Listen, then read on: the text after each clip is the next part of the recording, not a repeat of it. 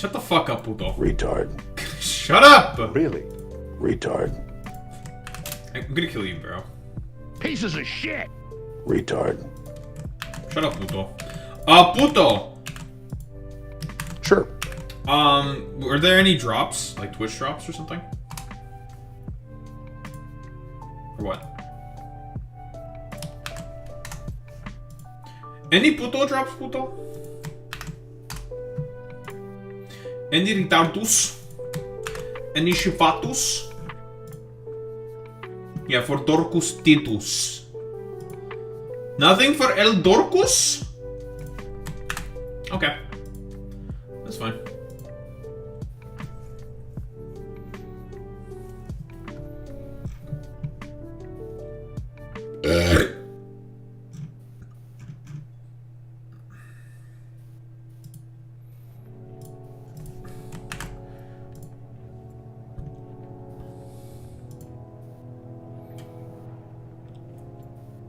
Oh, when they do big puto stuff. I got you, puto. Got you, puto. Got you, puto. Jackass. Shut up, bitch. Fuck you. It's just the way it is. Kills you. Jackass. Kills you.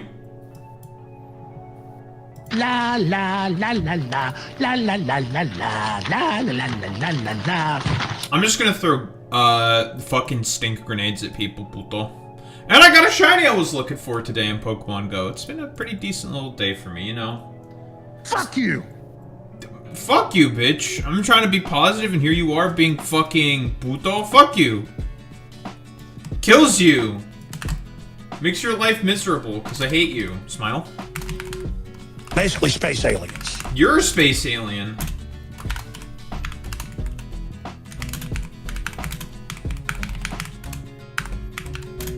Sure.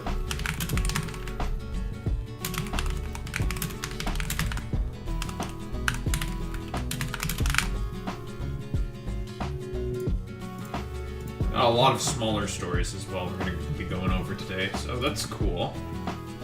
I need to pick...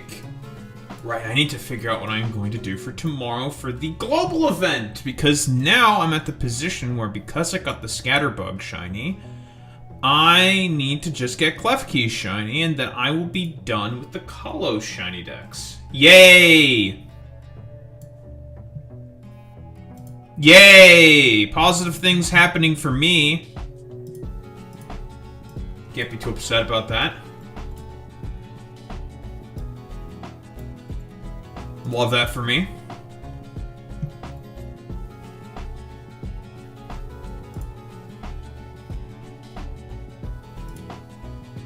And he said, no way. And I said, Put this.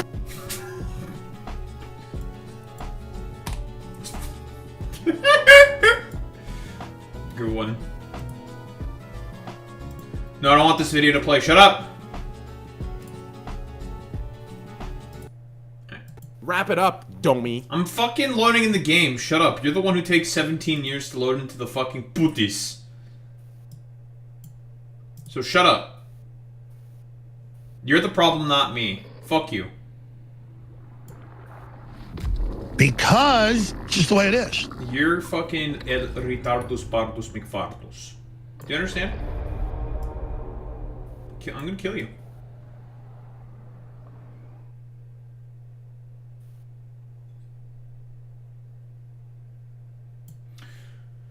So you know how we talked about Nuxtaku being facilitating an environment where children got fucking groomed? It is in the Asmongold orbit, putis. Sure. There's another one. Who's in that same orbit. And children might have been groomed again. Why does this keep happening? congratulations. Oh, fuck. I mean, Trump is a pedophile. It's true, putis. It's true. Well, I'm just gonna throw stink bombs at people, and that's all I'm gonna do. If this event's all about granados. So I'm just gonna keep doing that, okay, putis?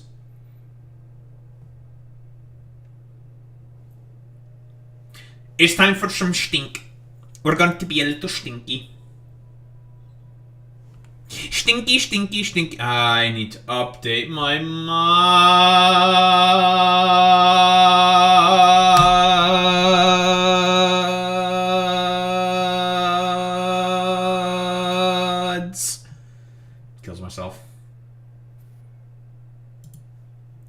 happy about that, I'm not gonna lie.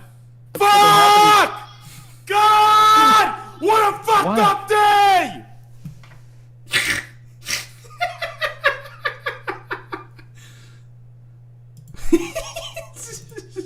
That's big, dude. Fucking...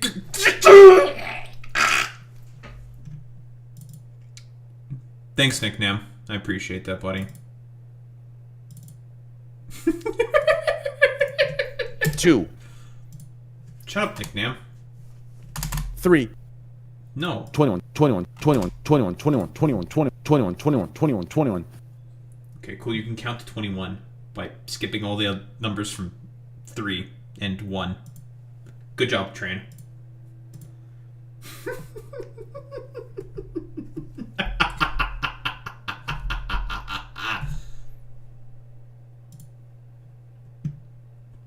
Okay, let's try that again.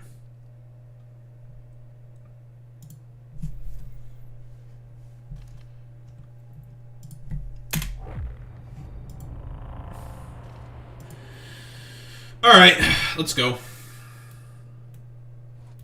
Killing people with grenades, and I'm going to throw grenades at people. Smile. Sure. Yeah. Mm-hmm. Yes. What do you have to say for yourself with this? If we're just killing stuff, then we probably want to do higher difficulties so we can kill more stuff. Yeah.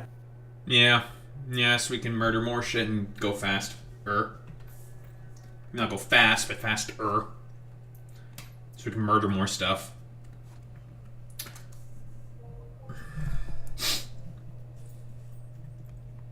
Alright, how the fuck does shit work?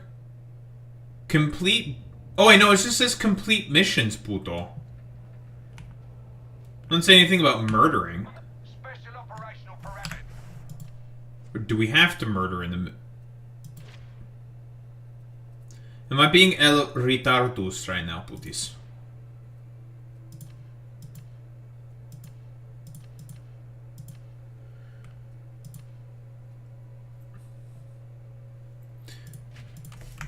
Bro, it says just complete the missions forehead, which makes me think we can just rush through.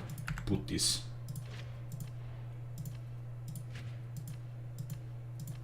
Because that's normally what that means, el futis. Puta. Oh, truly, this is the highlight of my day.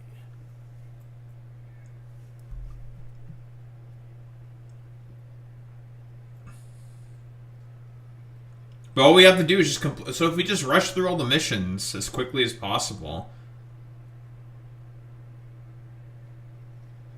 Okay, so then we just, like, go through with, like, schizos with knives. That's it.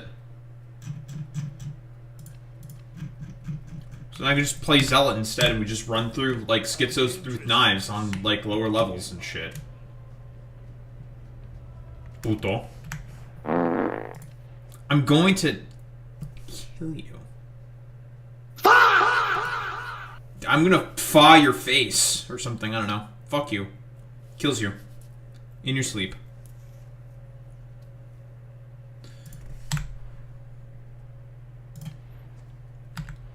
Whatever. You're a bastard. I hate you. Smile.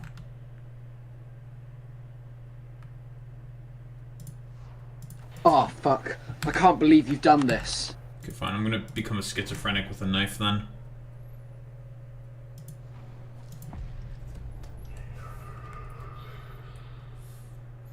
Alright. Let's get her done.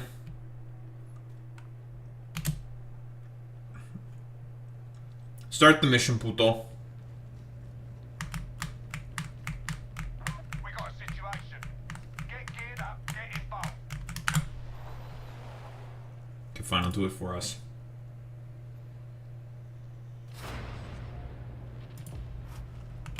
Alright, well, let's go. Running through. Schizos with knives. Preferably alone.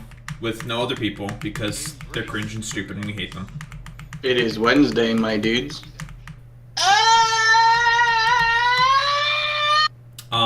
It's Friday. Rebecca Black? Friday? That dude's a streamer now, by the way. The whole you laugh, you lose fucking shit. That was him. That whole fucking trend.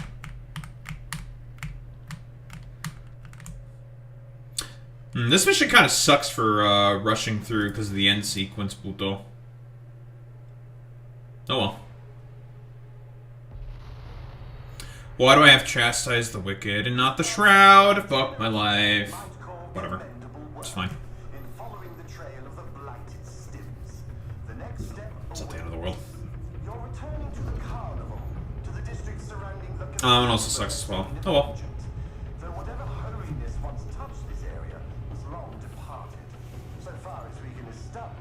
Oh, then this one's faster, because we just murder things.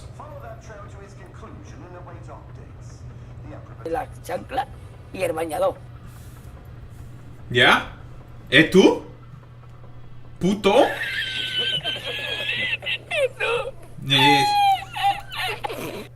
¿Y tú?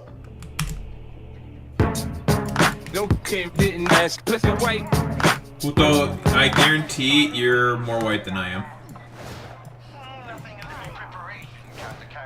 Oh, we got someone else also rushing through with us. Based.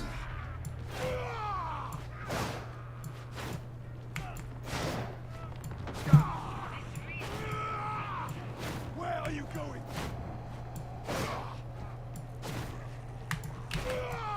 There's certainly a good deal of heretic fox chatter in the air. Whatever we've stumbled on to, it's important. There's still time to send in another team of backup. If we do that, it will only draw attention. You chose these individuals. Alright. Alright.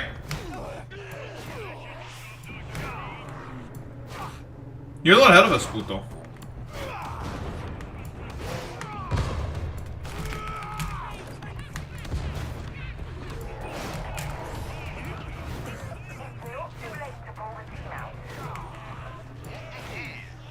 Lightning sent operatives to their death. But I need to know what's happening in the cathedral. They'll survive. If only to prove you wrong. Oh, that's an unfortunate angle for me.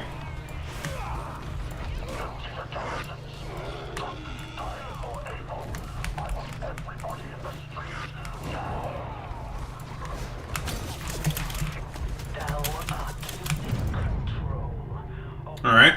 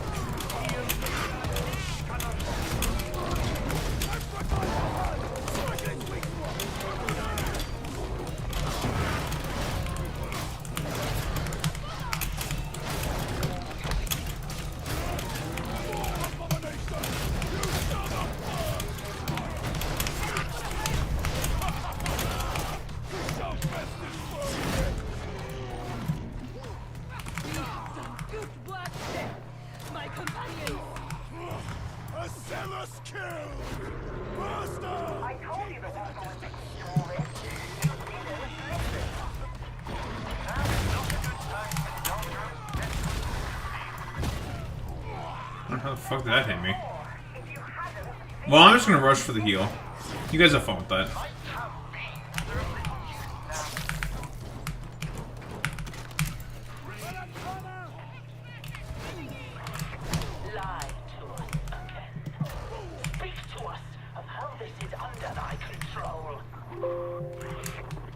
Shut up, puto.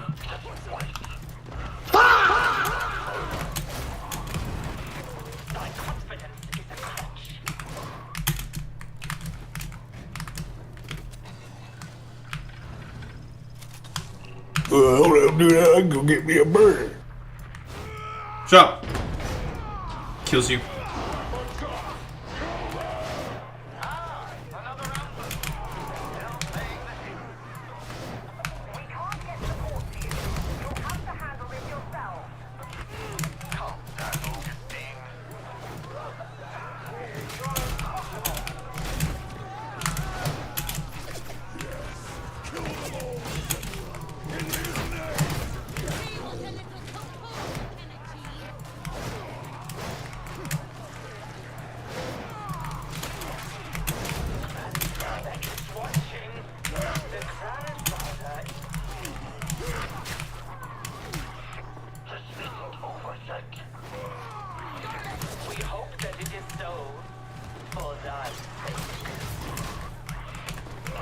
Chaos filth!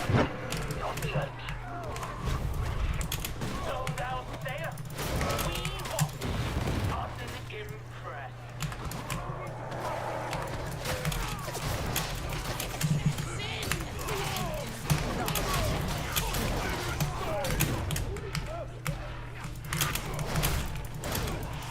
Stinky!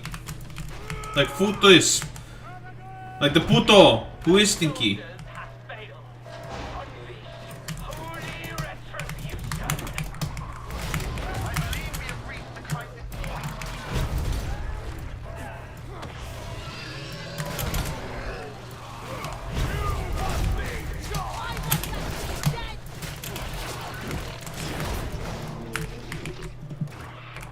So much for the pride of the mighty six. Your admonition level not in our way. The reliability. Our patience is thin enough as it is. Baited. So the cult named themselves Admonition. I should have seen it, and that they were the true architect of this unpleasantness. Now is not the time for recriminations. Very kind but untrue. There will be recriminations enough to last a lifetime. You know, I wonder, like, because there's like the special animation puto to do the crazy flip shit with the knife, right? With your character. How do you do that? Do you know what I'm talking about, putis? We'll just rush across the bridge so we don't get knocked off.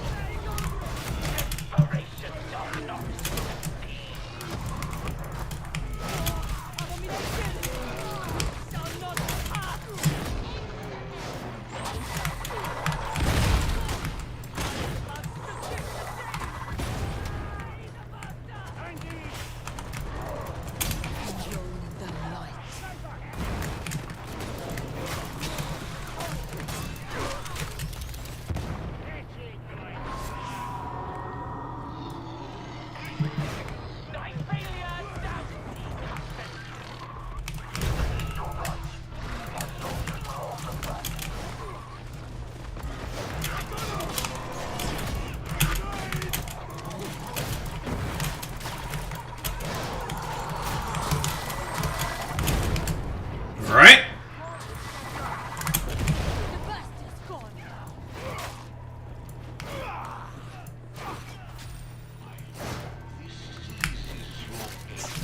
Might I petition you for some ammunition? If you have anything to spare, that is. Do you want to meet something of it?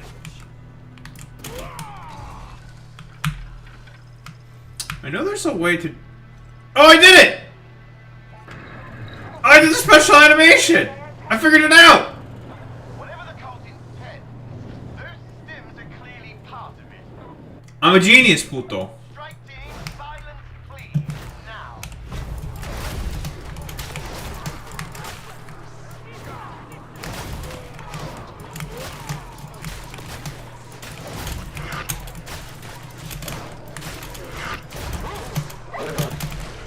What? Lucky. Thank you.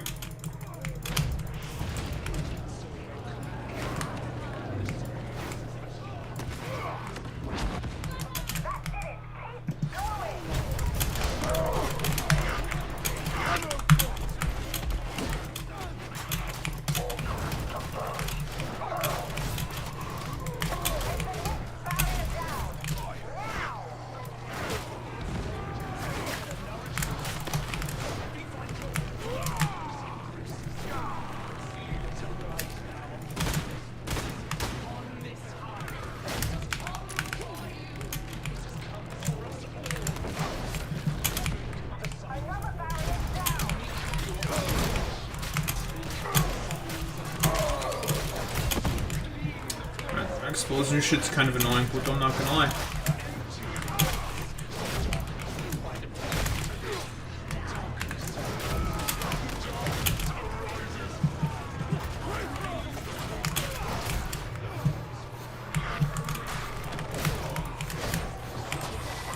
Yeah, see, expect animation. You know what I'm talking about, right, Puto? They do like a crazy animation and shit.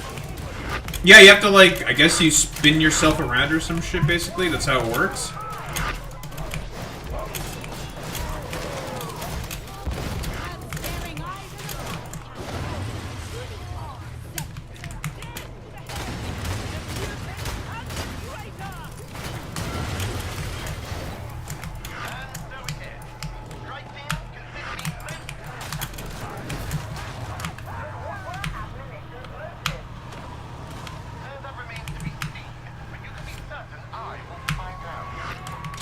Oh, it's random? Cringe! It is time for the three. Random? I hate RNG. That's cringe and stupid, and I hate it.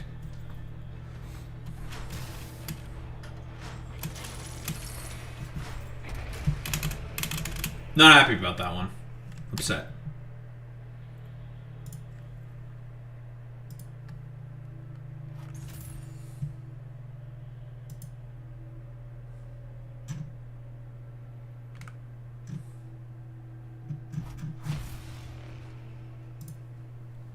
Well, bastard. Okay, well, first off, I need to fucking change my goddamn shit. What the hell, do I only have 10% stamina regen? Oh, that's right, all my shit's fucked because I didn't change any of my shit okay, that makes a lot more sense. Do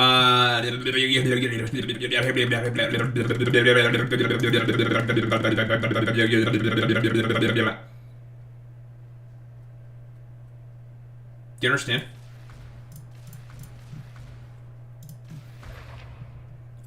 None of my shit's actually made. Doi.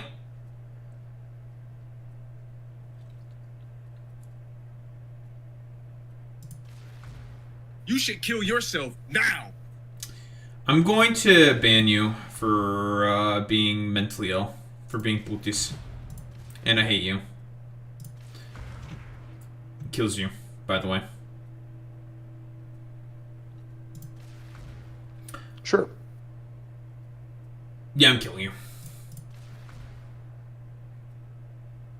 I'm gonna make you suffer forever. I'll do it. You're gonna eat it. You're gonna suffer. For all eternity. Because I hate you.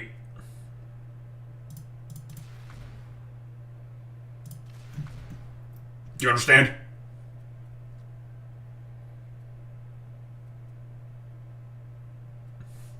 Do you understand me, you son of a bitch? Wrap it up, Domi. I'm gonna ban you for 70 years.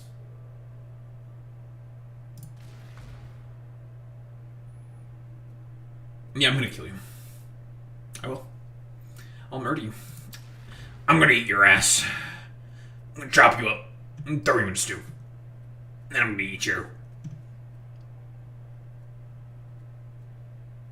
You understand?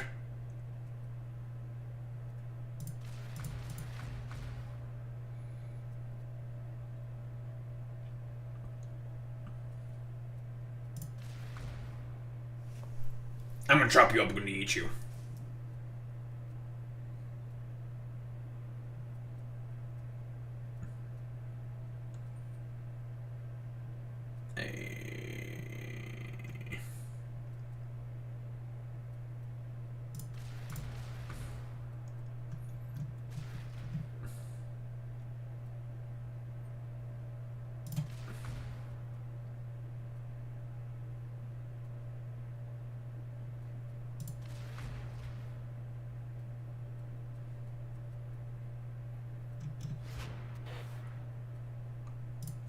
Go away.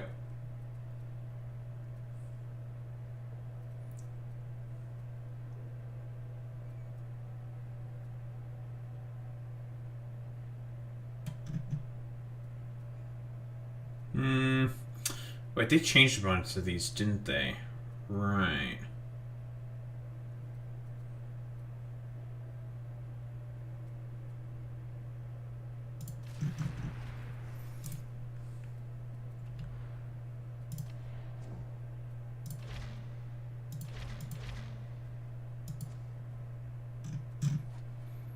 You didn't save properly, you bastard. I hate you.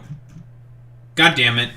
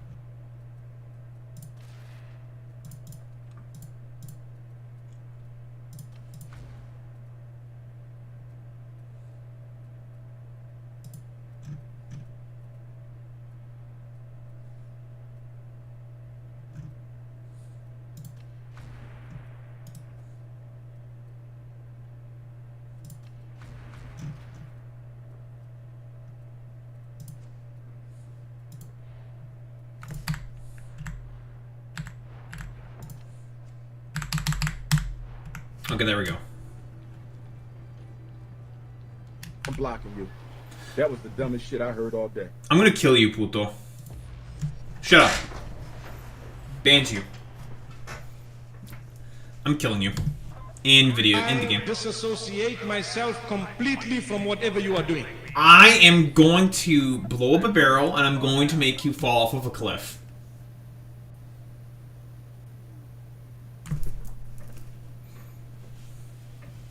I'm going to blow up a barrel and you're gonna fall off.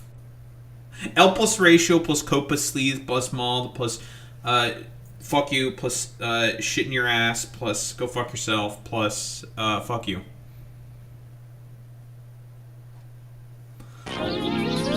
Hey champ, that's really interesting. Next time, keep it to yourself. Hey champ, I'm going to make you suffer for all eternity. And I hate you. Unacceptable levels. It's time to act. Infiltration points in Enclave Copper. Should be chance plate to reach Enclave barrels from there. Cleanse the Aegis station and keep the heretics out until reinforcements arrive.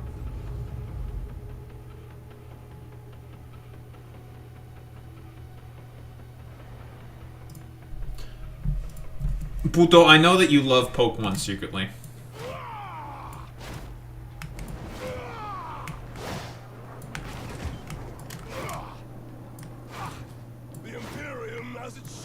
Run home to mama! Oh man, I feel so much faster now. Now that I have actual talents. Jesus Christ. This battle cannot be fought alone.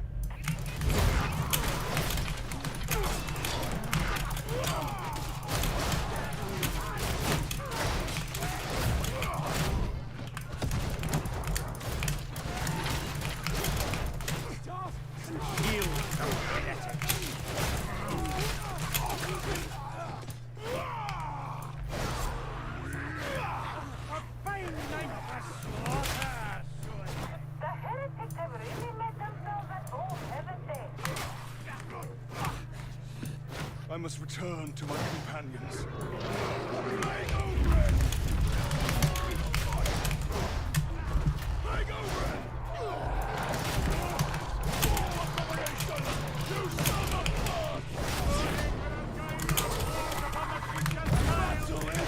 Baited you. I have no stamina!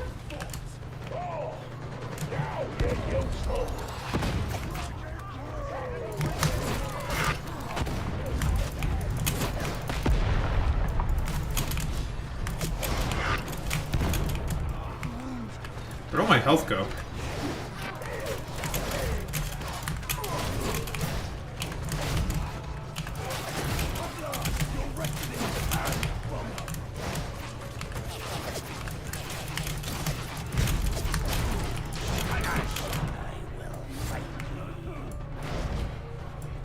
Where'd all my health go?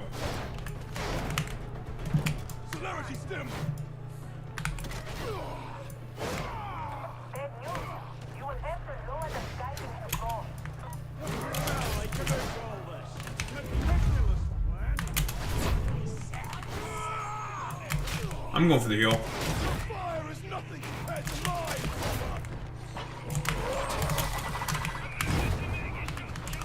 To aim.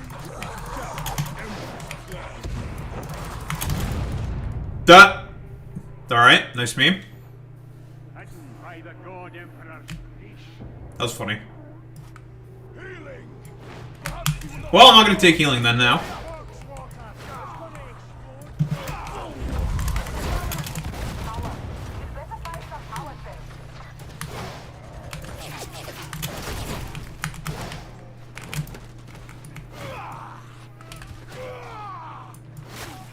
Muti puto.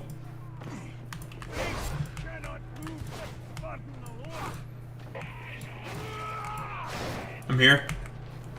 Put up.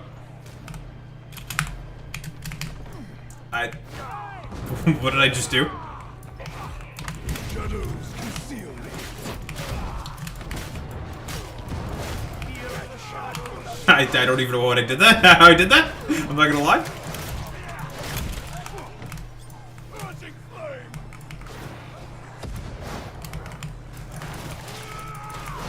Retard. Kills you.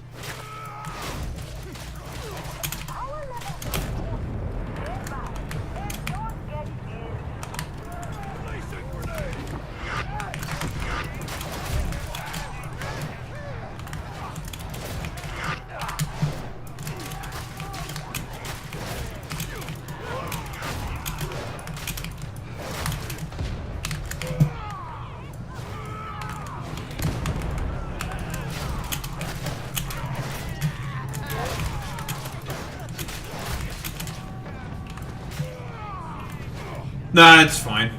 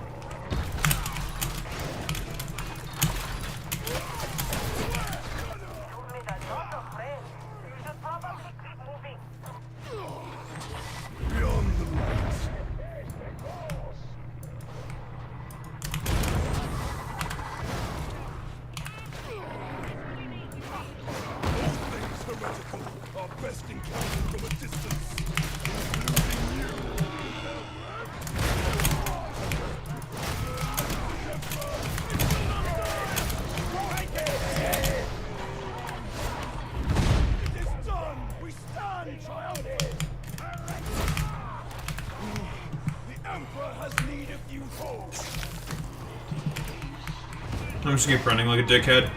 Oh, hello.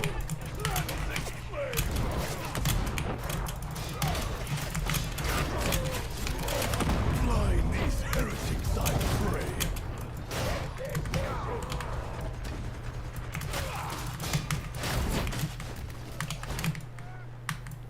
Right.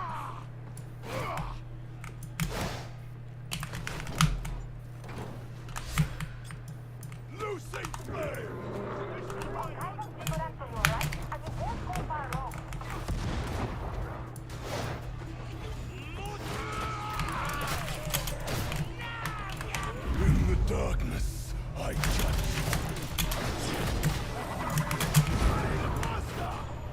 Went the other way around.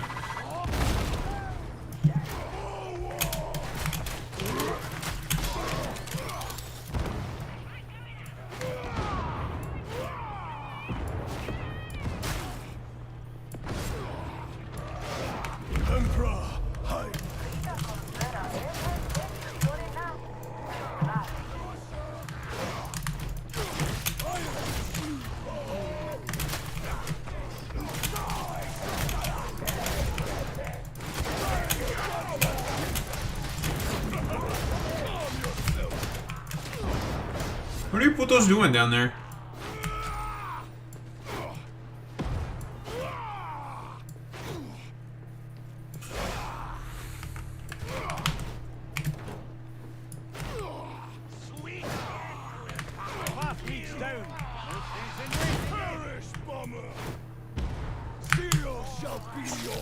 Just gonna keep going.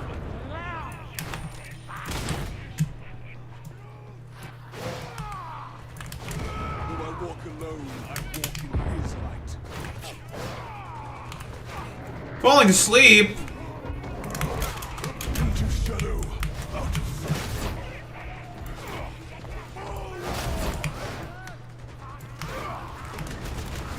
Are you okay, Putis? What happened?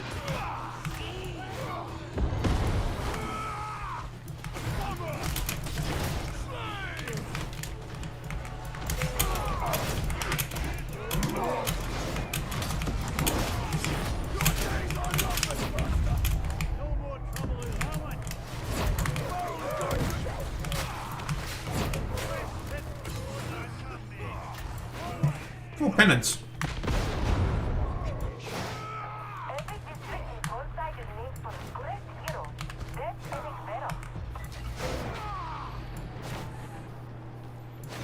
Put this why you're so old.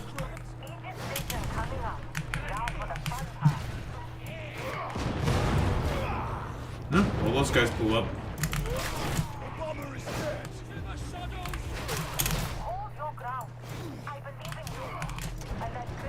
The other one.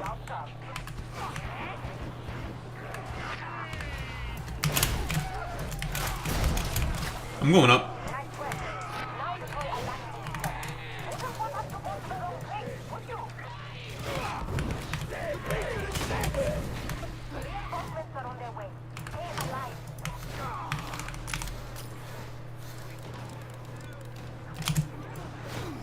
Puto is staying down? What the? This doesn't really matter.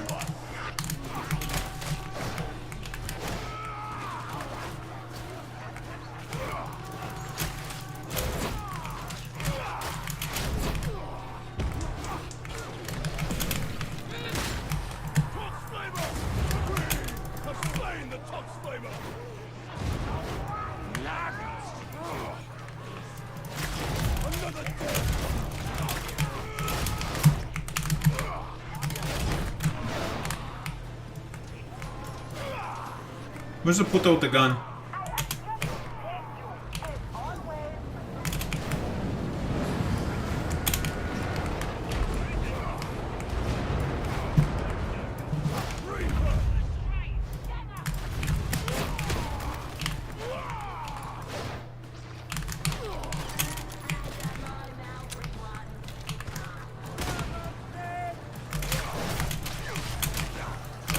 They seek to reclaim the station. They will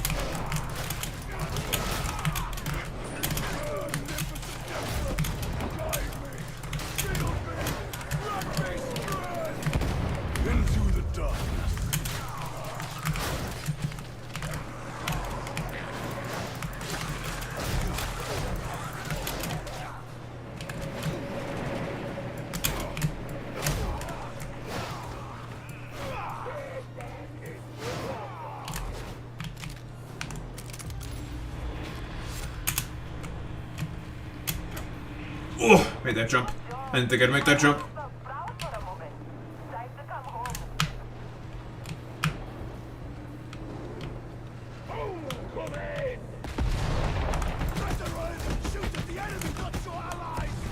You walked into it. Chuck it back. What are you doing, puto?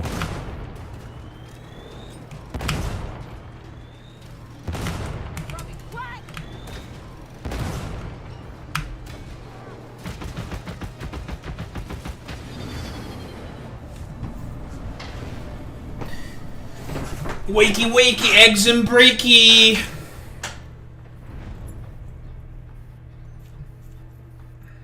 You fell asleep? You know what shakes you to wake you up?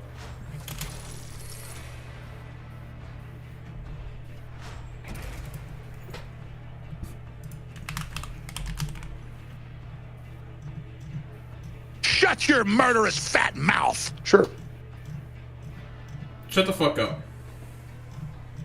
I'm gonna shake you awake. The ultimate comeback.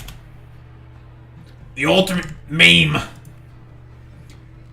We have a meme. One more? Put this. Why are you dying? What happened? Why are you so old? Whatever happened to you?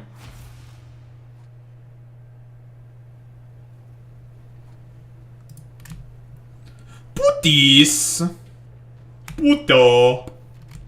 What happened?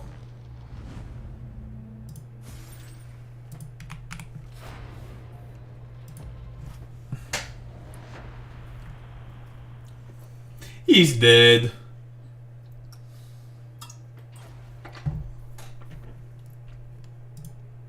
Whoa, whoa, whoa, you're being anti-Semitic. What are you fucking, you're saying slurs in the chat? That's fucked up. A job application. Yeah, you're getting banned.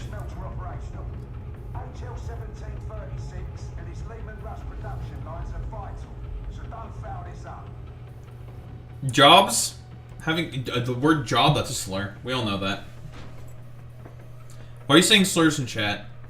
You put it on private? Oh my god. We can just run around like dickheads then. Wow, look at us. How can anyone breathe such air? Air contamination is within acceptable parameters. It will improve further in.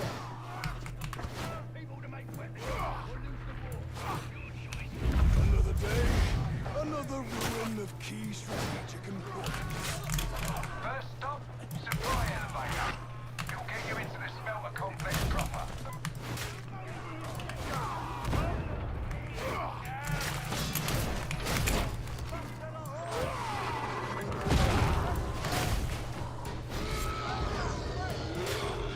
Keep moving through labor oversight.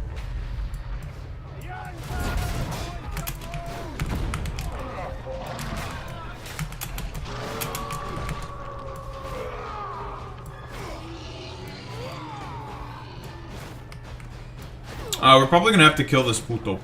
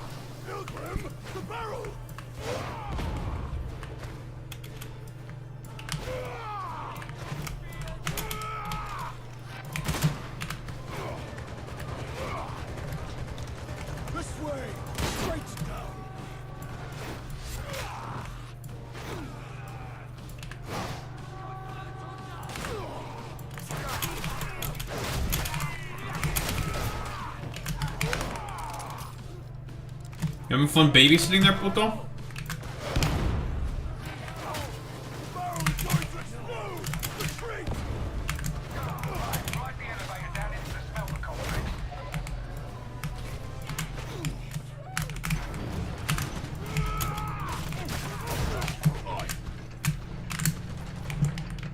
Tell me, Now look at this guy. how came you to be here?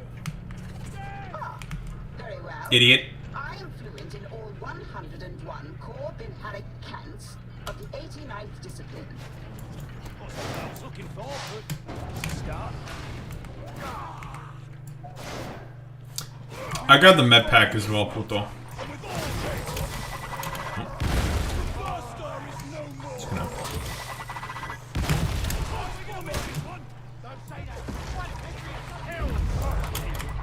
Just gonna...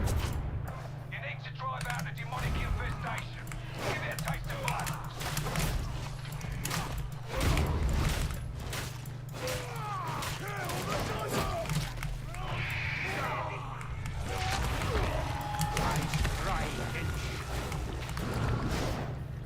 That's it, keep going. Expect fiercer resistance up ahead.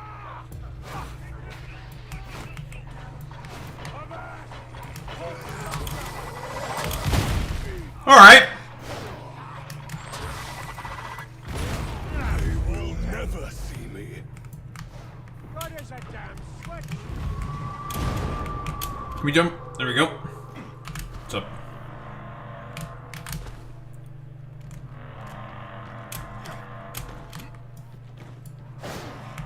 Slay the blaster! Flesh and blood on me. Pass through the assembly line and make for smelter control.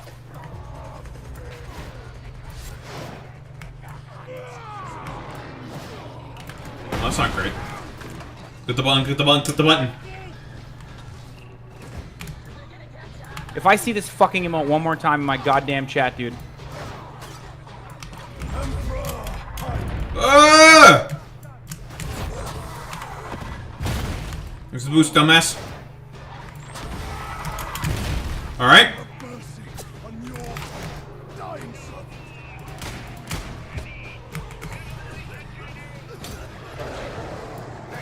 Oh, that guy's dead.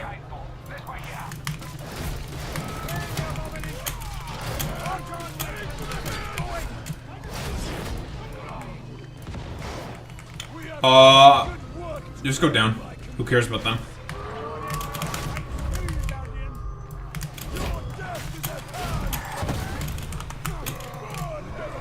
I'm gonna go heal, because I keep getting blown up by bursters. Okay, I'm good now. We should probably murder all these guys, huh?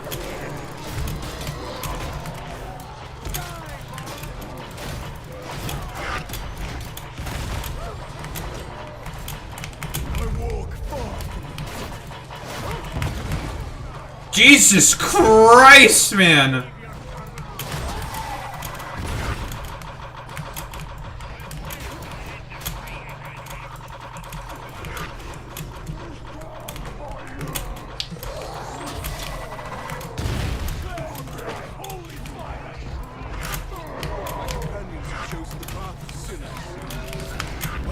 Oh, I finally got it! Oh, dear.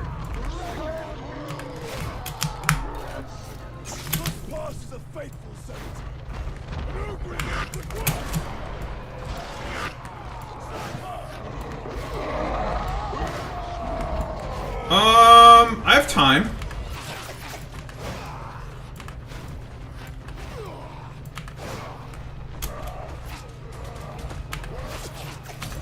Emperor, walk with me in this shadow.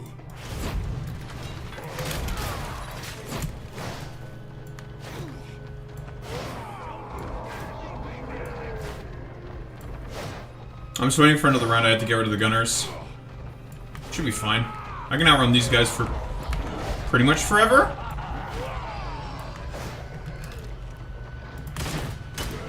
Kill that guy.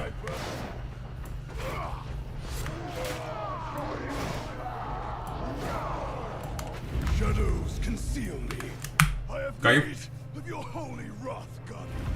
Alright, that was fun. Nice.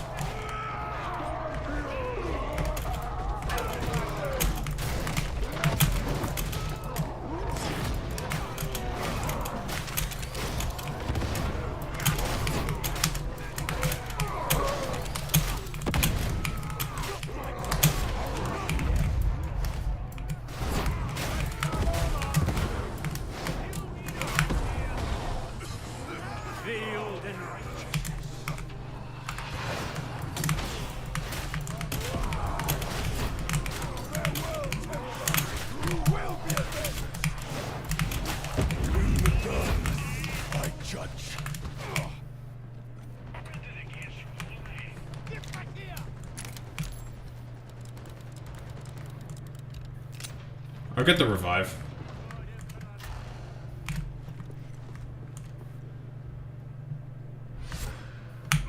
Just start it.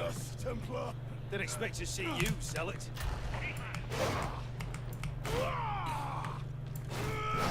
Well, that was eventful.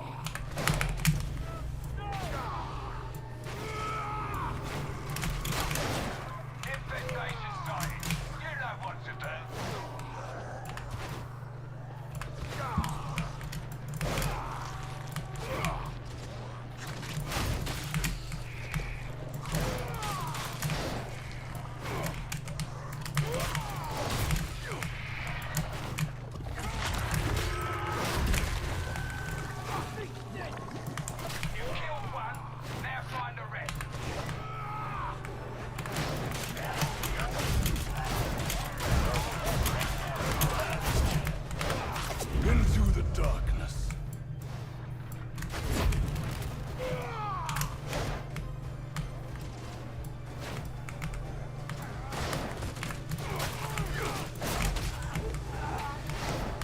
I got the other side, you get the one side.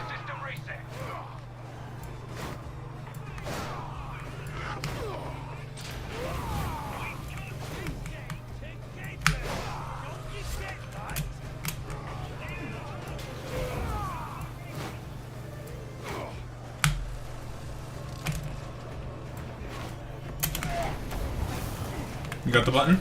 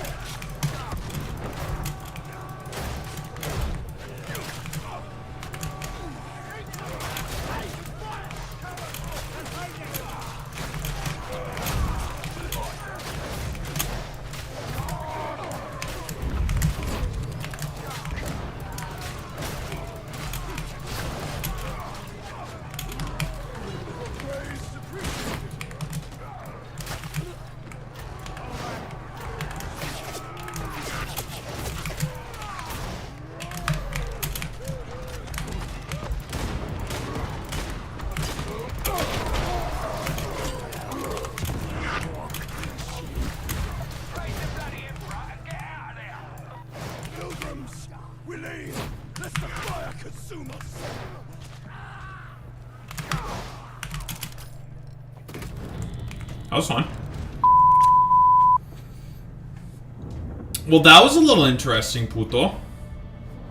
You made that a little interesting! By being Team Papeja! Got him, sir! This is why you never go full Papeja. 7 deaths. That's crazy. That's funny. Never go full Papeja. Team Papeja. No, you're not supposed to go full Papeja. Never.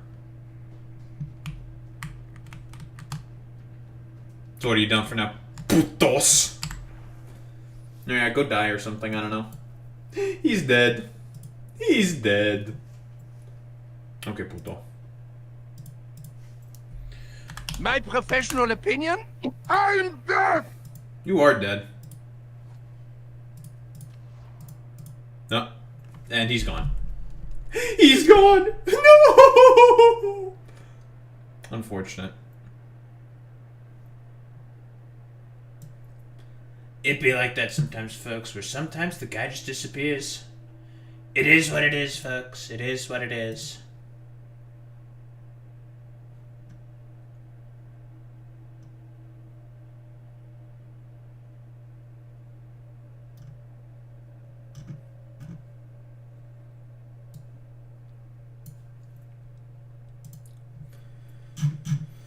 Oh man, oh man, oh man. Well, since Puto is gone now.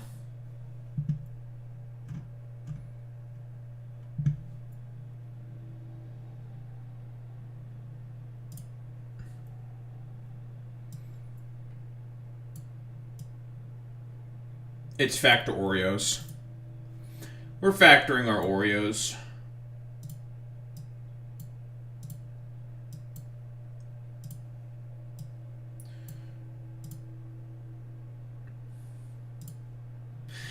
And it's time to build a fusion reactor. 5.4 gigawatt fusion reactor, folks. Let me tell you, it's gonna be great. It's gonna be beautiful. It's gonna be fantastic.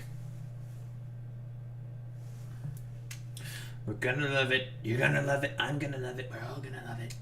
It's gonna be so good, folks. So good. So good. It's gonna be brilliant. It's exactly what we need.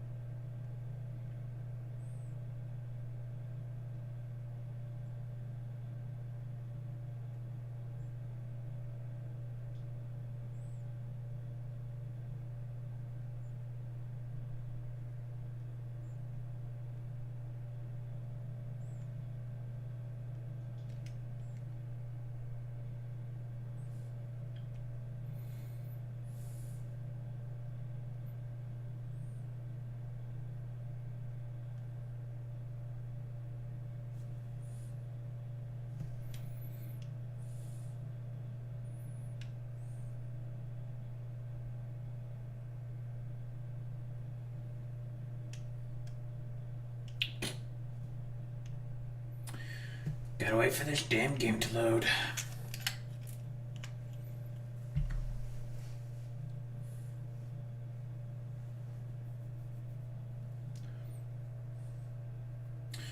Also need to be awake earlier in the morning tomorrow for the global event of Snorlax. I also feel like I am dying from heat.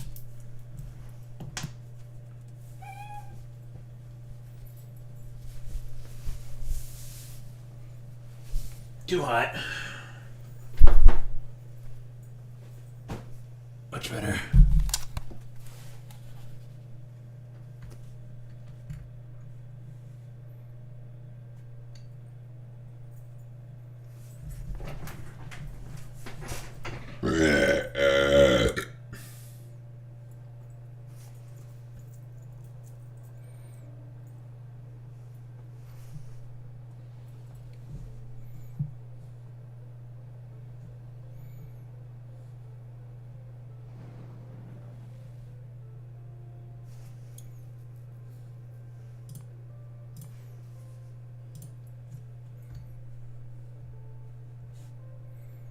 Oh, that Snorlax is worthless.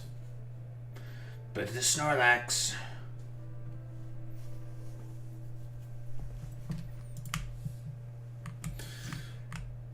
Alright, alright. You're getting a bunch of shells and ammo. So I can use you as a murder machine.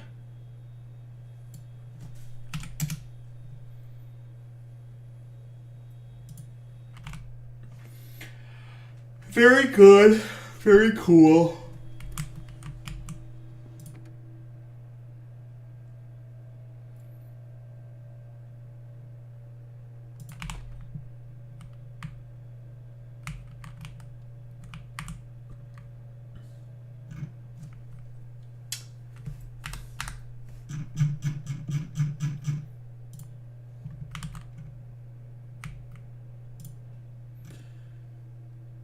Alright, fusion generators and reactors, check.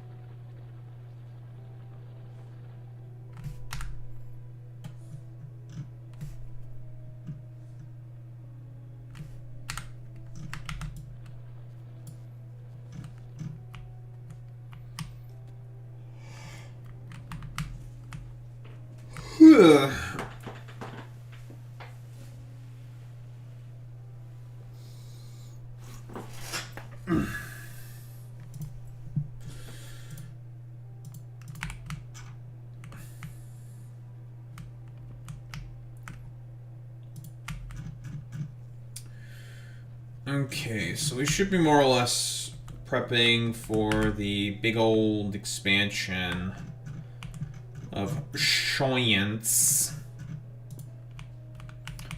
when we get the cryo labs.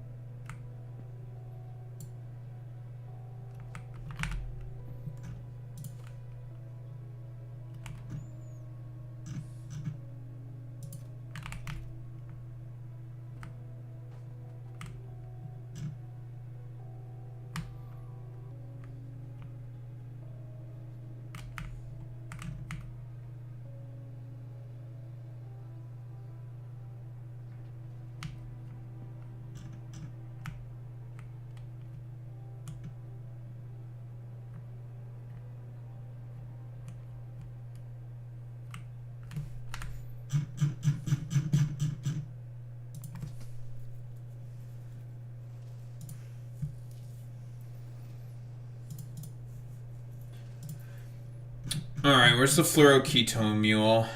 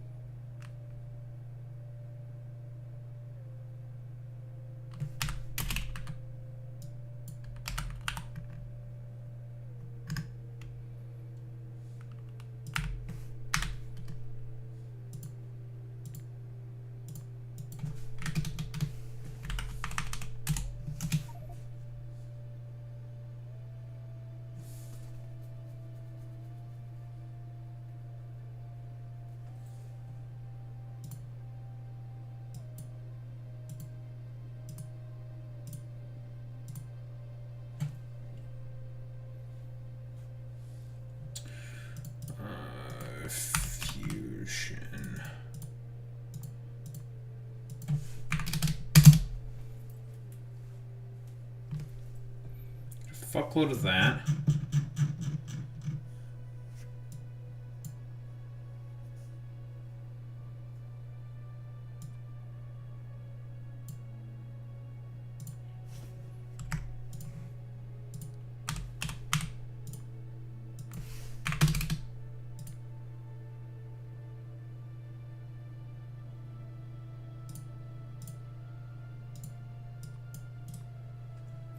Go to that. Should work for now.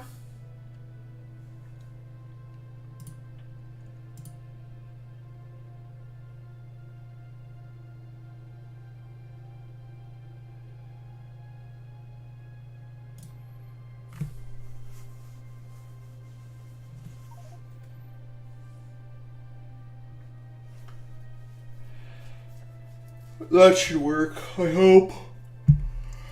If we have to make a bunch of barrels, then we make a bunch of barrels. It's fine.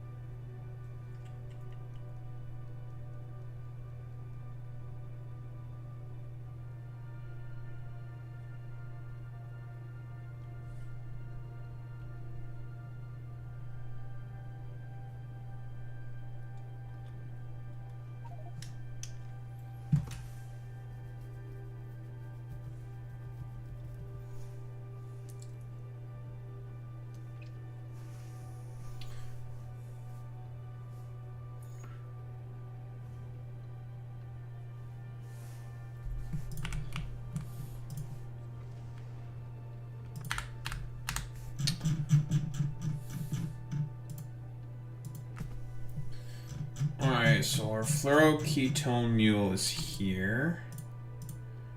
Or rather, the mule for fusion power is here.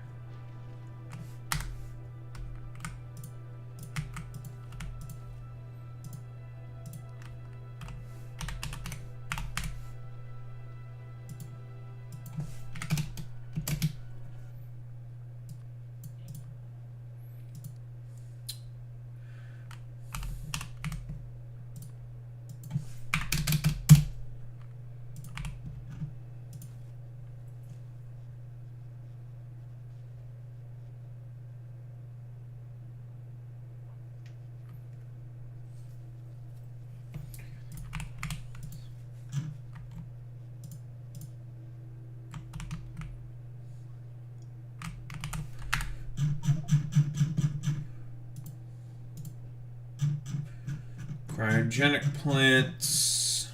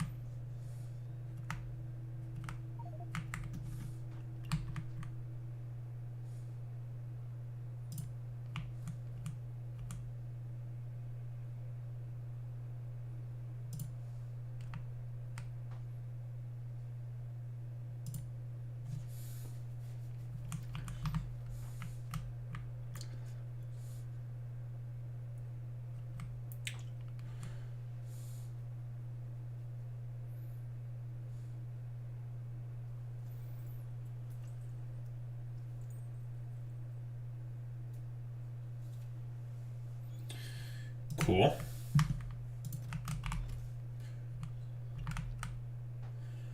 All we need now is the power cells.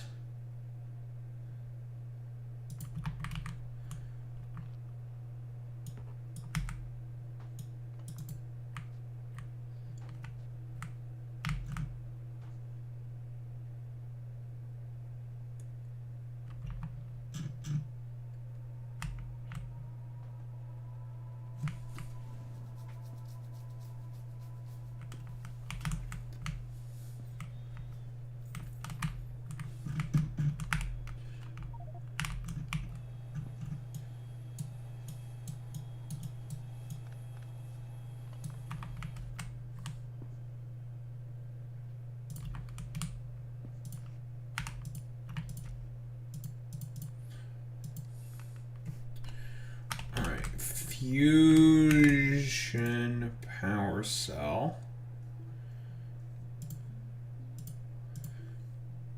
And the fluoroketone barrels. Perfect.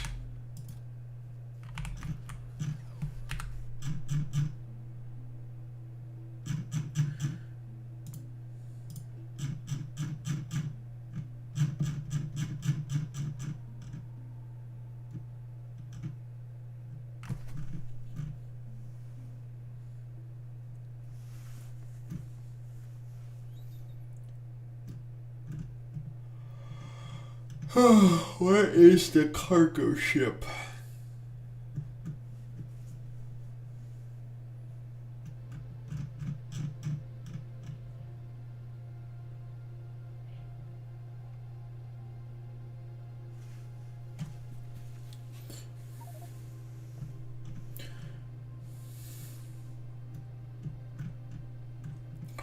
Where are you, bastard?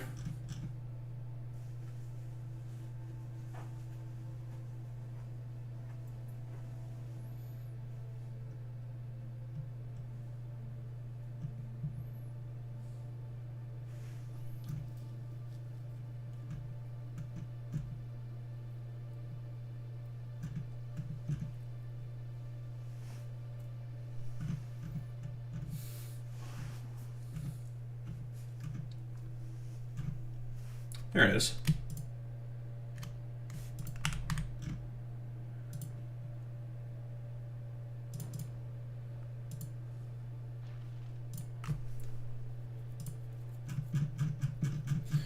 Alright, back you head to Aquilo.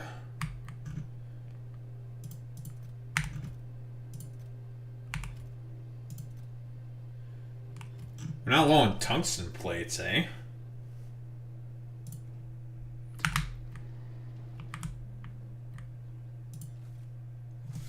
I could make an additional copy of the other thing. Or tungsten plate. Could do that. Just increase the volume.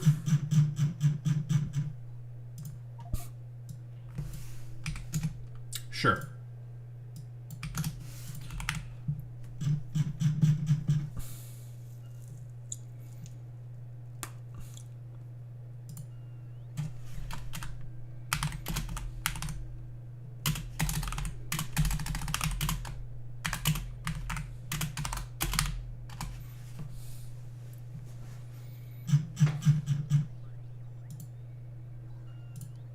God damn it.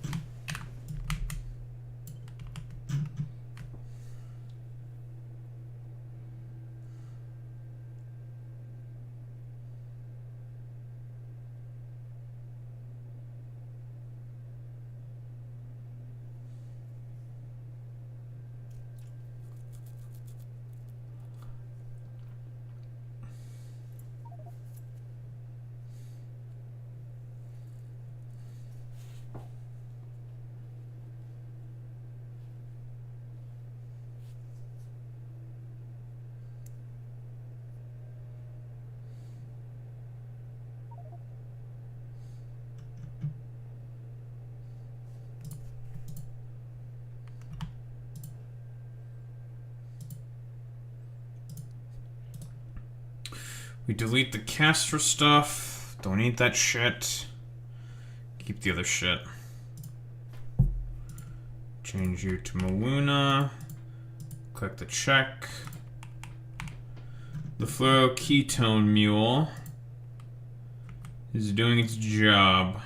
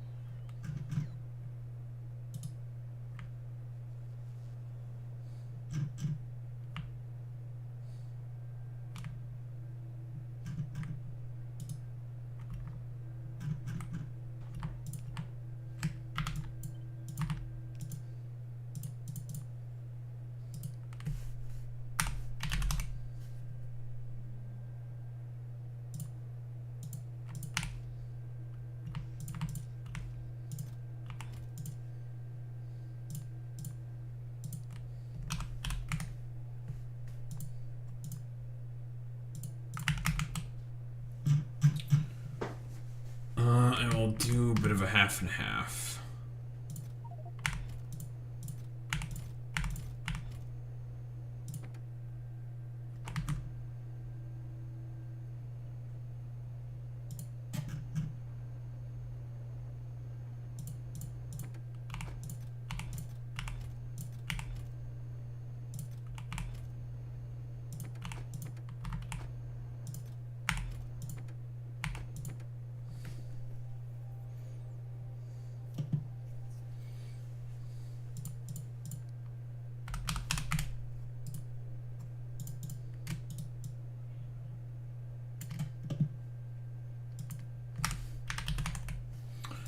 And you're going to be this. Easy clap.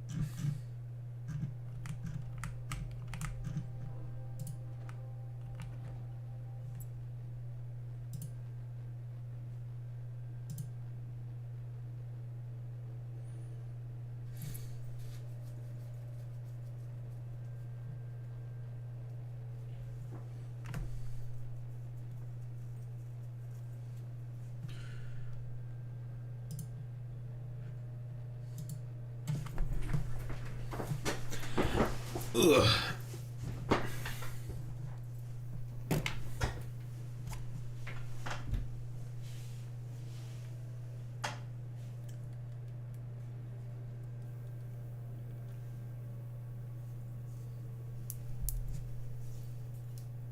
Yep.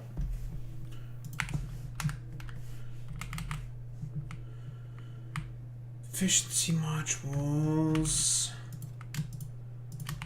Yoink.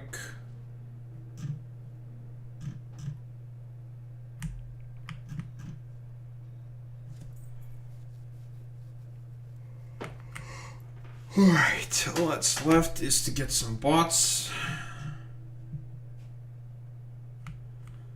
And then you can be flicked on.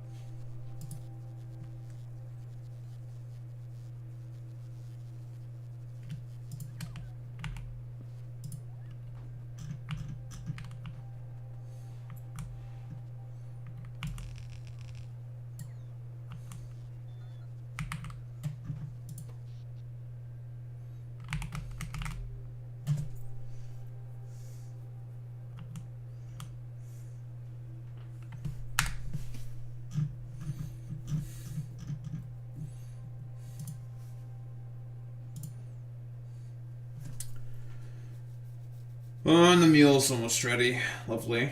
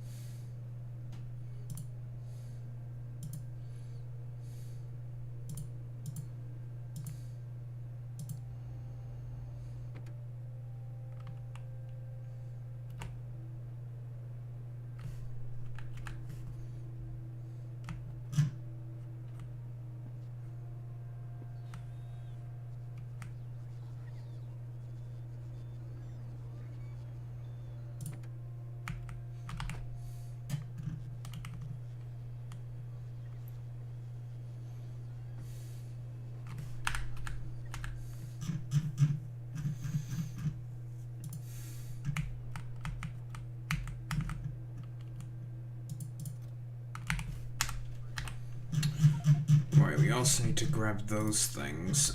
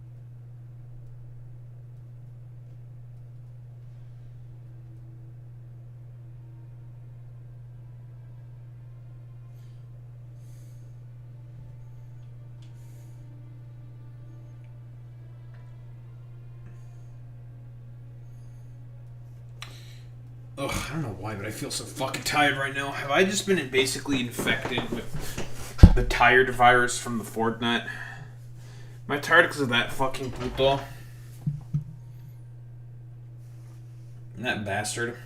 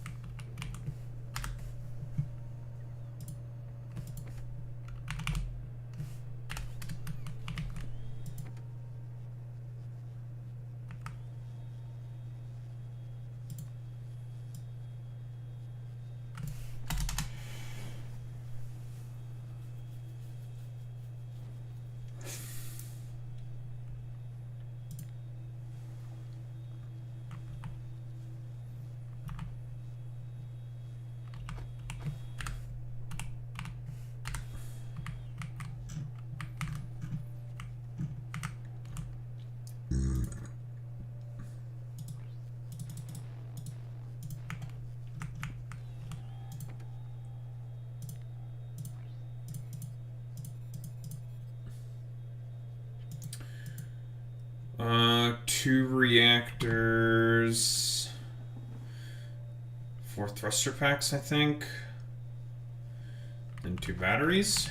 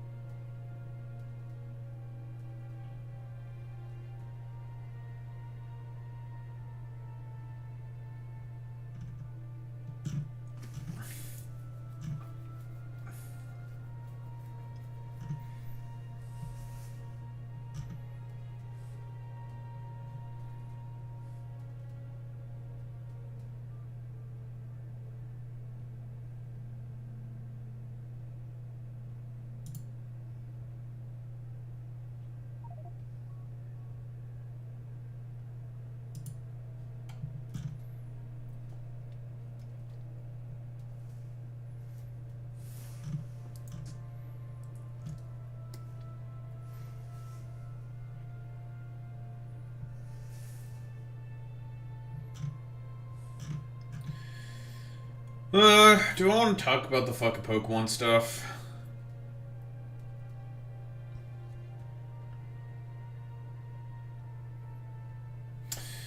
I mean, what is there to say about the Pokemon reveals? I mean,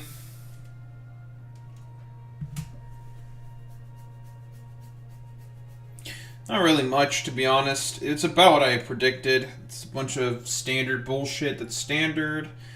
And Gen 10, like I said, Gen 10 was definitely going to be fucking revealed. I'm just surprised it's not coming out this year. It's coming out next year. I guess the prediction is that Pokemon Champions is going to retain people's attention long enough for them to finish development. Which I suppose makes sense.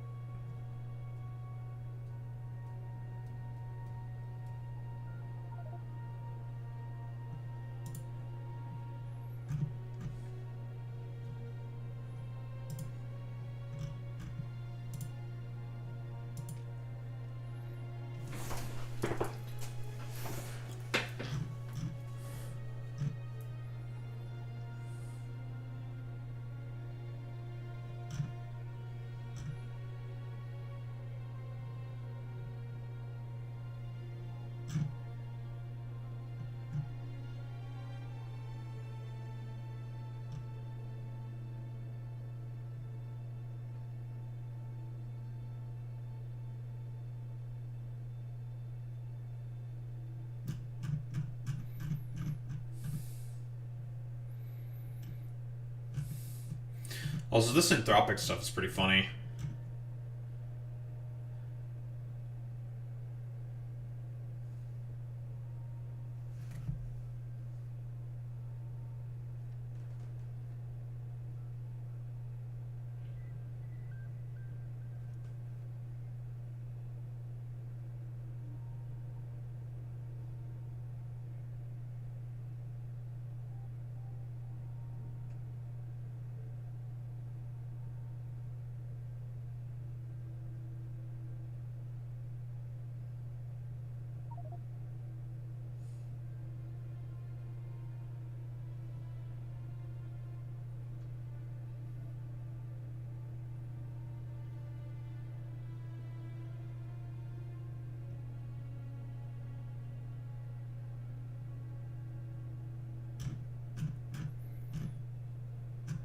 I was talking about Pokemon.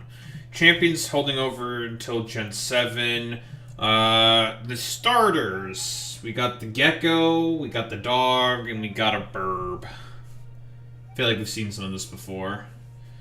I don't know, people, like, you're never gonna get, like, anything consistent. Someone's just gonna be like, oh, it's all dog shit. It's all good.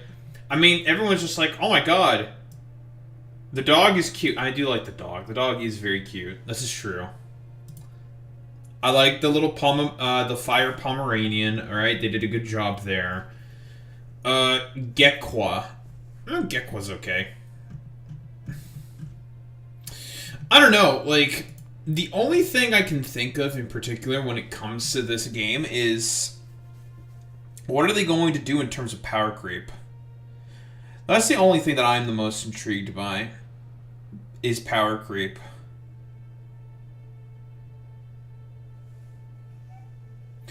Power creep, power creep, power creep, right? Gen 9 in particular, in terms of power creep, was extreme. Very, very fucking extreme. In terms of the power creep of Pokemon. The strength that was on display from Paldean Pokemon was on another level in comparison to that of most normal fucking Pokemon games. The power creep went fucking insane. Insane. Absolutely fucking insane. Which makes me think, okay. So the power creep going kind of insane. It's not that it's abnormal, it's no, for this generation was abnormal. Like, Gen 7 and Gen 8 in terms of power creep were nowhere near as extreme as Gen 9. So I'm anticipating they're probably going to tone it down in terms of the strength of the Pokemon within the region. If I were to take a bet. Because the Pokemon in particular this time were pretty fucking nuts. Paradoxes were good, Garganacci, Golden Go, the Cover the box legendaries. What else was good? Besides what I just mentioned. I mean, I would have to look again, but there are just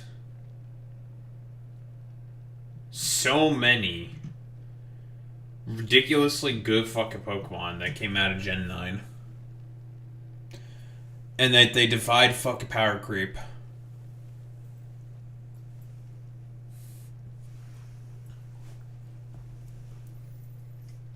I look at it and it's just like, yeah, these Pokemon are fucking insane. They are way too fucking good.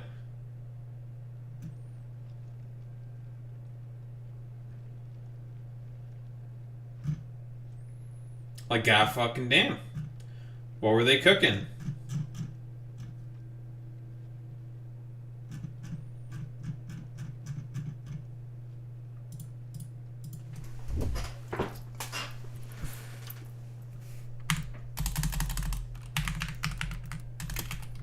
Just want to take a look. Paldea Pokedex. What else is there? And all the starters are good. All of them are good. Low kicks, low dicks, yeah. No, but it was good too. The Revival Blessing Pokemons were unique gimmick. Claude, yeah, Claude. There was Claude. Claude was strong. Very good defensive backbone. Defensive Pokemon in general. The Mouse was okay. Gimmicky, but it was okay. Saw some niche play, and then it got better stuff just came in. There's Garganachi. Garganachi was obviously good. Ape. Yeah, I forgot about Ape. Ape is good. Ceruledge is good. I'm also talking about in singles. A Giraffe was good. In doubles.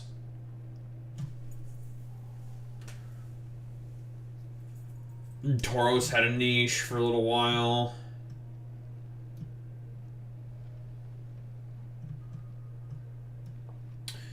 Ispatra was broken. Tankaton is a good defensive pivot. Palafin. Yeah, how could I forget about Palafin? Palafin's just disgustingly good. I guess my overall point here is that there was a lot of really... There's just so many fucking good Pokemon. Dozo Bozo. Paradoxes. Gambit. So many good Pokemon.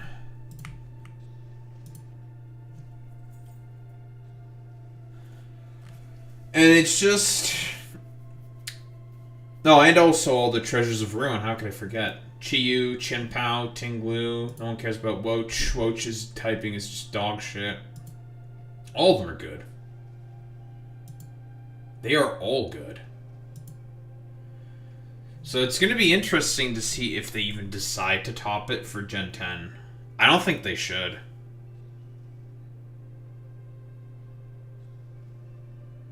Yeah, I don't think they should, to be honest.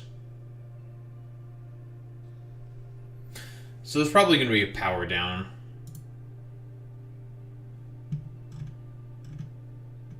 In terms of power creep. Oh, I was talking about Gen 10 Alex. I mean, obviously, they didn't reveal much of anything. Like, we got the starters and that's it.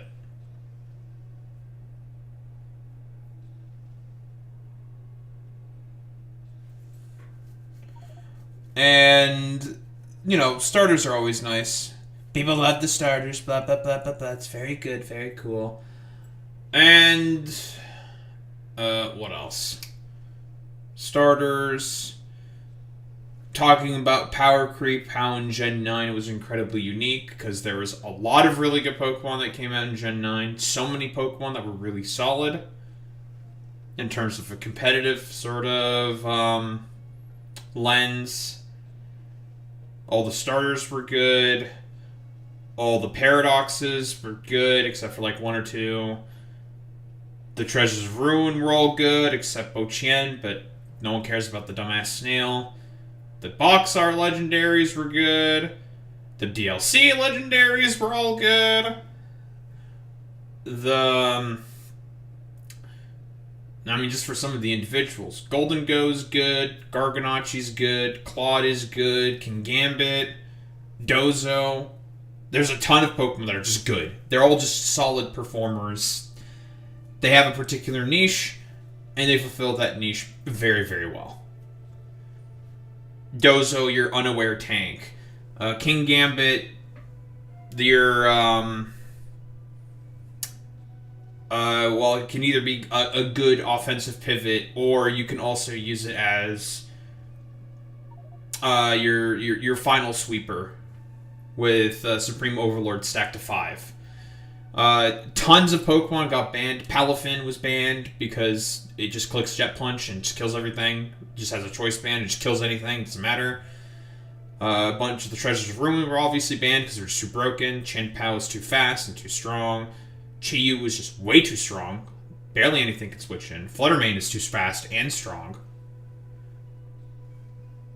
Roaring Moon was like borderline. Had to get banned twice because it got better moves as the DLCs came on. It just got a knockoff, and it's just like, well, this thing's just not broken.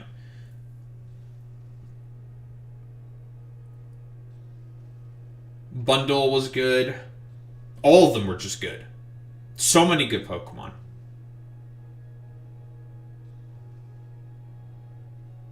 Too many good Pokemon. So I'm just wondering, how are they gonna top this? With Gen 10. I have no idea what the fuck they're gonna do. Not to mention, we haven't seen any of the new Megas in action yet. I mean, we're going to figure out what their abilities are in April, because it's when Pokemon Champions is made available. Those are the only two things that I really cared about during the whole Pokemon Direct. Was Gen 10, which was definitely going to be shown. Anything else, if there was something interesting that might have popped, probably wasn't going to fucking happen. And Pokemon Champions. There was only two things I always had any interest in. Everything else is like, meh, whatever. I don't really care. Not for me.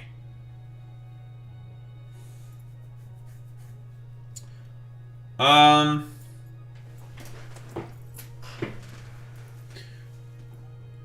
believe 3 of the abilities have been data mined for 3 of the new Megas from Pokemon Legends ZA. And they were about what to be expected. So I believe that Delphox got Levitate. Unfortunate. I wanted it to get Psychic Surge for it to be absolutely busted broken, but wasn't in the cards. It was more likely going to be either Levitate or Magic Guard. They gave it Levitate. Levitate's still fine. It's a good ability. Float above spikes. Immune to ground moves. It's good. It's good. Greninja gets Protein. Unsurprising that it gets Protein. That's its pretty much most famous shtick. Is that it's a type-changing ninja. The real question is how does it interact with Battle Bond? That's the bigger question. If it does interact with Battle Bond, if you can get a KO pre-Mega, get your Battle Bond boost, and then Mega, then it's going to be broken. It's something with an Omni boost in all of its stats, and it has Dragapult speed. That's going to be way too fucking good. Way too good. Oh, and it also has Nasty Plot. Because it got a Nasty Plot in Legends ZA. So that's going to be overpowered. And Chestnut, people were saying it was going to get Stamina. I was hoping it also gets Stamina. Then it'd be so good with Body Press. It's getting Bulletproof, which is its normal hidden ability, which is fine. Increases its defensive profile. Bulletproof stops a surprising amount of moves, like Shadow Ball. That's a good one to stop. Very good one, a good move to be immune to, considering all the ghosts that are very good because of no pursuit. Let me see, what other abilities does Bulletproof block? Or, not abilities, but, moves. Blocks Focus Blast. This is fine. Sludge Bomb. That's a good one to block, actually, considering it's part grass. So, Sludge Bomb's a good one to block, because sometimes Sludge Bomb is better than Sludge Wave. Depends on the Pokemon, of course, but... Like, Venusaur like, Mega Venusaur, for example, prefers Sludge Bomb. Because of its, higher poison chance, so you can fish for poisons. That's good. That's strong. Mist Ball is okay. Aura Sphere is good, considering Mega Lucario Z, so being able to stop Aura Sphere is good. Obviously, Shadow Ball is the best out of all of these, in terms of what it can stop. Everything else is more or less irrelevant. Like, there's Gyro Ball,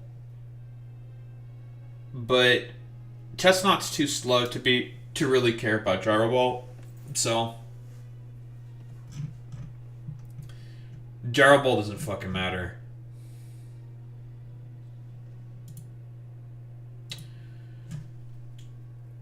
So this is a pretty decent set of abilities.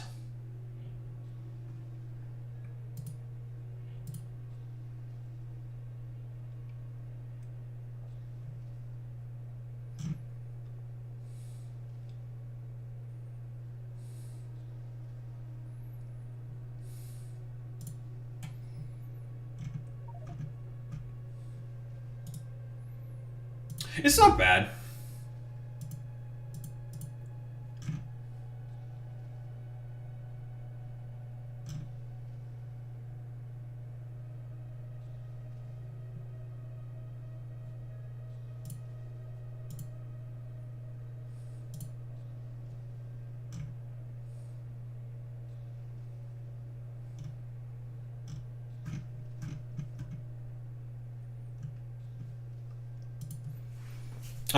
To be eaten up by Pazuzu, obviously. You're gonna be... Yeah, Dabubu's abilities are to be eaten by Pazuzu. And to die. A horrid death.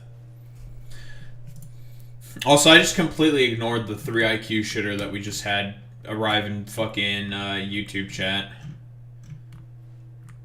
You perfectly meet the retarded leftist phenotype.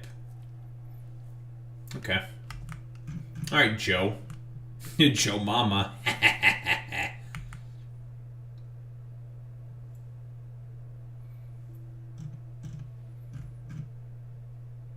Listen, anyone who talks about phenotypes and is on the right definitely does not post face.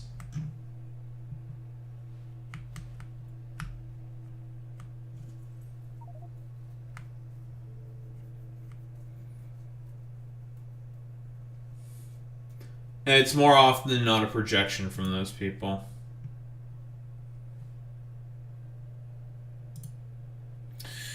I don't reply to this dumbass shit that Tectone said, but he's a pussy who has me blocked because he's a pussy who has me blocked because he's a fucking pussy.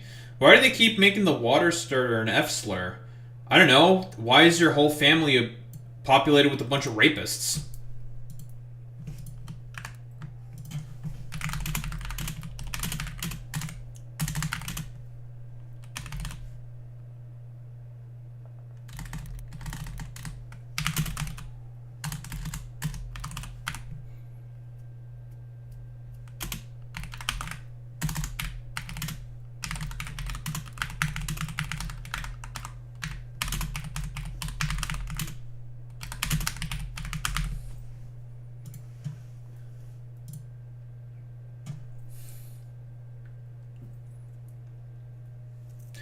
By the way, they're calling the water type starter an F slur, despite the fact that they don't even know what it looks like. We don't even know what the final evolution is going to look like anyways, so it's very fucking stupid. But then again, Tectone is not very intelligent, right? And is a rapist. Rapists tend not to be very bright. They tend to be very dumb individuals.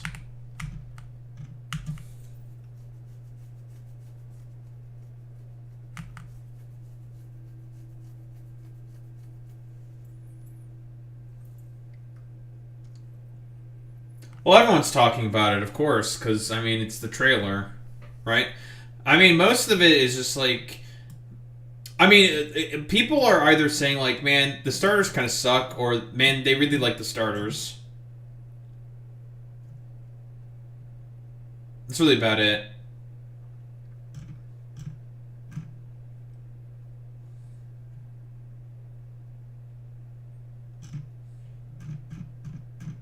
Nope.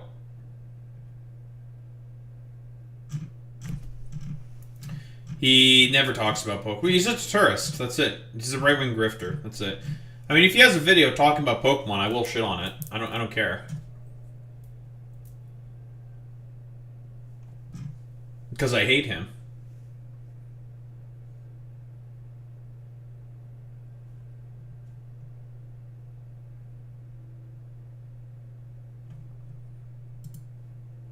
And I'll probably call him slurs or something. I don't know.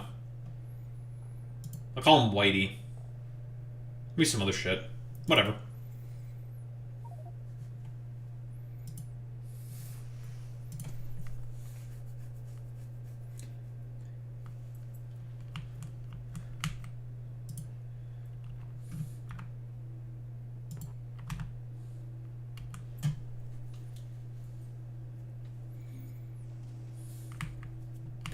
But no, all these people are definitionally fucking tourists.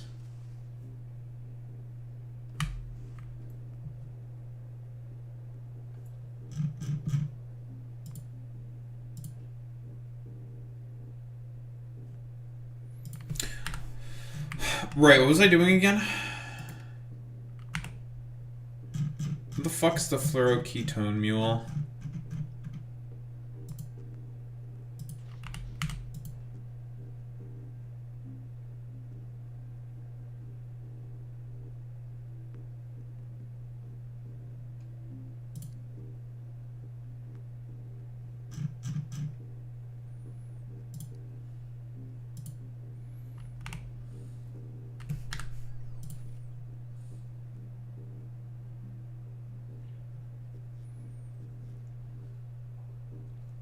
I need my damn power cells and shit, dumbass. Give me that. Give me that shit.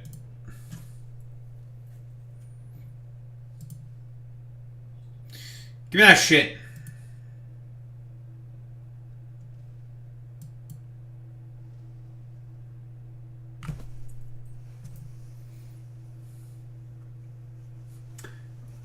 I think they made Lillipup a starter. Well, that's a bit, I mean, you know, that's pretty much true.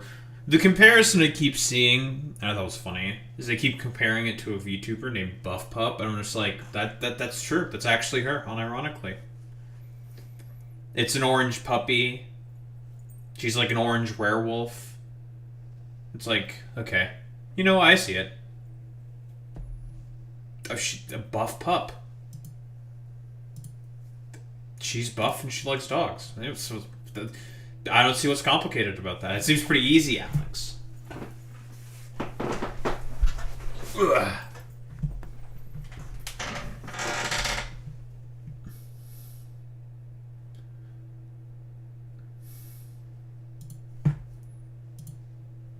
Saying rocket science, Alex.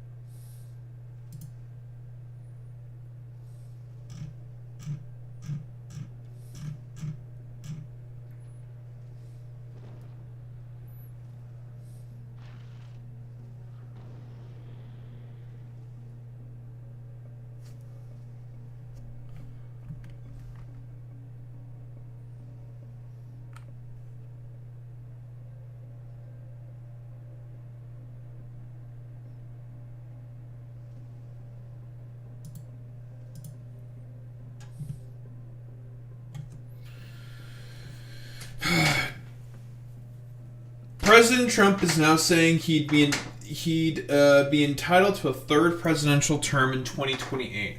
Maybe we should do one more term. Should we do one more? Well, we're entitled to it because they cheated like hell in the second one, and we'd be actually entitled to it. And then, of course, all these dumbasses are saying like, haha, they're gonna, all the libtards are gonna cry over this. It's like, I'm gonna be honest. I think the libtards might be correct on this one. They might be right on this one. I'm gonna be quite honest. They do really want to cheat.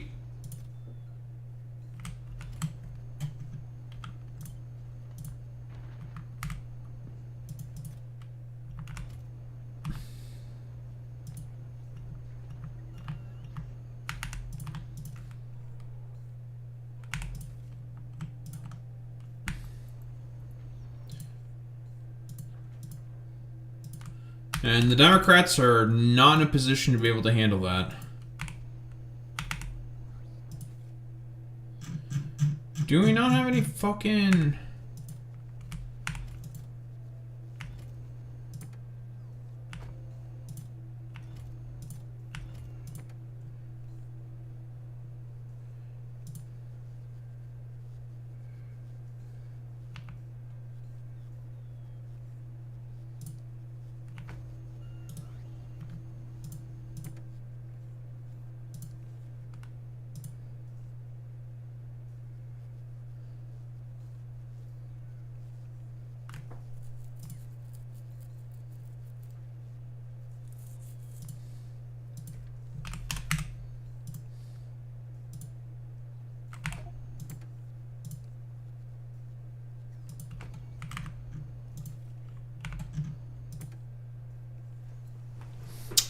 Yeah, they're really gonna cheat. But it's okay, Alex. We can cue the meltdowns, all the libtard cope for them correctly pointing out that, hey, maybe these guys might be a potential risk to democracy. It's just like, maybe. It's possible.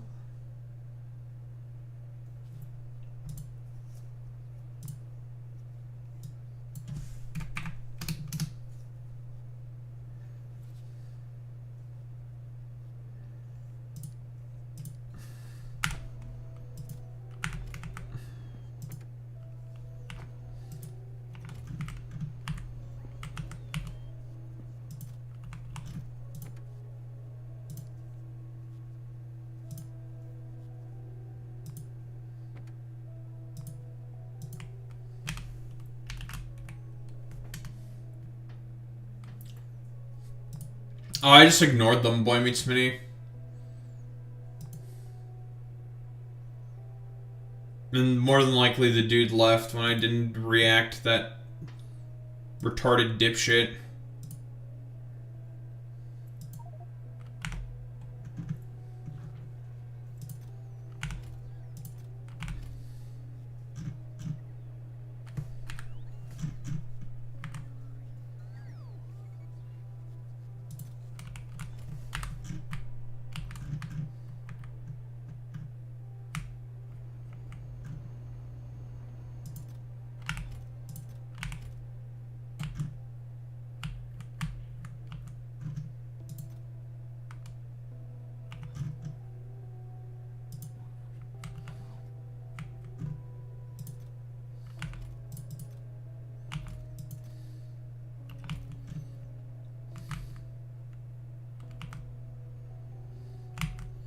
Why are you dumbasses not doing your job? Pick up the damn...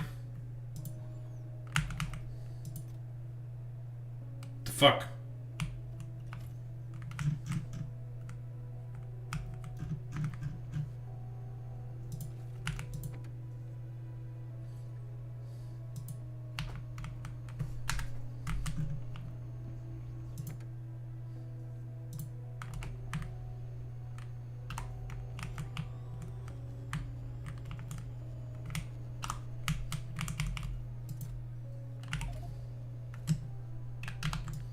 This thing's being a finicky ass dipshit right now.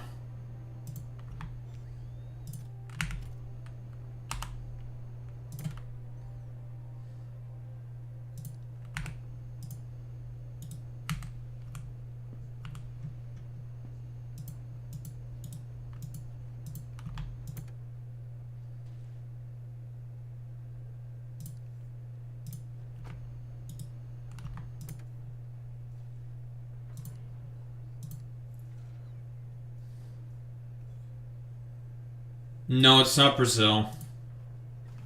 It's Indonesia.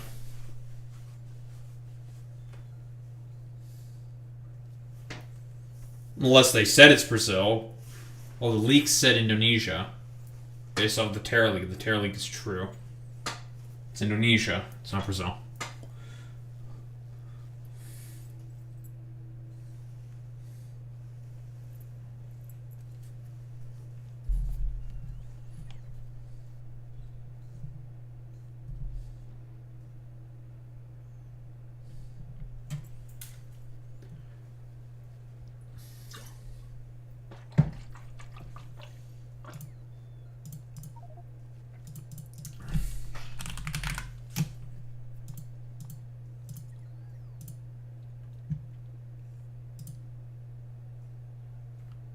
There we go.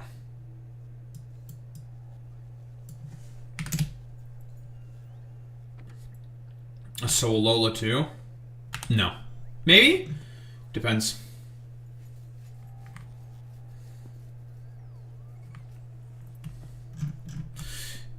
That depends.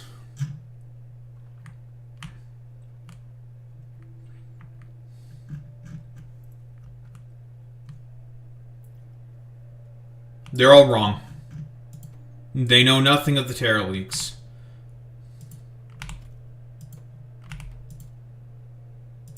Right, this is not a titanium barrel. There we fucking go.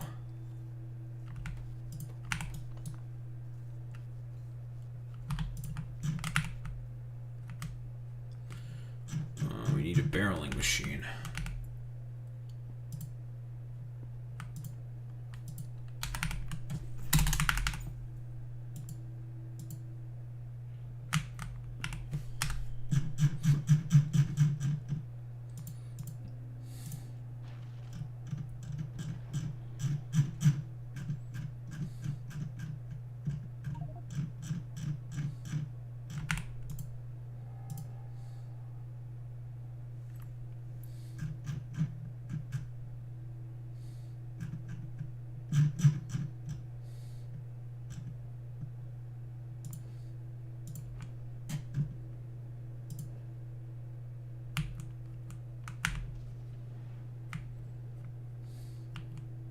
No accumulators. The fuck?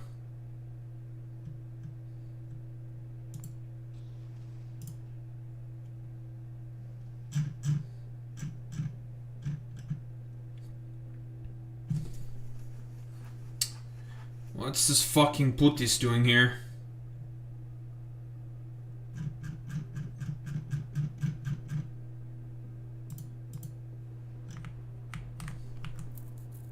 What's going on over here?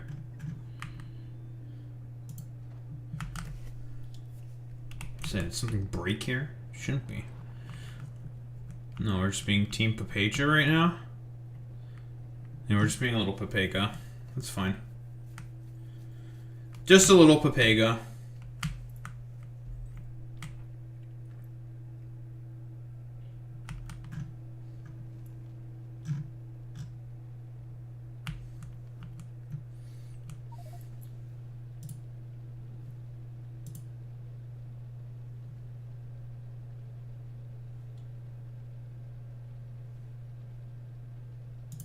Okay, boy, meat spinning. Okay, buddy. Relax. You're not racist. You're just wastist. Because you're waste. Got him.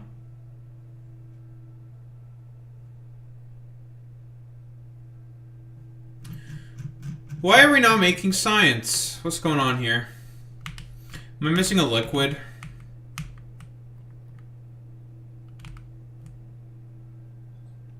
Yeah, I am.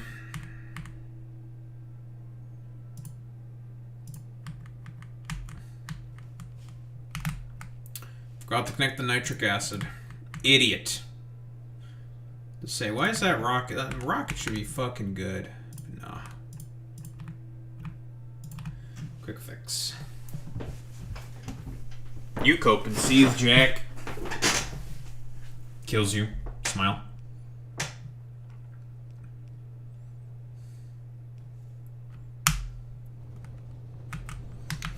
Boy Meets Mini, you're trying to be racist in a white man's world. It's not how that works. You're gonna get outraced. It is what it is.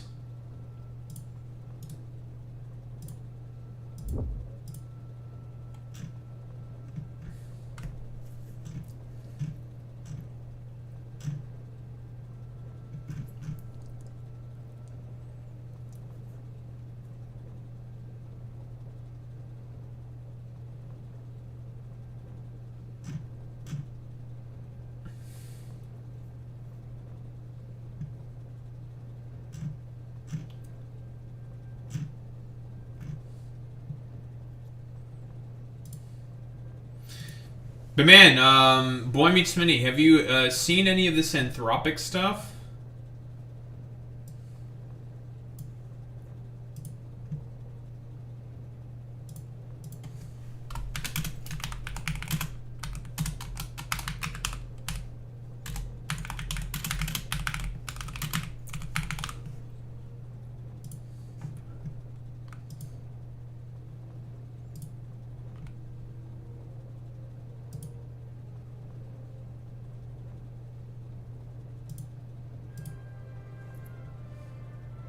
Yeah, woke-thropic.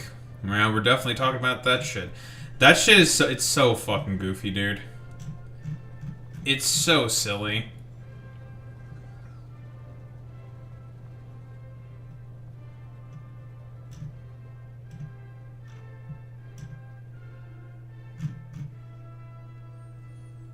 I can't believe that anthropic's gone woke, folks.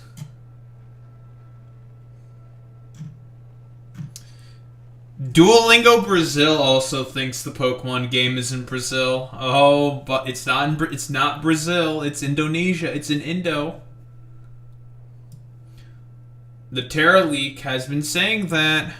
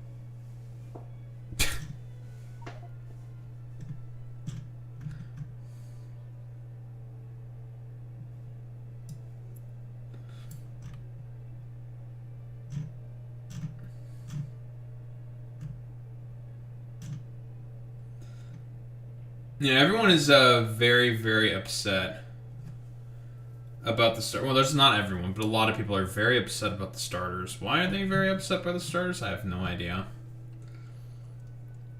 I mean, all the conservatives are upset because they keep saying that they look that the water starter looks very gay. It's like, all right, why do you care?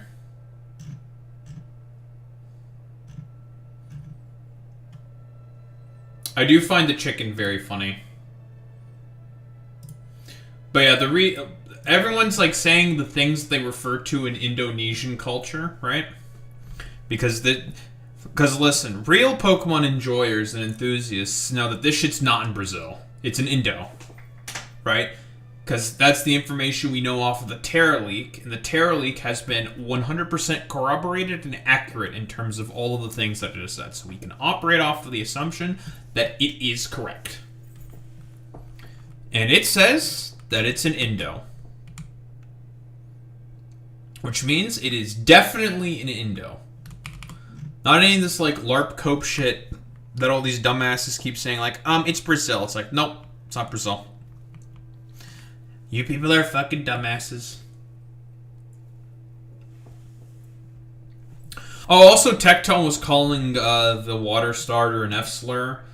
And really all I had... I mean, what I basically said was... I don't know, man. Why is your entire family tree seemingly populated by rapists? Because he just said, why they keep making the water starter an F-slur? I'm like, I don't know, man. Why are you all rapists? I don't know.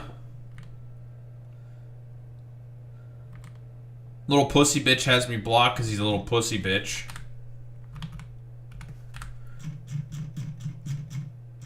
Are you finally full of stuff? So then I can... Okay, finally. You're full. Jesus.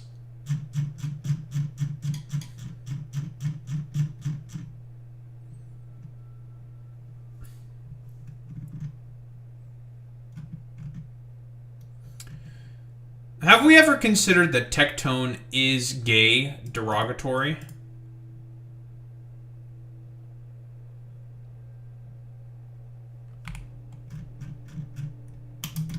Why are you heading back to Aquilo? No, just hit the Volcora. It's fair.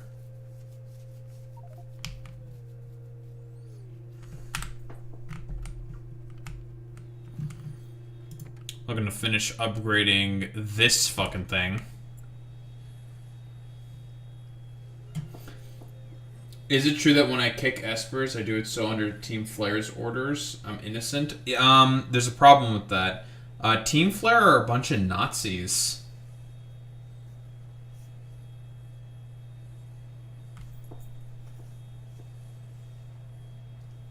So, I mean, if you want to be on the side of the Nazis,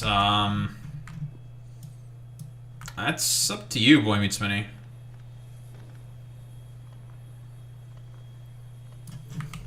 I can't believe Boy Meets Mini's a Nazi. French Nazis? It happens more often than you think.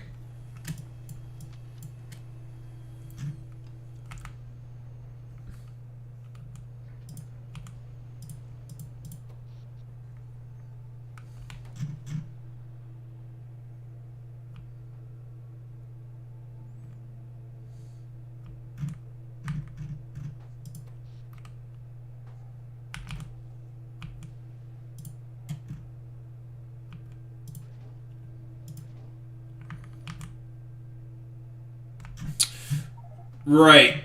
I don't have the barreling machines. Whoopsie! I was about to say, why do I not have my extra 5.4 gigawatts of power? Right, no barreling machine.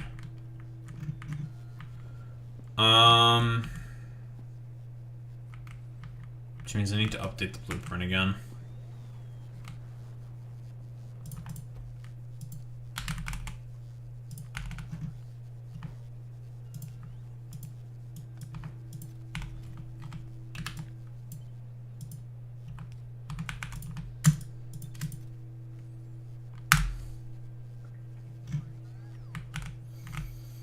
But yeah, I can't believe that Boy Meets Mini is a Nazi.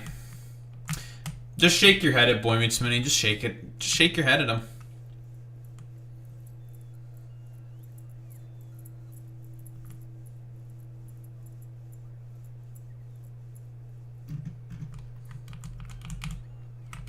Typical fucking leftists. Always being Nazis. Yeah, Boy Meets Mini, you alone are a perfect subject for why horseshoe theory is actually true and based and real.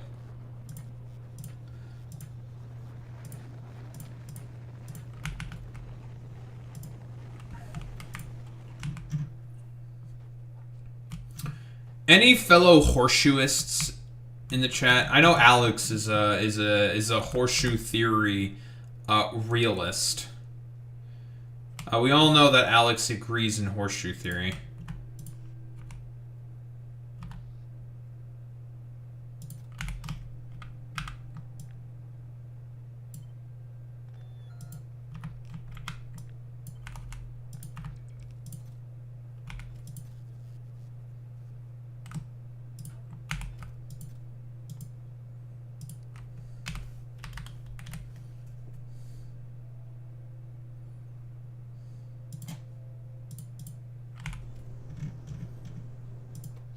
Wakey wakey, eggs and bakey.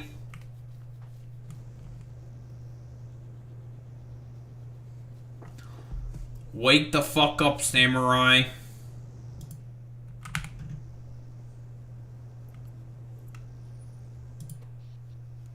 So as you can clearly see, we got about 10 gigawatts of power now. 480 turbines, 108 generators. And we're producing more power.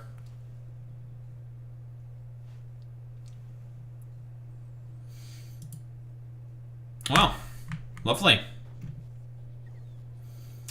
I think we might be ready for cryo labs.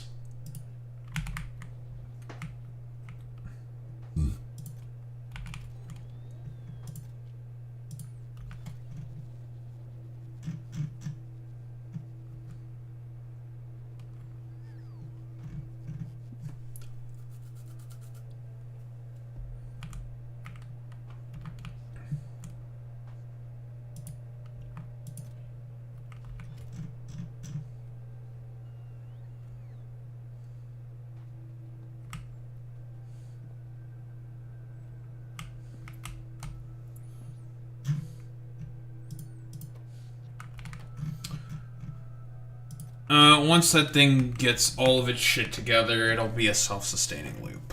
So.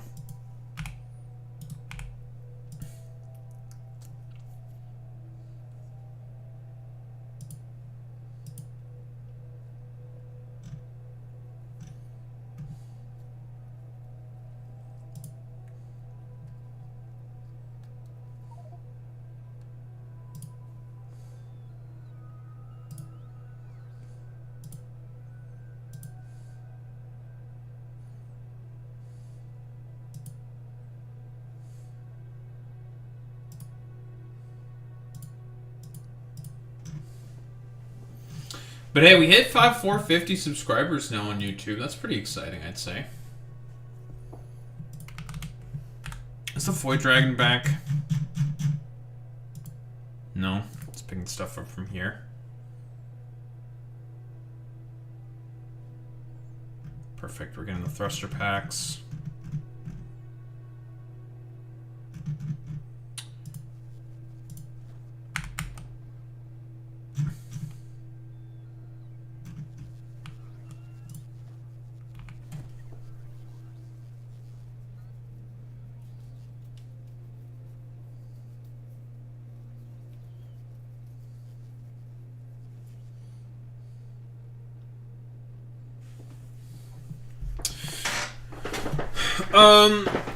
What else do we need to do after all of this? We need to set up some calf-dip biter eggs. We need to get the biofusion science pack working. And then we need to figure out stuff with Titans. And then it'll be time for the next planet. Question is what's the next planet going to be?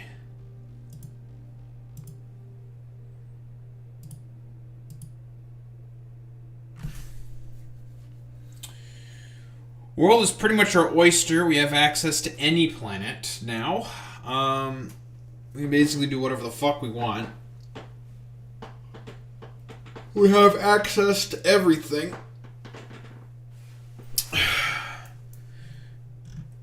What did I say I wanted to do? Did I say I wanted to head to Vesta?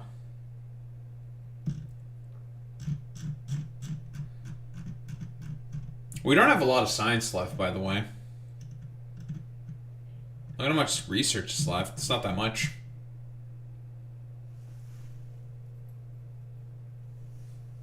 The fuck is a kryptonite lamp?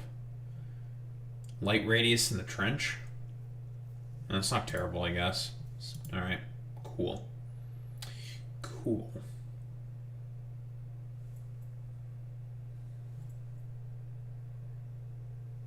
Yeah, the person that made the Rubia mod, I think it's Russian. A lot of Russian modders, obviously. Good Russian modders. I think the dude basically put it in like a ton of like just really silly over the top internet reference. I mean, one of the upgrades you get is Gamer Girl Bathwater.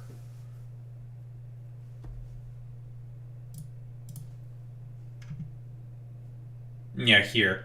Gamer Girl Bathwater. And we have eye drops made out of Gamer Girl Bathwater.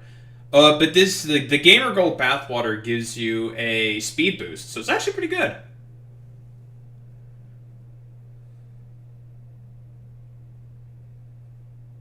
Like, there's actually a lot of stuff. A lot of these upgrades are very, very good, actually. Don't worry about it, okay? Shut up. Like, I mean, we're wearing, like, grills made out of zinc, okay? But the upgrade you get out of them is really, really good. Increased productivity for electrochemical plants? Absolutely. That's worth. I'll put a bunch of zinc grills in. I don't give a shit. This is a Factorio engineer, okay? You're a cryptid. It doesn't matter. You can just live. Most of the other stuff is just kind of the whatever. And it's mostly just been kind of whatever, but a lot of the stuff here is very, very good. Like, this is kind of shit. I don't care about extra logistic slots. They can be useful, though. The tungsten grappling hook is pretty useless, I'll be honest. Like, it has extra reach distance, which is very whatever. This one's good. The meteorite belt buckle. That one's good. This one's really good. Like, what? Energy consumption for crushers goes down, and their speed goes up. It's not... it's... Crushers have never been very expensive in terms of energy consumption, but hey, any little bit helps. It's just good. It's just a good upgrade. It's just good. The Fulgora upgrade is good. It's more speed.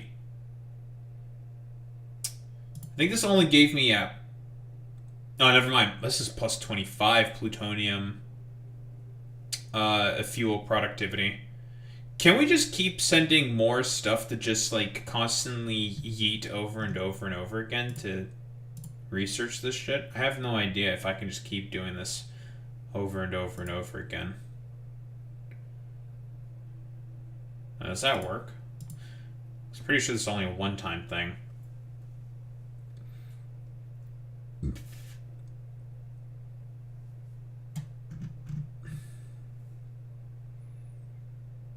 Like, I keep eating firearm magazines here, and I keep getting technical research points for this, but obviously it's not doing anything because I've already researched, well, by recycling too, so.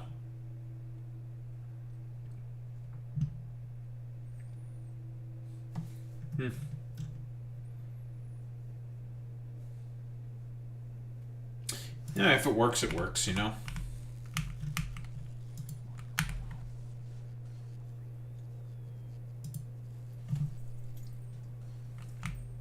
But yeah, a lot of the upgrades from Rubia are very, very good.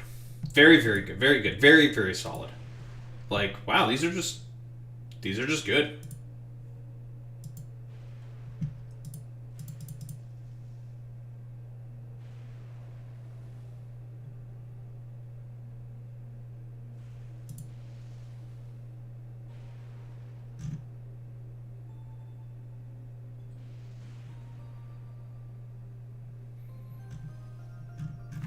Sam Altman reached an agreement with the Department of War to deploy our models in their classified network. Epics, ChatGPT, and OpenAI going to be associated with war crimes. Very cool.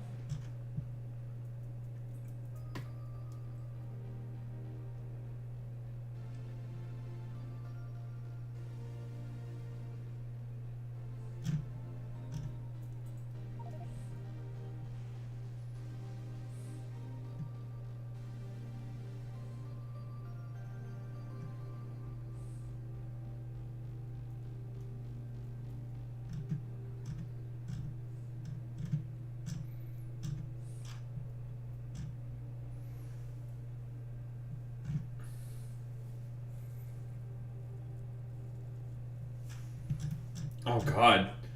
That dude was trying to bench 425 and it just, like, dropped on his fucking chest. Oh god. Man's chest got fucking folded. Ugh.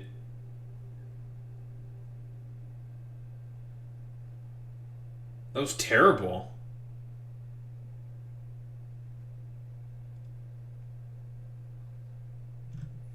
I saw it. It was awful.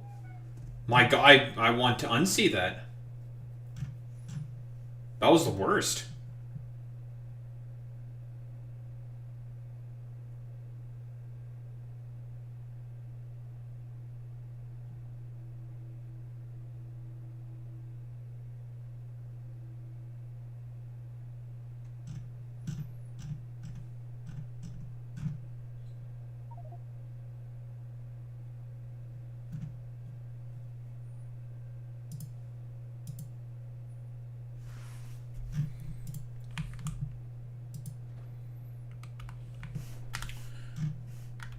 I think we only need the 12. That's fine. Bring you home. Get rid of this. Get rid of that. Okay. What are we going to proceed with then? Asking myself the question of what planet do I want to go to next. Now, in terms of getting... Okay, we can either do one of two things. Technically speaking, we can just finish the game if we want to, right? All we have to do is just build a ship. We have railguns and a bunch of other bullshit. We have the means to be able to do it. We have fusion power, blah, blah, blah, blah, blah. We could very, very easily just probably build a ship, get to the solar system's edge, and then win the game. I'll have to get some railgun upgrades, but that's not going to take very long. That's really easy. We can just finish the game.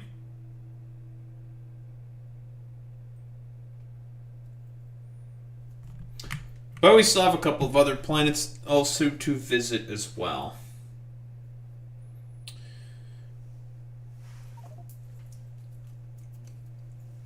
So I don't know. I'm not sure what I should do here exactly, because we can finish the game pretty much at any point in time.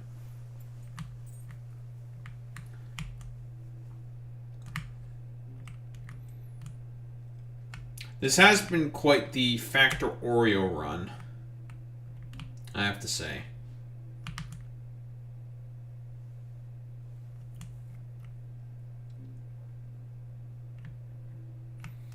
Because all we have left really is the giant centipede world. Yes, there are giant centipedes that will attack you. And it's completely dark. You can't see shit. Lights don't even work there. We have the underwater world. We have a gas giant. Solar power in space in this place is 160%. Huh, I didn't think it was that high. And then we have the place guarded by ginormous asteroids. That's all that's left. Just 4 planets. That's all. 4 left. Do we want to finish the 4 first, or do we just want to beat the game?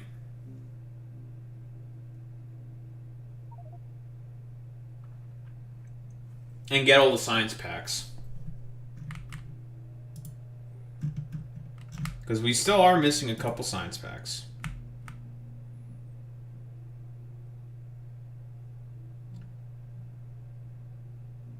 One, 2, 3, 4, 5, 6. Just 6 science packs.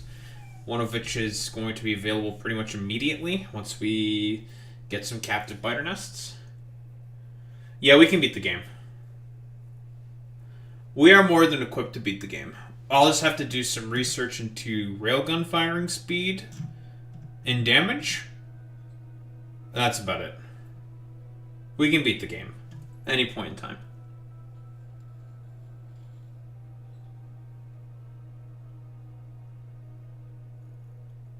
Beat the game.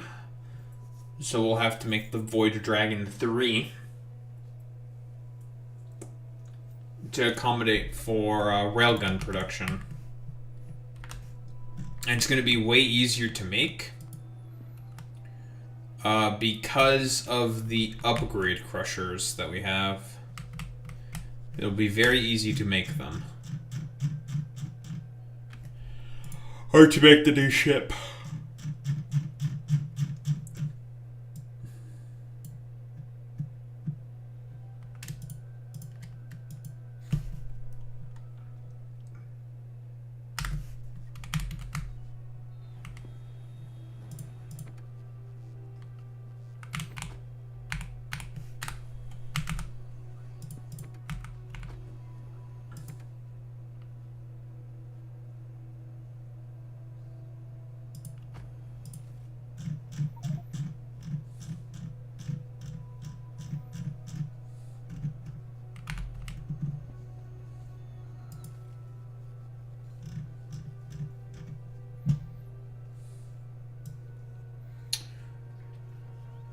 There's those thruster packs.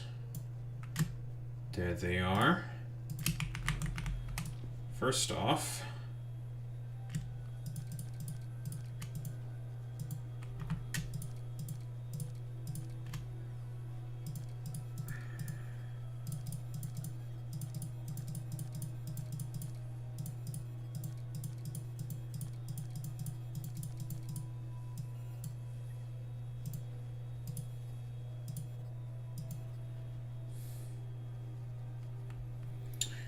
each one of these portable fusion reactors is 2.5 megawatts, which is pretty good.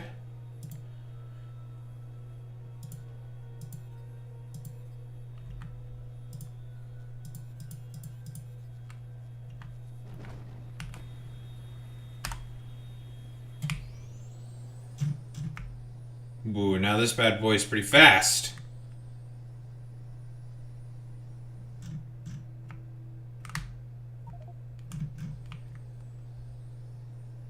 Why don't we take this thing out for a bit of a spin? So this thing's armed with a tank cannon and a bunch of railguns. Boom.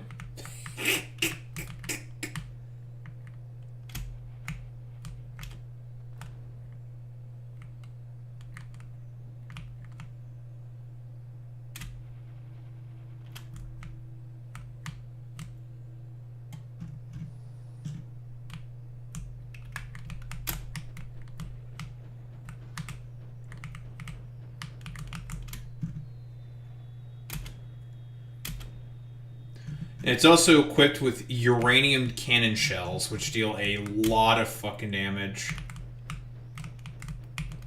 We've basically created an AC-130.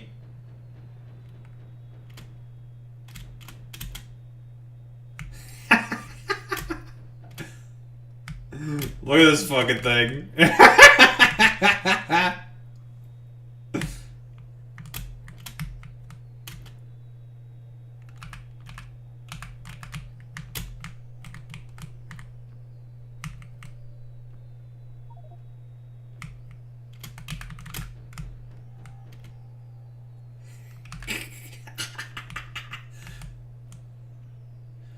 This is the entertaining part of Factorio, where I just do whatever I want, basically. Dead. A nice lineup, idiot.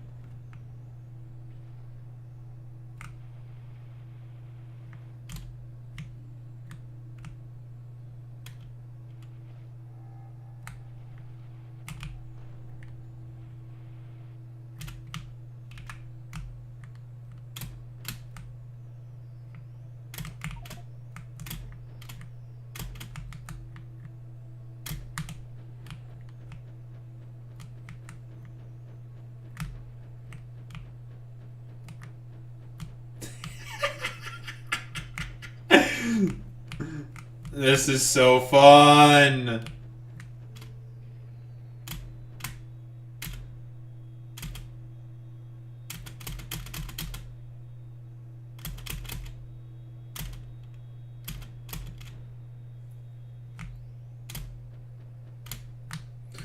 I'm committing war crimes, and there's nothing anyone can do about it. Where's Alex? This is Alex's favorite part of the stream, where I commit war crimes.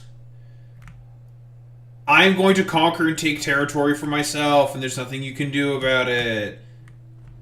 I am the Factorio engineer, and I am all powerful.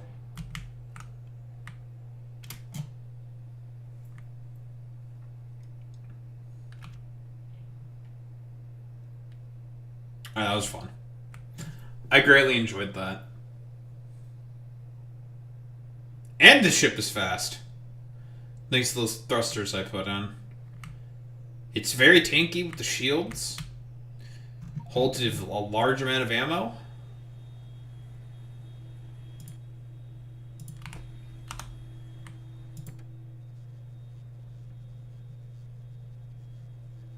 That's a lot of ammo. Yeah, but no one's throw that to Alex. Don't make a clip of me just running around killing people. Don't ever do that. It'll make him sad. Especially don't do that while kicking espers.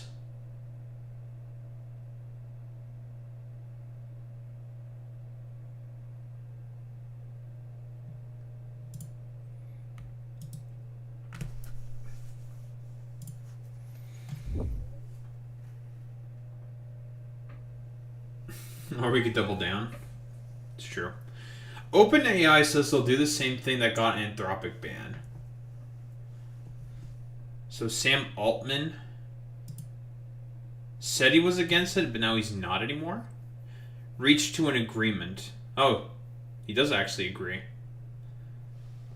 Yeah, it's all security theater bullshit. Like, the only reason why they're doing this is because they just want to invest in AI. That's the point, right? Investing in AI for, like, security theater apparatus fucking bullshit. It's the point. It's all a bunch of cockamamie fucking bullshit.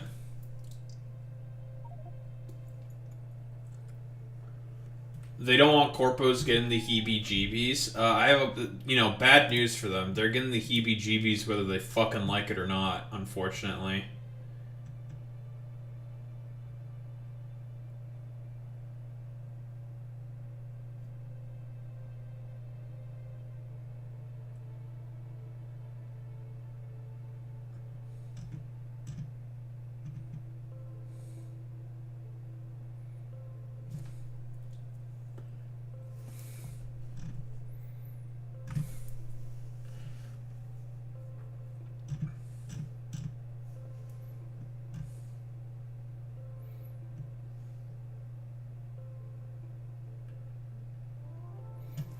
Anthropic got itself killed to impress a bunch of internet lesbians. The Renee Good of AI. That's a very, very normal reaction from the conservatives. Very, very normal.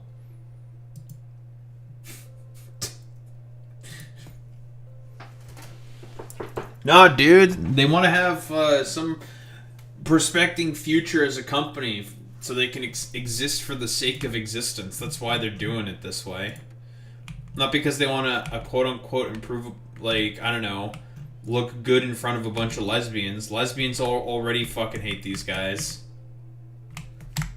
It's so dumb. We'll stop with the Factorios here, though, for now. It's only 11. Oh, I did start pretty early because of Fortus Netus McFootis Mutis.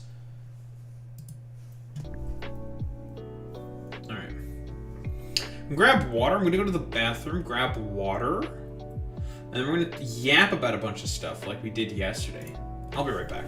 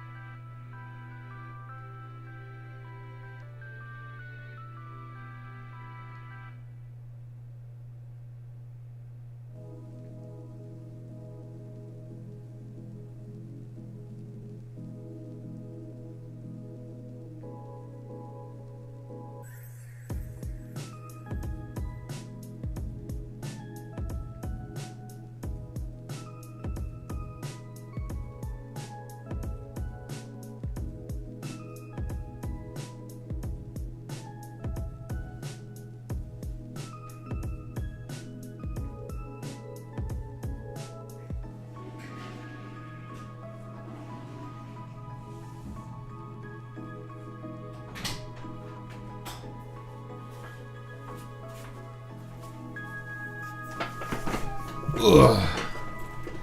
I'm an old man with a big plan.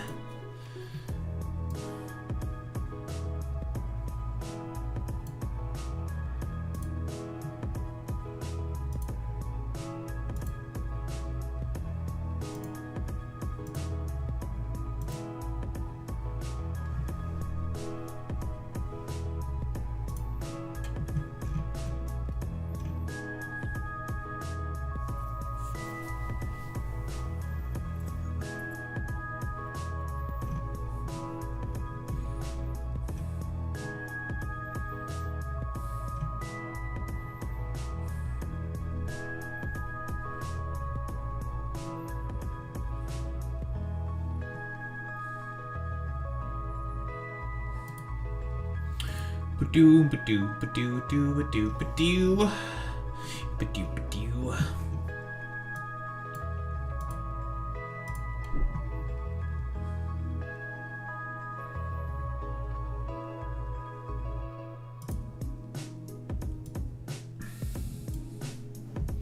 It saddens me to say that this current state of current online political debate is not strong.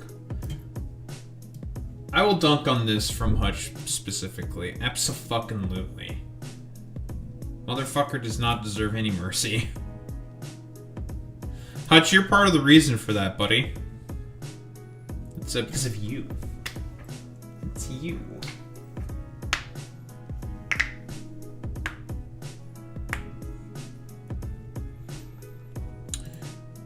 I don't care about the Epstein resignations.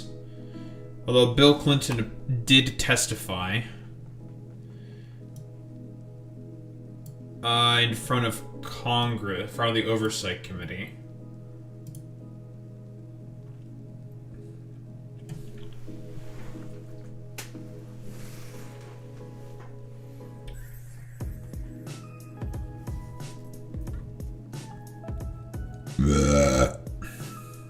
Ooh.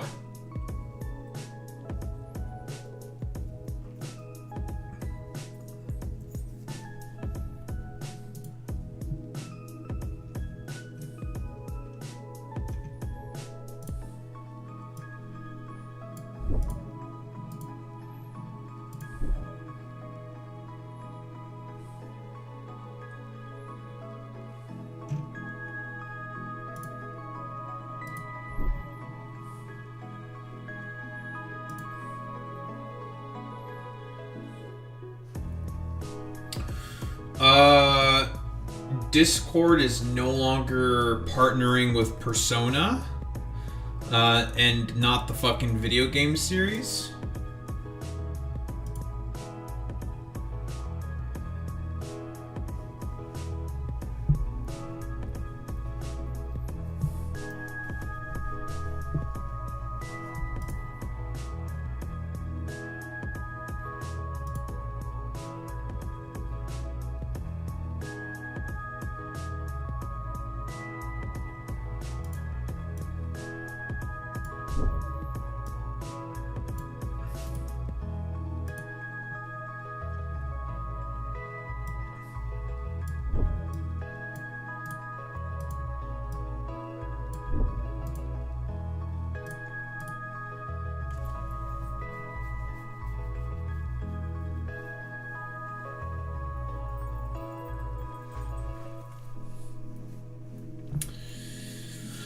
Afghanistan and Pakistan are fighting, and if I recall Boy Meets Mini, the reason for that is because Afghanistan, or rather Pakistan, wanted the Afghan government, or the Taliban, to make a bunch of their splinter groups that exist within Pakistan, that operate within Pakistan, stop operating. And you can, correct me if I'm wrong on this, Boy Meets Mini, but they wanted them to stop operating within Pakistan, I think around one of the border regions of Pakistan.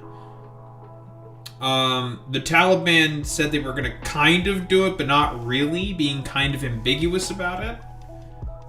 And then the Pakistani military and government was just like, okay, I mean, if you guys are not going to do shit, then we'll take matters into our own hands and start bombing the shit out of these fucking militants.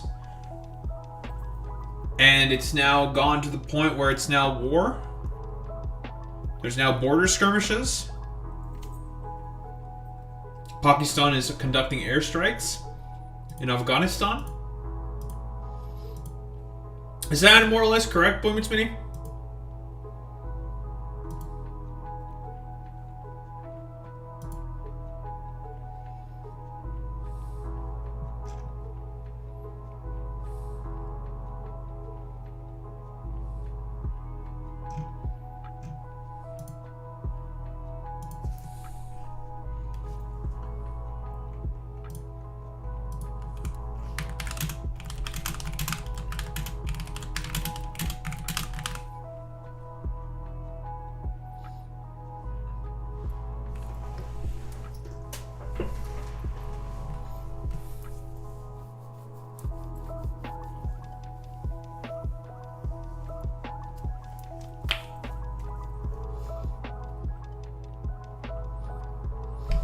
Wait, why the fuck is Asmongold... He used to clean himself with Windex on stream. Why would he do that? That's genuinely fucking insane. What the fuck are you doing?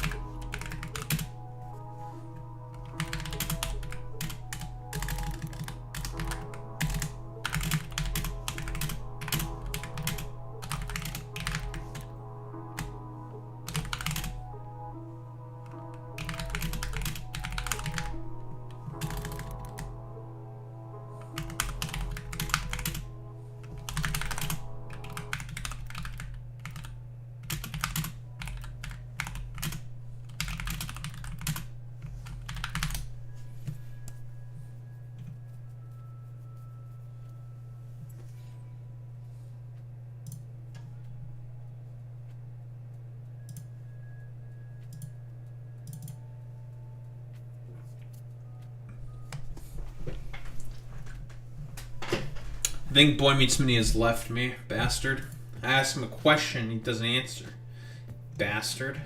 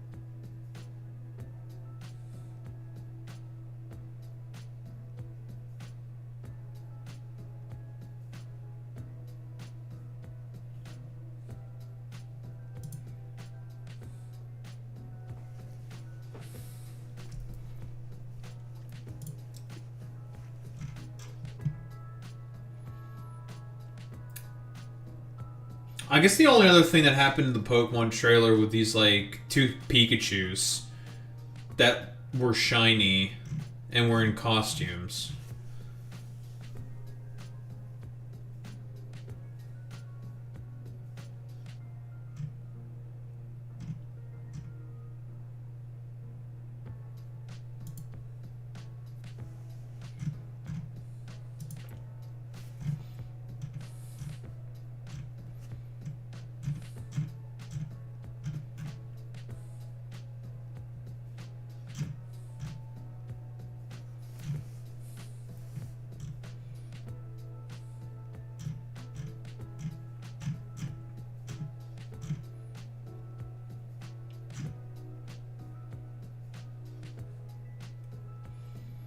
Anthropic hates Western civilization. Jesus fucking Christ.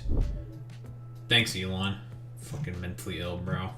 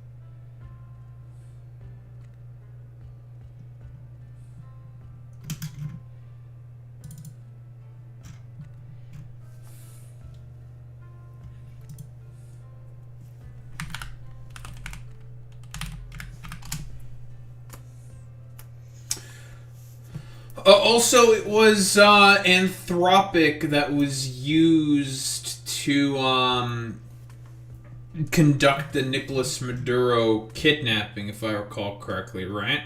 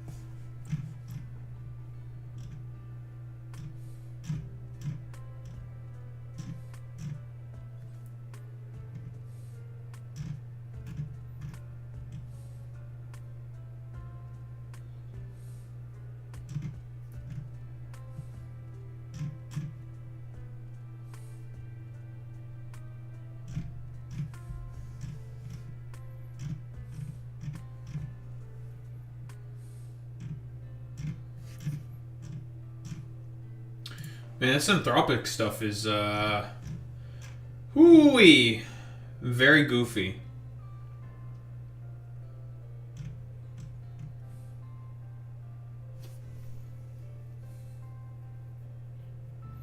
OpenAI officially reaches deal with Pentagon to deploy its AI models for military use. So it's time for ChatGPT to make killer robots. I mean, they've been having financial problems this whole time, so yeah, that's why they want to do it.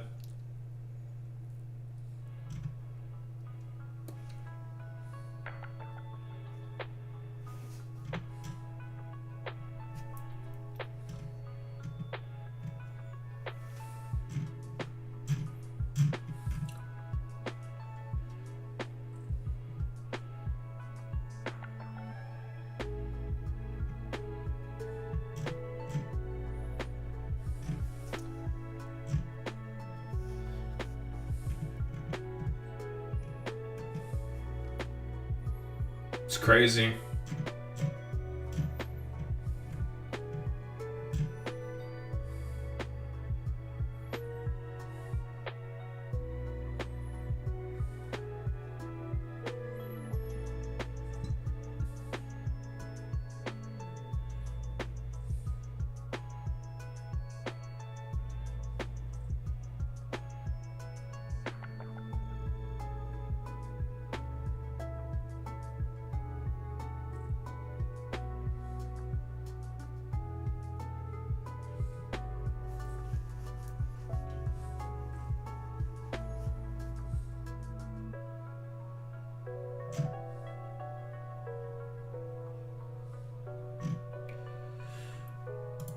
Oh man.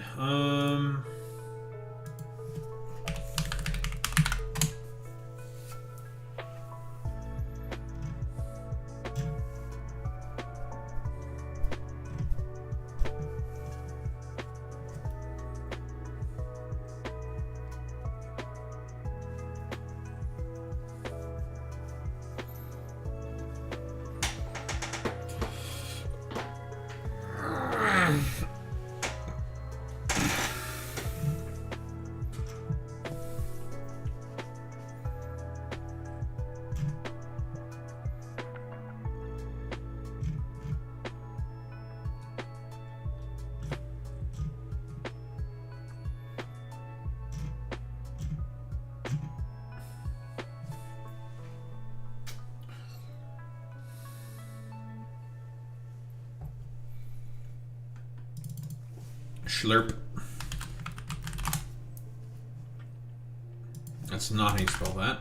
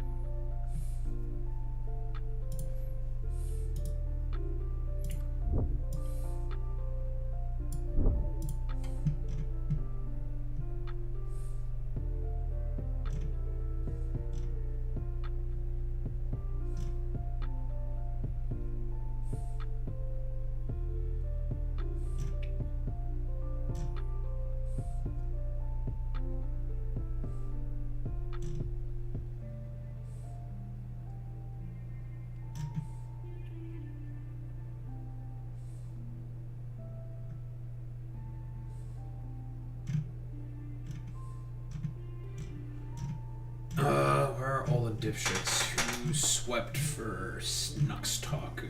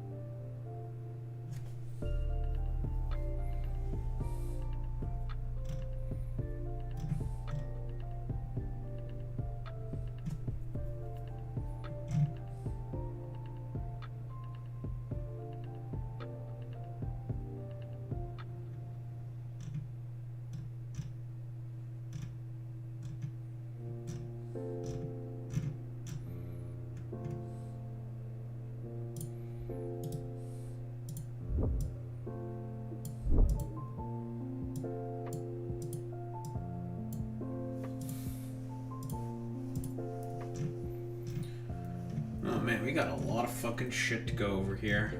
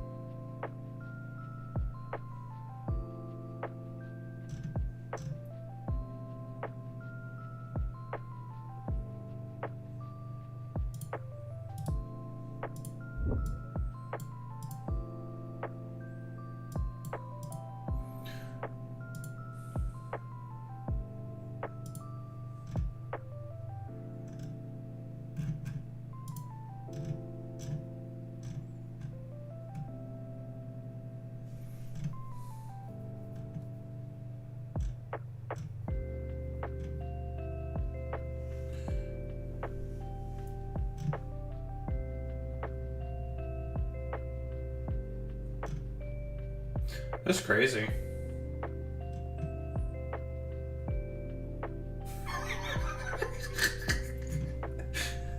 Okay, that's funny.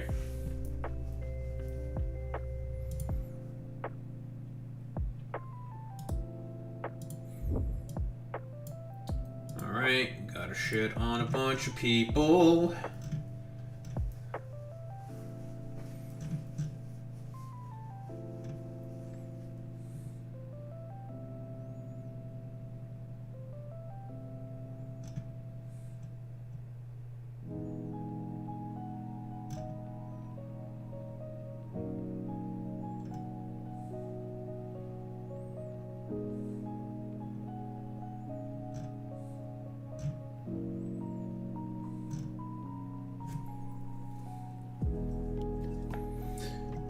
Christian VTuber has a Bible study channel and an NSFW porn channel.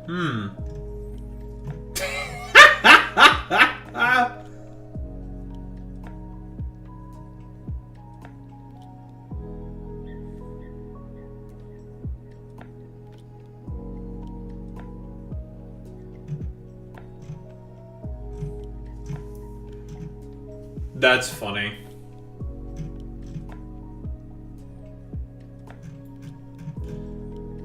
No, conservative retard.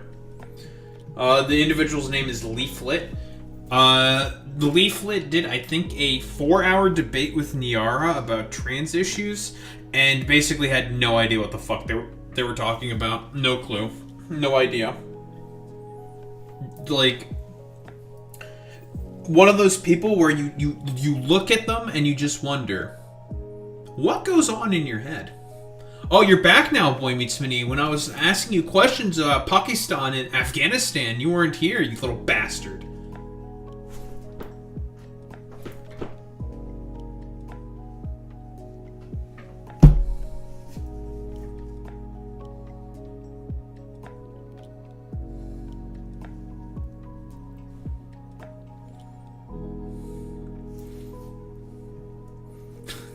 That's an emote.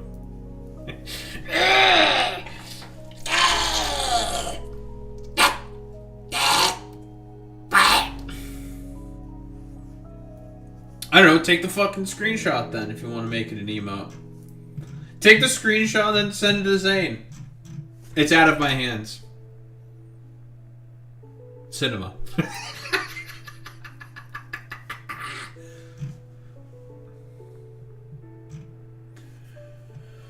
Oh man, oh man, oh man, oh man, oh man.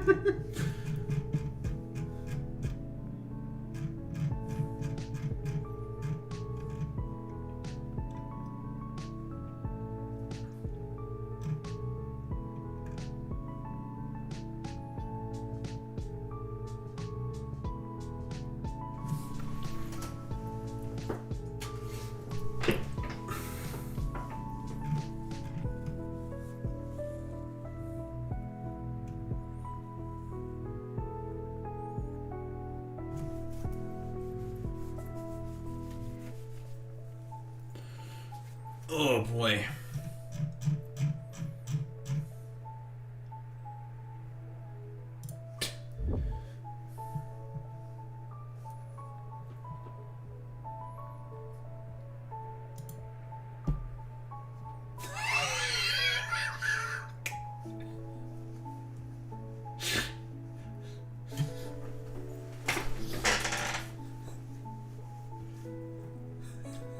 That's it.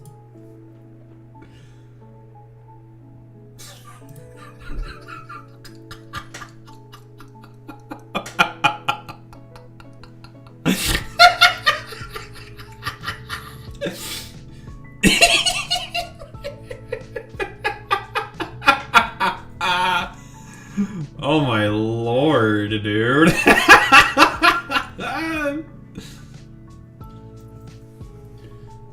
But now, since you're here, Boy Meets Minnie, you bastard boy.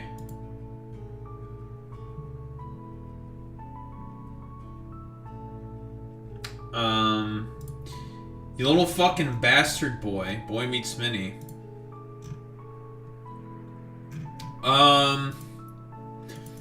You can now answer my motherfucking goddamn question about Pakistan.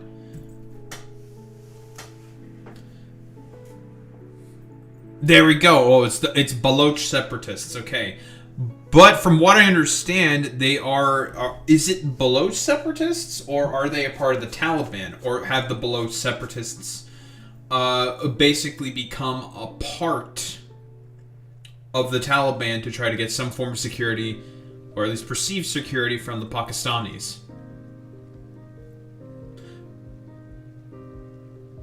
They're getting help from the Taliban.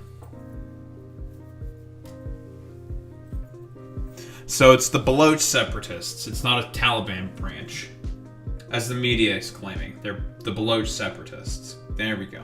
Okay.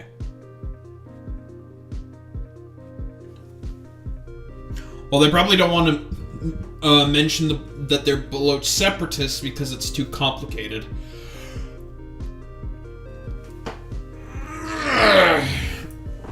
And they're scary browns, and they don't want people to be sympathetic because Pakistan is an ally of the United States of America. Major non-NATO ally.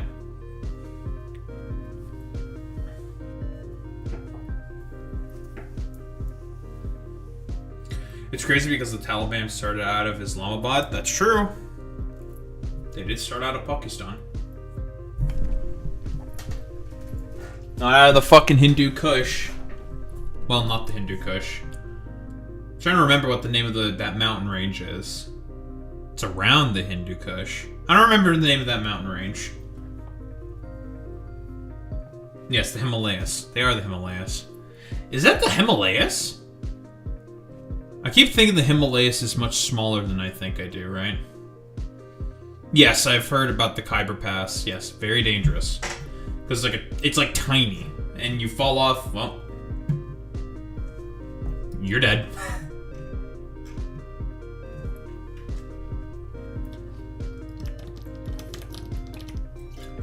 No trees up there either, super high. Yep.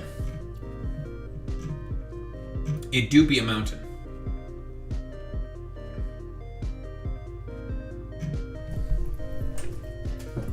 Boy Meets Minnie, kick 3 espers.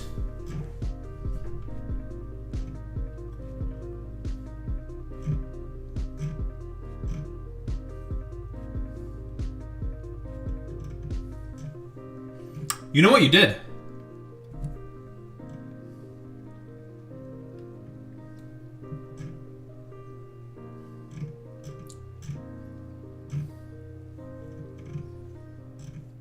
You went for the shitty pun. You're getting Esper kicked. That is what it is.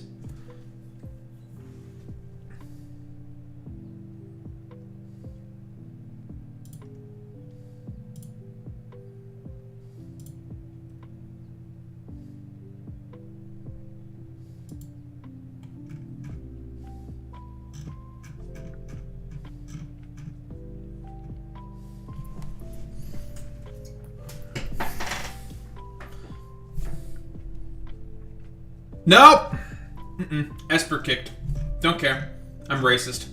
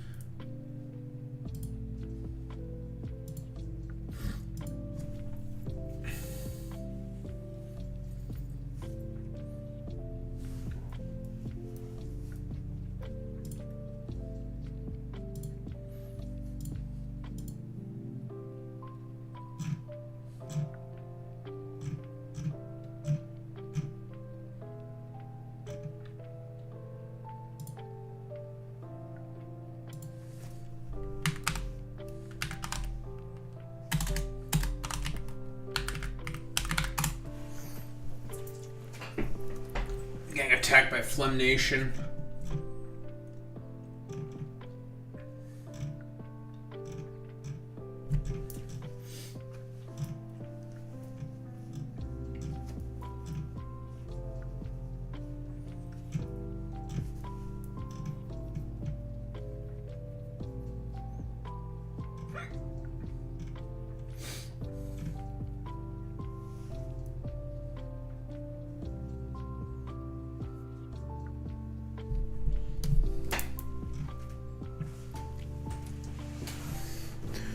Afghan Grand Mufti declares jihad against the Taliban. That's crazy.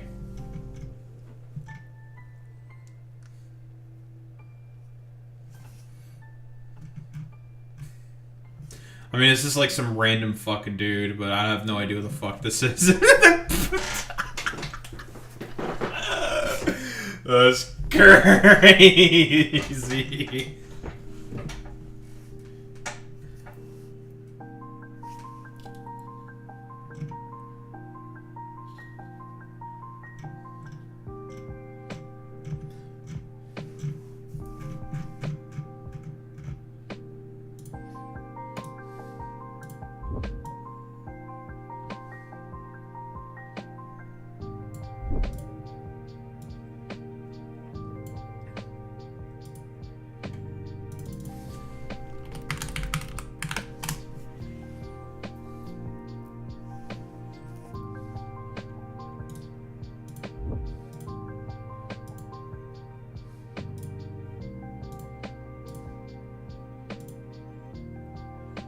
He's basically the leading jurist of the religious court.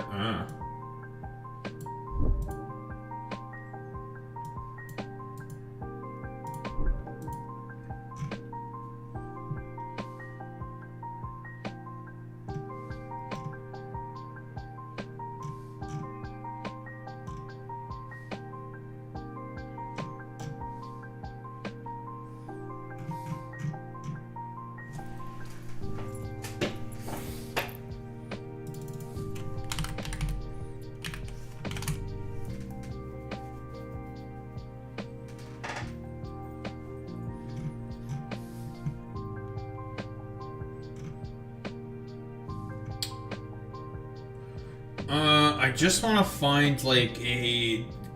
One minute, do you know if like I just want a really quick blurb about Balochistan and just the Baloch people and anything. I'm looking for something like under 5 minutes or something. Just real quick. It doesn't need to be too detailed. Don't have to go at all. I just need to do like a quick little blurb to talk about like why Pakistan is doing what it's doing. Talking about like originally what Pakistan had good relations with Afghanistan because they wanted to use the Taliban as a proxy against India. Originally speaking, right? So they wanted to use Afghan militants as a proxy against India if there's any time there was open conflict between themselves and the Indians. I think there was a Kings and Generals video talking about this, or maybe it was Bell of the Ranch, one of the two, that mentioned this. And as a result, they let certain elements of the Taliban operate within Pakistan to act as a buffer, right? Then the Baloch people were getting abused. They went to the Taliban for protection. The Taliban granted them protection, and that's where the tensions between the Taliban and Pakistan started to happen.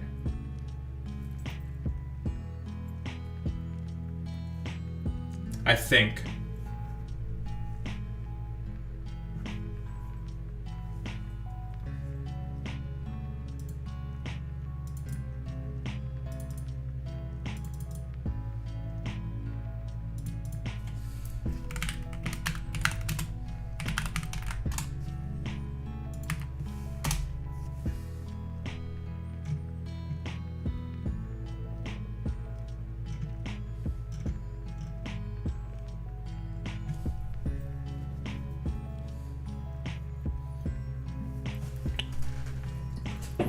I just need something like a quick little thing, right? Because I already have a video talking about the open war. It's very short, real quick. I'm just looking for something just. It doesn't matter what sort of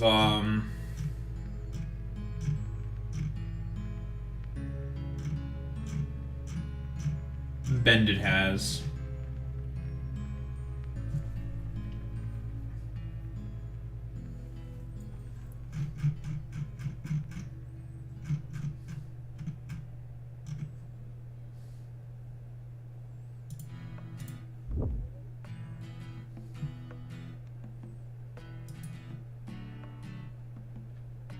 Why Balochistan?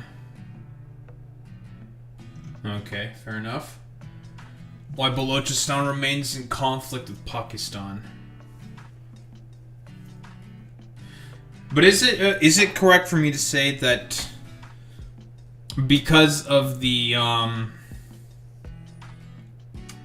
insurgency that's been happening ever since Pakistan became a country with Balochistan, with the Baloch people, they've been in active conflict with Pakistanis for a very, very long time, and they eventually went to protection from the to the Afghani after the Afghanis were just basically trying to be used as a proxy, because I believe the Taliban were being used as a proxy against India, I believe.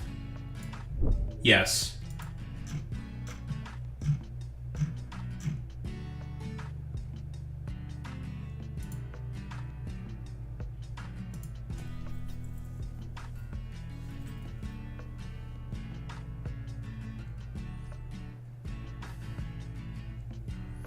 And Pakistan is, of course, going to accuse India. Yes.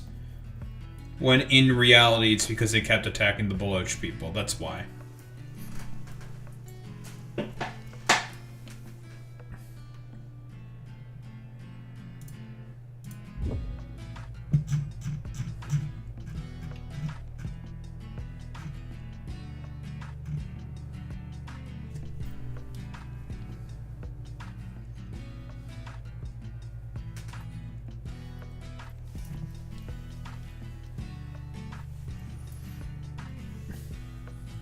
Yeah, it's it is dumb, but they have nuclear weapons. Still seems kind of stupid to me. I wonder where they even got nukes. I'm pretty sure the Pakistanis Pakistan got nukes probably from the US. If I were to make a bet, and then India, I think, probably got them from the Chinese or something. I have no idea where the fuck India got its nukes from. I have no idea.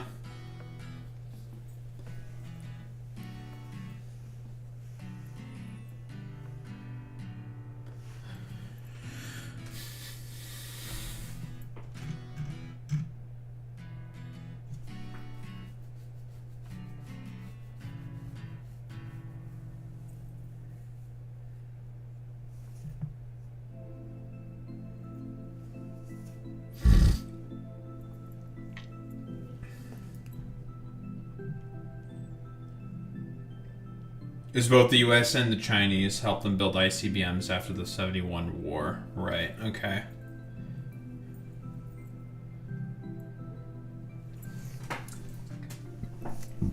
Both sides.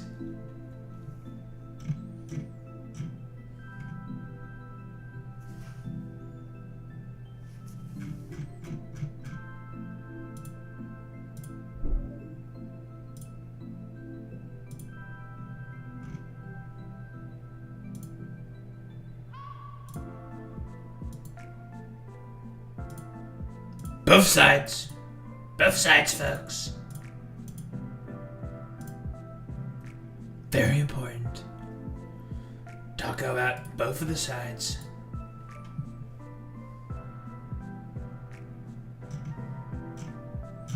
Yep, both sides. It's all about the both sides of the war. We need them all. India developed its own by the 1980s. Well.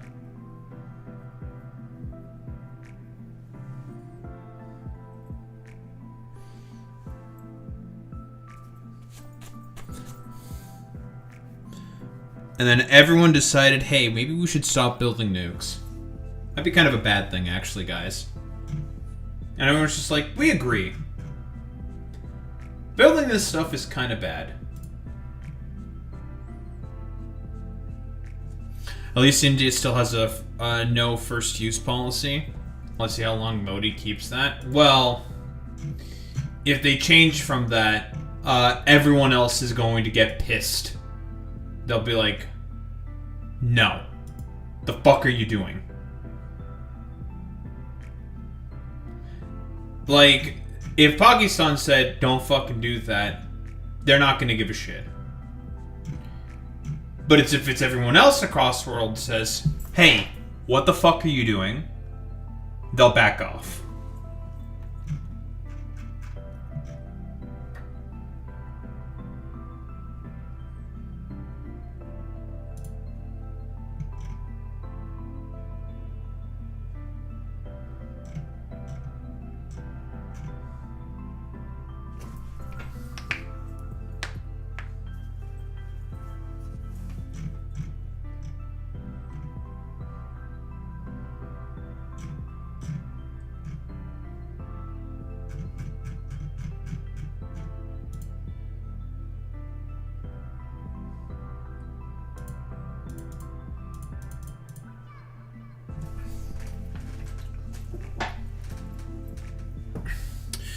Trying to think.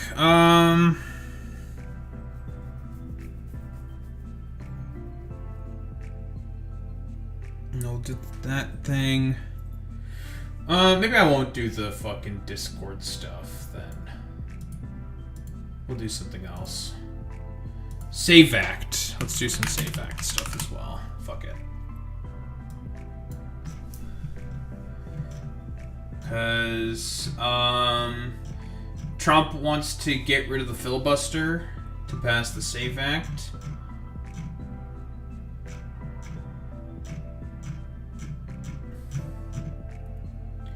And the Senate does not want to get rid of the filibuster. Because they're just like, this could really easily backfire for us, so we're not gonna.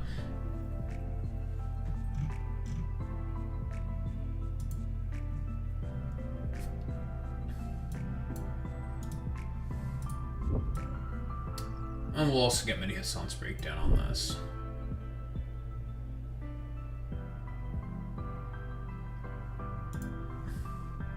Because I like Mehdi Hassan.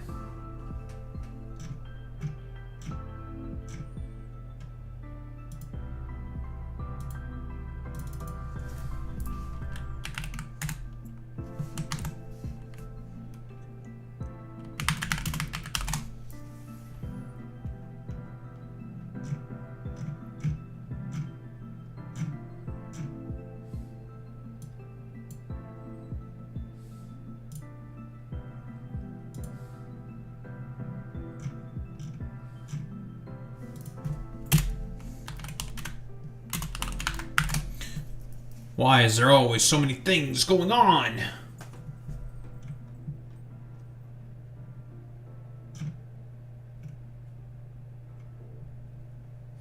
Oh, the British are happy with the borders they drew in 1947. They really fucked the subcontinent over. Well, it's not just there. I mean, a bunch of areas are fucked because of the British, so, you know.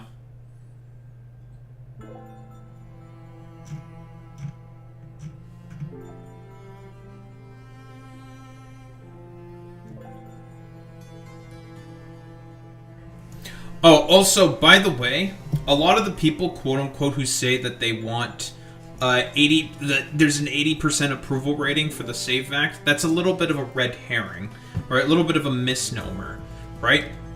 Because, let's be honest here, most of the people who are saying, like, oh yeah, you should have ID to vote, don't understand that first, you need to be a citizen anyways to vote, and second off, your information's already put in a fucking database for you to be able to vote. All these people complaining about, like, needing to have voter ID are complete fucking morons.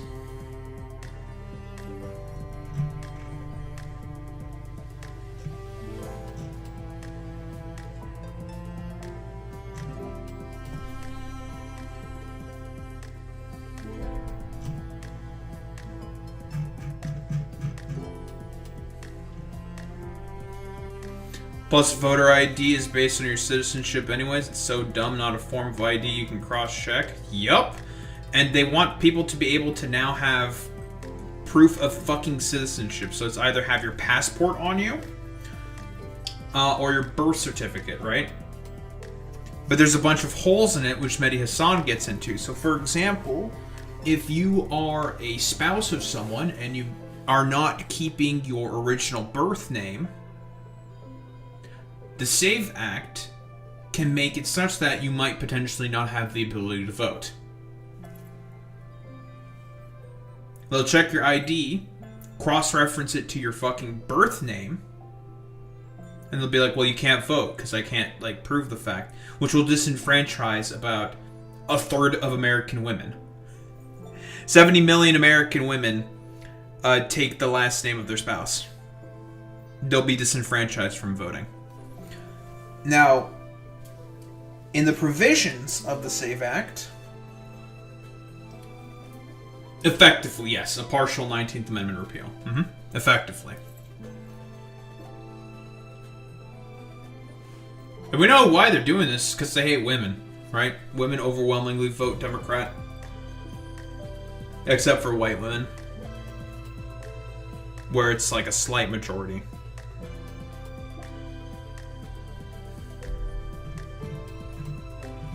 But, it's not going to make it past the Senate. So it's not going to go through the filibuster. And when the Democrats inevitably take back the House, it's going to be completely dead in the water. It's not going anywhere. It's over for the SAVE Act when the midterms happen. But shouldn't risk that shit. And Trump was not very happy about it. He was pretty fuck pissed.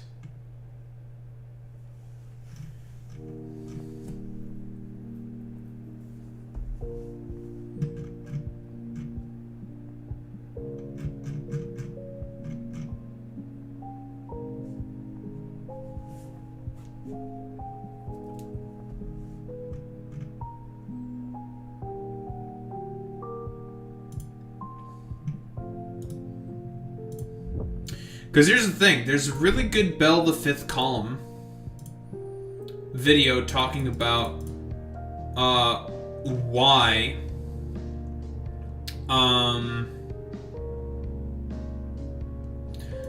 the Republicans are probably not going to be very interested in breaking the fucking filibuster. The reasoning for that is more than likely because with the filibuster broken and they just pass all of their very unpopular agenda items, elections come around, then they have to justify those votes.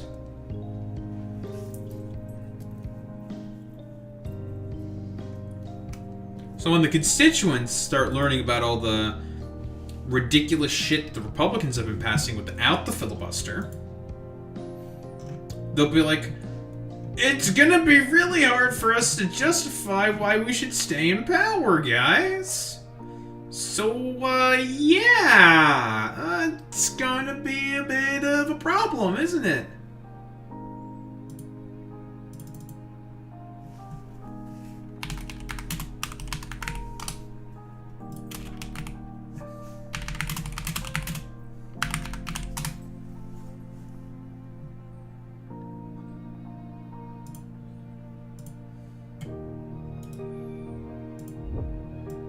We'll grab that exact video.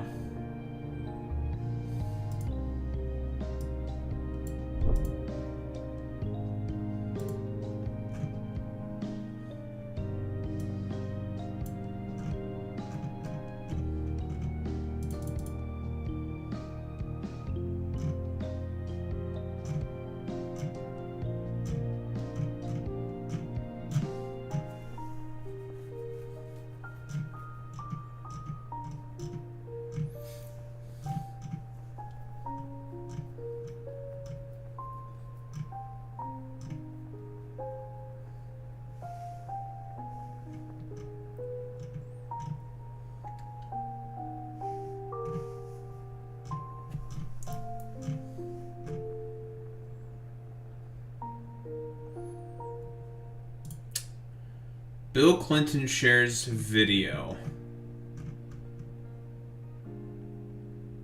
Statement after his deposition. I'll take a look at that tomorrow.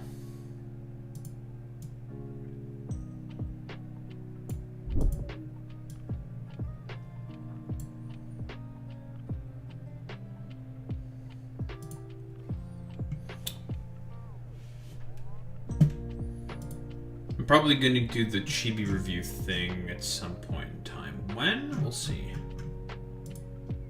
But we'll keep that for later for now. Get rid of this.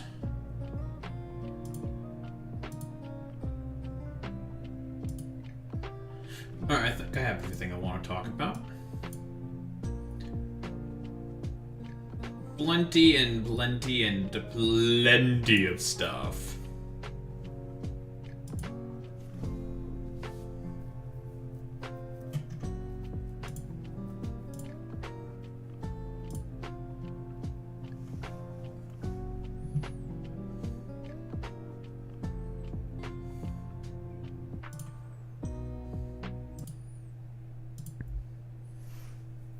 Look who it is, Boy Meets Mini. It's your fave gal. It's Kersha. She's back.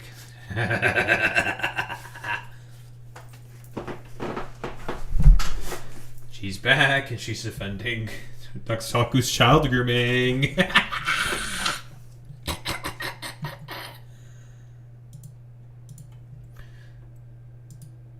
I'm gonna stay winning, folks. Because that's what I do best. Let me tell you. I stay winning. Well, let's get started with this, shall we?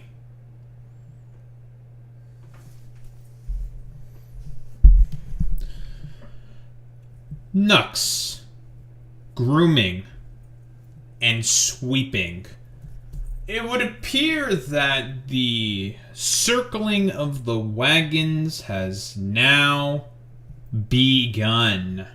All of the strange hanger-ons of the Asmongold sort of orbit, Kersha, Tectone, Nux, are basically just circling round and round and round, round and round and round in order to protect Nuxtaku from his impropriety, I suppose, for lack of a better term.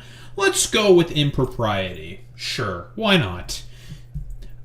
And we obviously have taken a look at the video itself by Nicandros in his expose, his very well-detailed, put-together expose of Nuxtaku, essentially, and this is what Nicandros' accusations are in the expose, that Nuxtaku helped facilitate and create an environment where it is much easier for minors to get groomed into, well, participating in potential sexual content and or acts in of themselves, right? That is the accusation, and a common theme that we're more than likely going to see from all of these sweepers is saying, like, oh yeah, dude, I can't believe that Nuxtaku is being accused of being like a pedophile or whatever, when that's not, well, because that's Nux's original defense and his dogshit defense. It's like, that's not what Nicandros is saying. Nicandros never accused you of being a pedophile. Never, he never did that, right? What he did accuse you of is facilitating an environment where children can get more easily groomed. Now, grooming doesn't necessarily mean it has to be sexual. Generally speaking, it is sexual, but not all the time. But basically, grooming someone into acting and behaving in particular ways that are not going to be beneficial for their sort of growth or whatever. Yeah, well, not 13 plus, more like just even preteens, right? Some of those fucking kids said that they were like the ages of like 11 and 12. But besides that, of course, Boy Meets Mini, right? Nicandros' video is a fantastic video. Goes into a lot of fucking details for the sort of crimes, I suppose, for lack of a better term, that Nuxtaku, broadly speaking, has engaged in with his sort of online behavior. But of course, all of the Asmongold Orbiter morons are circling the wagons in order to defend and try to sweep away for Asmongold's fucking behavior. And why don't we start with the Mold Queen herself? Kersha. Kersha, for those who may not know, is a VTuber who is just a white nationalist. There's a very good thread made by another tweeter. I believe their name is Bint. They made a very, very good thread talking about the sort of antics of Kersha, where she basically believes in the Great Replacement theory, which is obviously, it's nonsensical, it's stupid, but she believes in it unironically. She drank a week-old Arizona that had mold in it, which I guess seemingly got to her brain, I guess, or something. Okay, great, fantastic. And also, she had a bit of a spout with, I think, someone named Anna Valens. Now, Anna Valens, I believe, is a opinion writer for Vice, right? She wrote a piece on Kersha, where basically she was criticizing Kersha. This is going to be a very, very redacted form. It's a whole long-ass drama. More other people have gone into this, right? I'm doing a very, very, very, very TLDR version of this. Kersha got into a spat because she thought that Anna Valens was lying and dug up a bunch of old stuff where Anna Valens herself was rather, let's just say, for lack of a better term, extremely sussy and very sexually explicit online. Which is, again, separate from the writing that she did. The arguments that she brought up against Anna Valens was still correct. And she was threatening to sue Vice.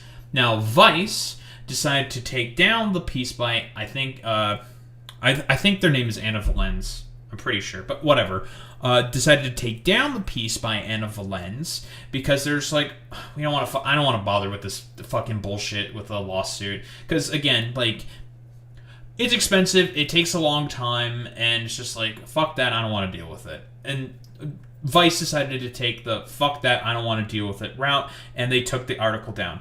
Obviously, Kersha is going to claim that as quote-unquote a victory for herself, when that's more like Vice just didn't want to fucking deal with a lawsuit based off of one random opinion piece, because it's just not worth it for them as a company, right? Because lawsuits are kind of fucking expensive, right? And she was like alleging like defamation, all this stuff that would have been actually pretty difficult for Kersha to probably like prove in the court of law, especially in the United States. Very, very difficult to prove defamation, right? Very, very, very tough. But article's been taken down. We can move on. Anna Valens, a bit of a sussy individual herself, rather sexually explicit content. And Kersha, because she's kind of a dumbass, decided to go in and dig into a bunch of Anna Valens's old... Yeah, kind of. But Kersha decided to dig into a bunch of Anna Valens's old fanfic comics, right? Or like, she wrote a bunch of sexually explicit fanfic, okay? You know, to each their own, they can do whatever they want, blah, blah, blah, blah, blah. And for whatever reason, and there was explicitly sexual material, like, and sort of things written in this fanfic, that was written by Anna Valens, right? Because, again, it's a forum, you do that, blah, blah, blah, blah, blah.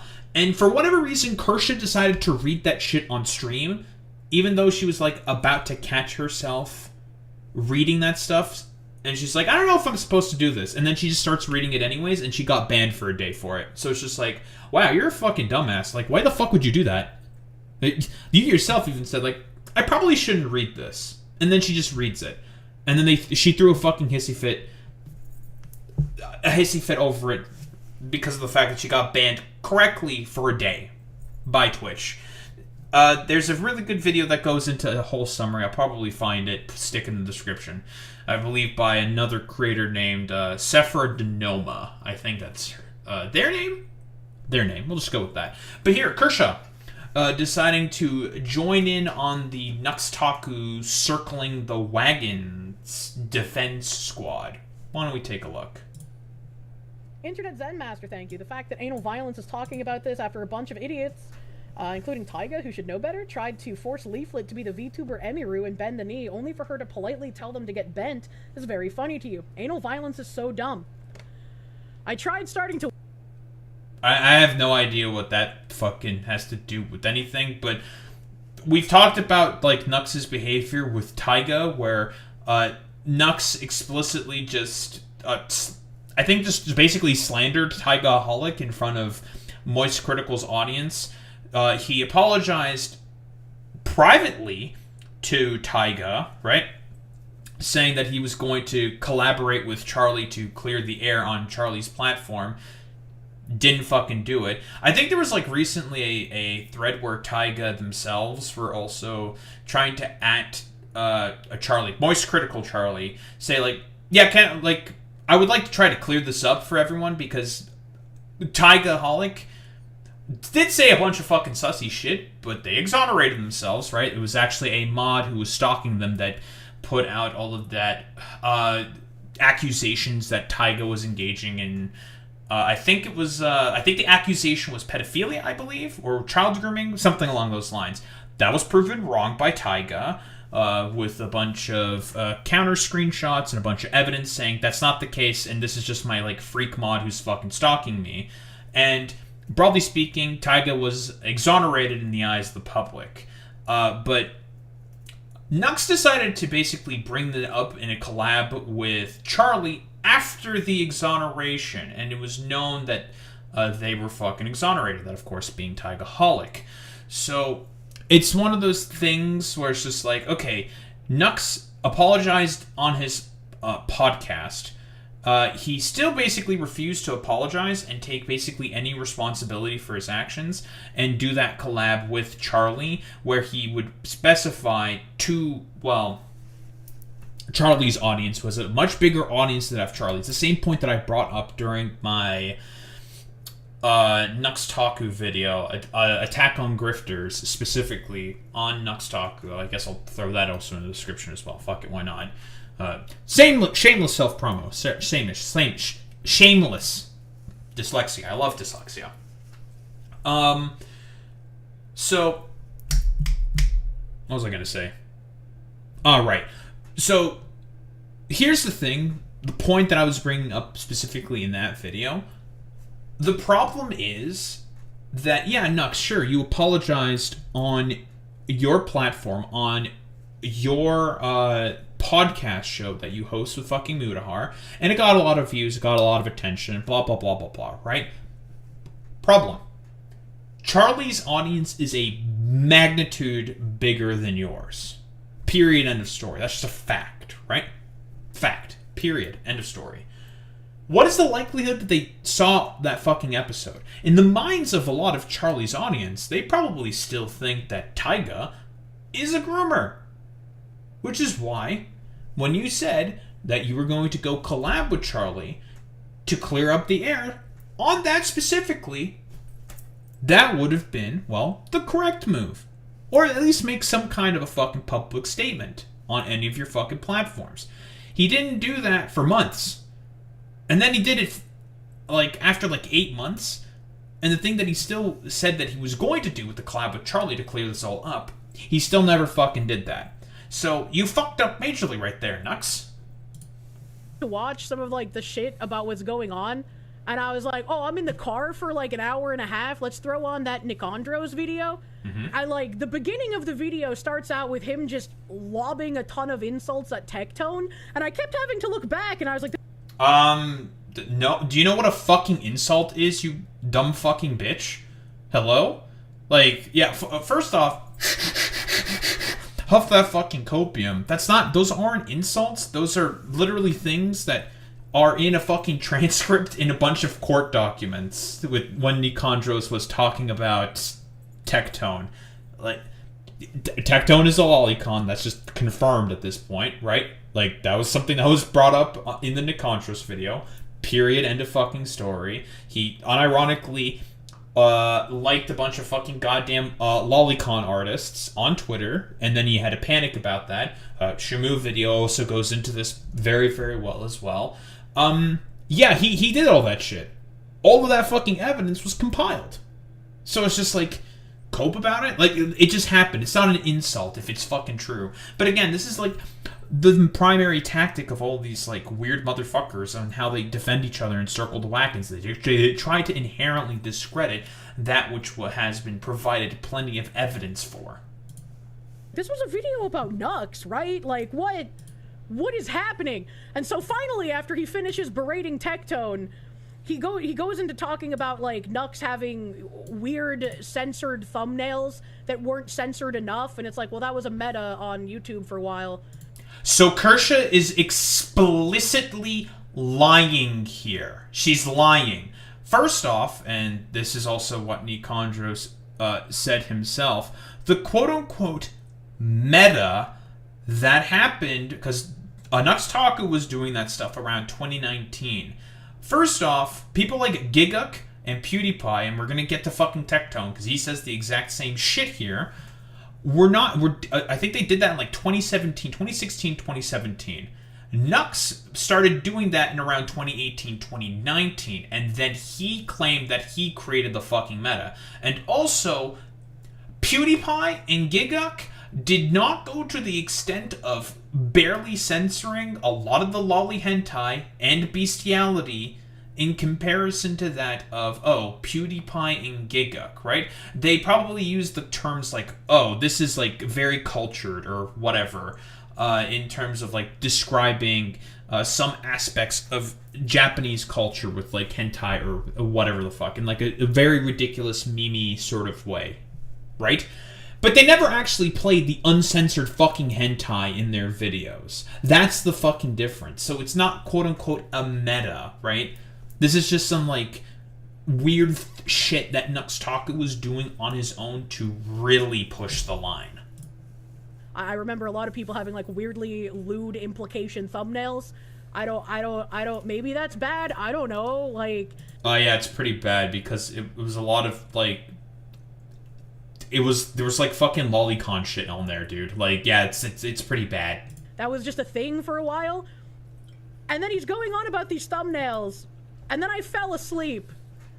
And I feel like... Okay, hold on. You were driving in the fucking car and you fell asleep while listening to the video. What the hello? Can we talk about that for one quick... Why the fuck are you falling asleep behind the wheel?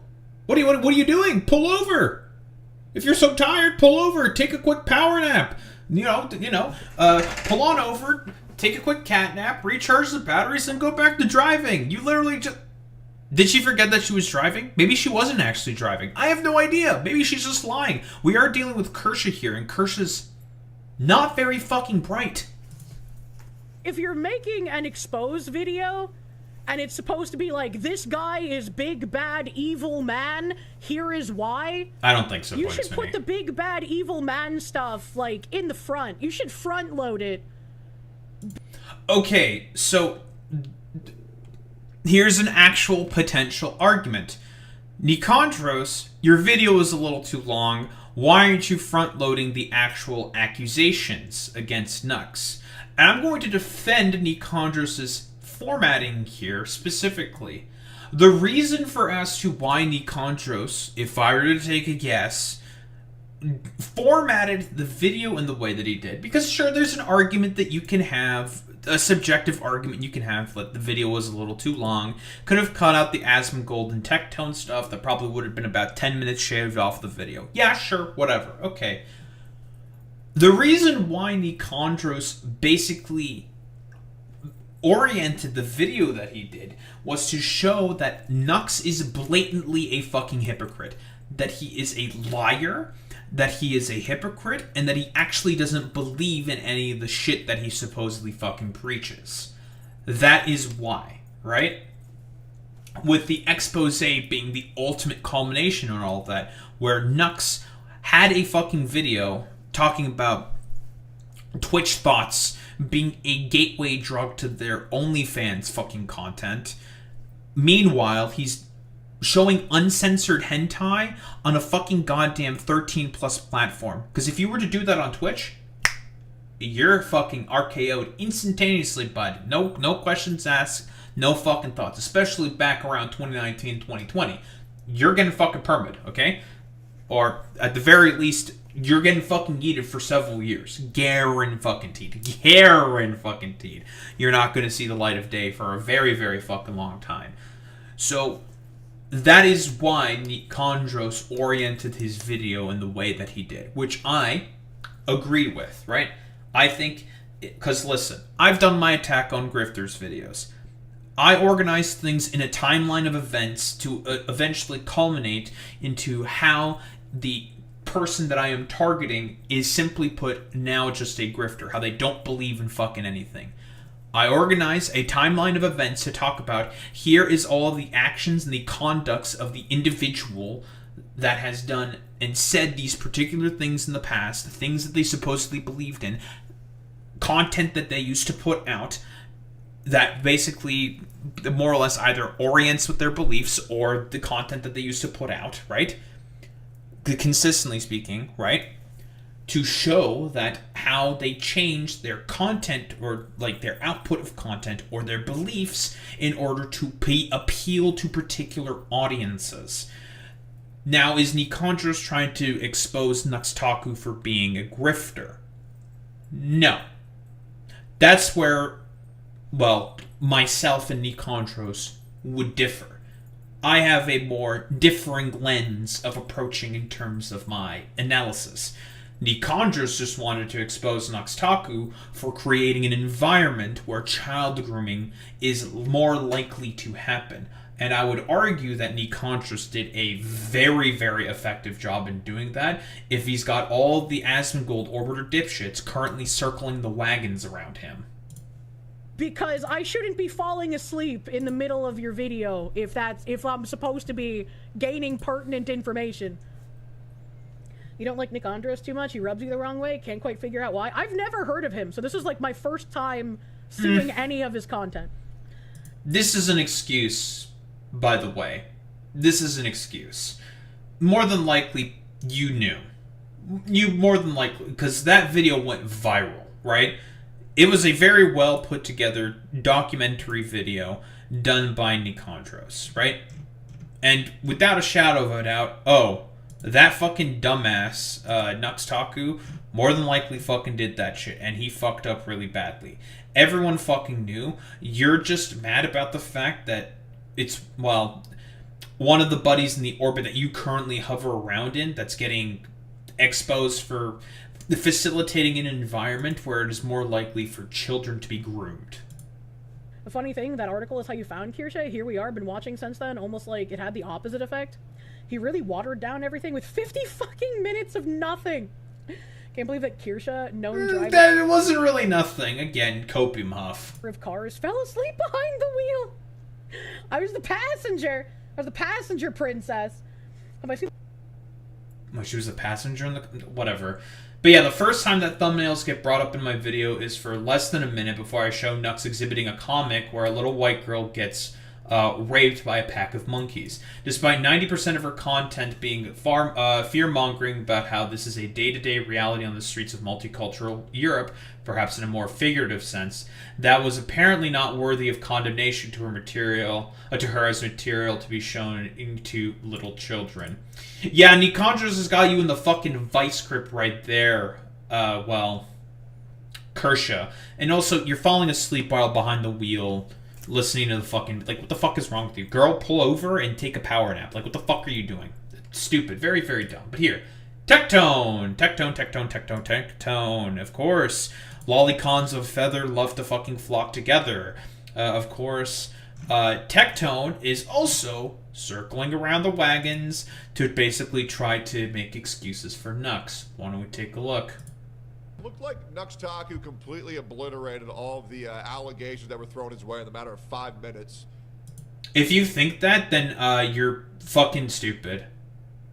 You're just dumb. If you unironically believe that Nuxtaku in his dogshit Hassan Bad video where he does that defense and where he was like overviewing an AI video of himself, doing a epic debunking of the expose that Nicandros did to him, you're fucking stupid. Like you're just dumb. Period. End of story. Or I mean, like I said before, lolicons of a feather do like to flock together. So that was always really fun. I mean, the amount of people were like, you need to denounce Nux. You need to denounce Nux. I'm good, bro. I'm Nux. Straight up. I don't care. Yeah, I know, because you're okay. Because if you had the ability to also do the same 3IQ, like, clickbaity, barely censored hentai thumbnails that Nux did, and besides the thumbnails that he made, unironic showing of panels of hentai, of manga, of a pack of monkeys raping a little girl, you would be also okay with that as well in order to get like hundreds of millions of views. Well, not hundreds of millions, but like tens of millions of views to heavily benefit your fucking channel. You would do the exact same thing because you don't give a fuck, right? Not to mention all of that with the quote-unquote biggest flexes of hentai. Talking about like some of the most degenerate fucking hentai with both like people like Project Melody, people like quite... Moist Critical to a very, very, like, young audience, right? Like, you would love to be able to do shit like that as well because you know it would get you a lot of views and clicks. But here, more sweeping for by Tectone for Nux. Why don't we take a look? Nux is a fucking Jew pedo creep and that's facts. No, it's not. No, it's not. So first off, I've already talked about the pedophile allegations right there for Nux. Again, that's not the accusations that Nicandros is laying on Nuxtaku. So calling him a pedophile, not accurate. Period. End of story. What he did was facilitate an environment where it is easier for minors to be fucking groomed. That is the problem. Now, you can, like, think that, but you can't say that, like, that's facts. It's just not. You know what's crazy? All this content that Nuxtaku did, like, 7-8 years ago, I don't know if you guys know this, PewDiePie and Giguk did the exact same content. So this is the point that I've mentioned before, I think even in a previous video specifically talking about Tectone. This is just a lie, by the way. Yeah, first off, that's supposed to excuse the behavior for whatever reason, when, again, Giguk and PewDiePie were definitely not showing uncensored manga panels of hentai on their fucking YouTube channel to their very, very fucking young audience. That's the fucking issue there. Period. End of story, right? And guess what?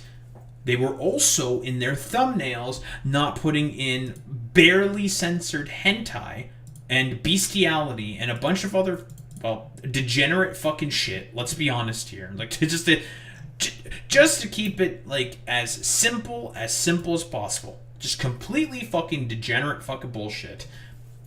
In the thumbnails and in the fucking goddamn videos, which were barely censored. All the censoring that happened in Nicandros' video with the hexagons, that was Nicandros' doing, because otherwise, that shit would not have been allowed on fucking YouTube. But yet somehow Nux managed to get away with it. He was pushing the line really, really hard there, right? And somehow he completely slipped under the fucking goddamn radar. Completely slipped under it. And all these other fuckers are saying like, oh, that was a beta, when in like 2015, 2016, 2017, when Nux was doing this in 2018, 2019, right?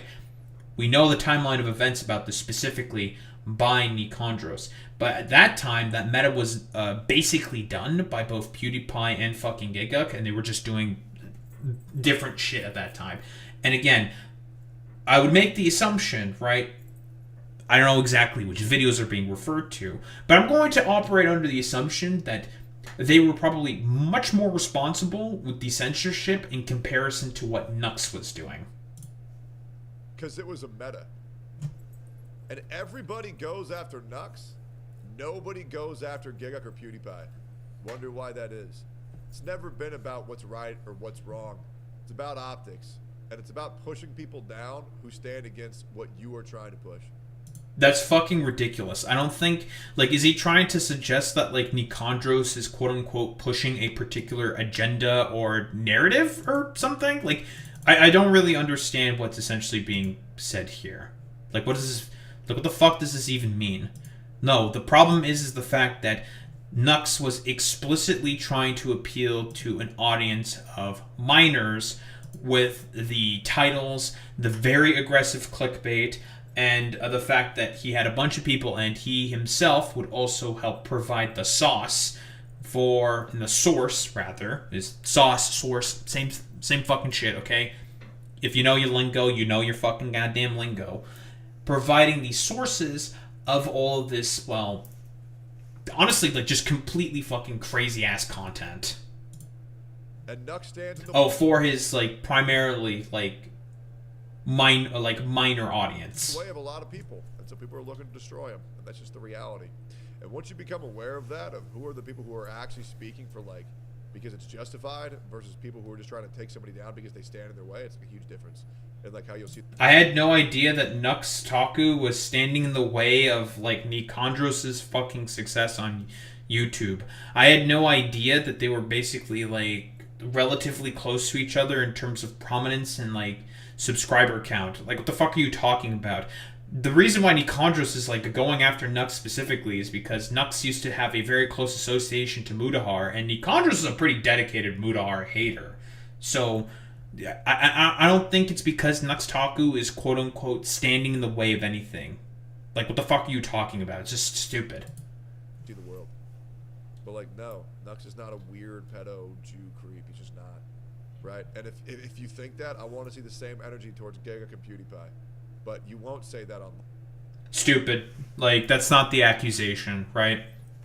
The accusation is the fact that, again, he helped facilitate an environment that basically made it such that it's easier for, well, minors to be fucking groomed. But here, the final individual that we're going to be going over is someone by the name of Leaflet.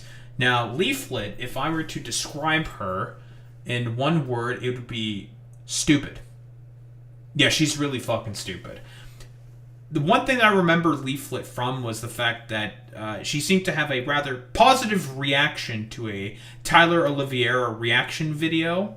For those who may not know, Tyler Oliveira is basically one of these channels that do these, like, quote-unquote exposés into minority populations and their quote-unquote weird practices, where they'll just constantly lie in order to be able to... It's like the same shit that Joey Salads did with, like, all the social experiment videos in, like, Harlem, where he put a car with, like, Trump stickers on it and a bunch of black people all of a sudden showed up with bats to destroy the car, right? That kind of fucking content. Same shit as, like, Nick Shirley, same shit as, like, Brandon Buckingham, all of these, like, very, very weirdo, like, right-wing dipshits who basically appeal to, like, the lowest common denominator of, well, content slop consumer. And she also had a debate with Niara about trans issues specifically, where basically it was, I think it was like a 4-hour debate. I don't know how Niara was able to do it. I guess she has the patience of a saint, which, you know, listen, I'm throwing, this is a bit of a German joke here. I would not expect that from the quote-unquote very efficient Germans, but, you know, whatever. The thing is, specifically, is Leaflet went into that video basically not knowing about anything whatsoever in terms of the, well, a topic in particular, and that is about trans issues in particular. And, well, she is also a part of this orbit of, well, weirdo Asmongold hanger-ons, basically, right? Like, doing the whole circling of the wagons in order to defend Nuxtaku for his, well, rather shitty actions. Is Nux still cool, or is he still getting canceled? Dude, I don't even know the getting Nux canceled situation at all, to be honest. But I'm gonna guess it's really stupid. That's what I'm gonna guess. Yeah, I don't know what's going on with Nux. Like, I mean, I don't know. I'm gonna be honest. She might not be lying. She might be telling the truth here, or just being obtuse on purpose, because Leaflet is really fucking stupid, man. Like, this individual, like, it's one of those situations where I just, like, I sit there and I wonder, like, what constantly goes on in your brain all the time? Like, what are the synapses that are constantly firing up in there that make you think and say the things that you do? Like, what goes on up there? I just wonder. I don't know the story behind it, but I'm pretty sure that the drama's probably dumb. There's probably a lot of misunderstandings. That's my guess. I don't think it's a lot of misunderstandings there, Leaflet. If you saw the Nicandros video, Nicandros makes it rather clear that Nux, not exactly an above-board content creator and engaged in a lot of rather suspicious behaviors that would definitely be out of line with the YouTube TOS, but he would skirt around all the censors consistently in order to push adult content to, well, a audience that had a bunch of minors in it.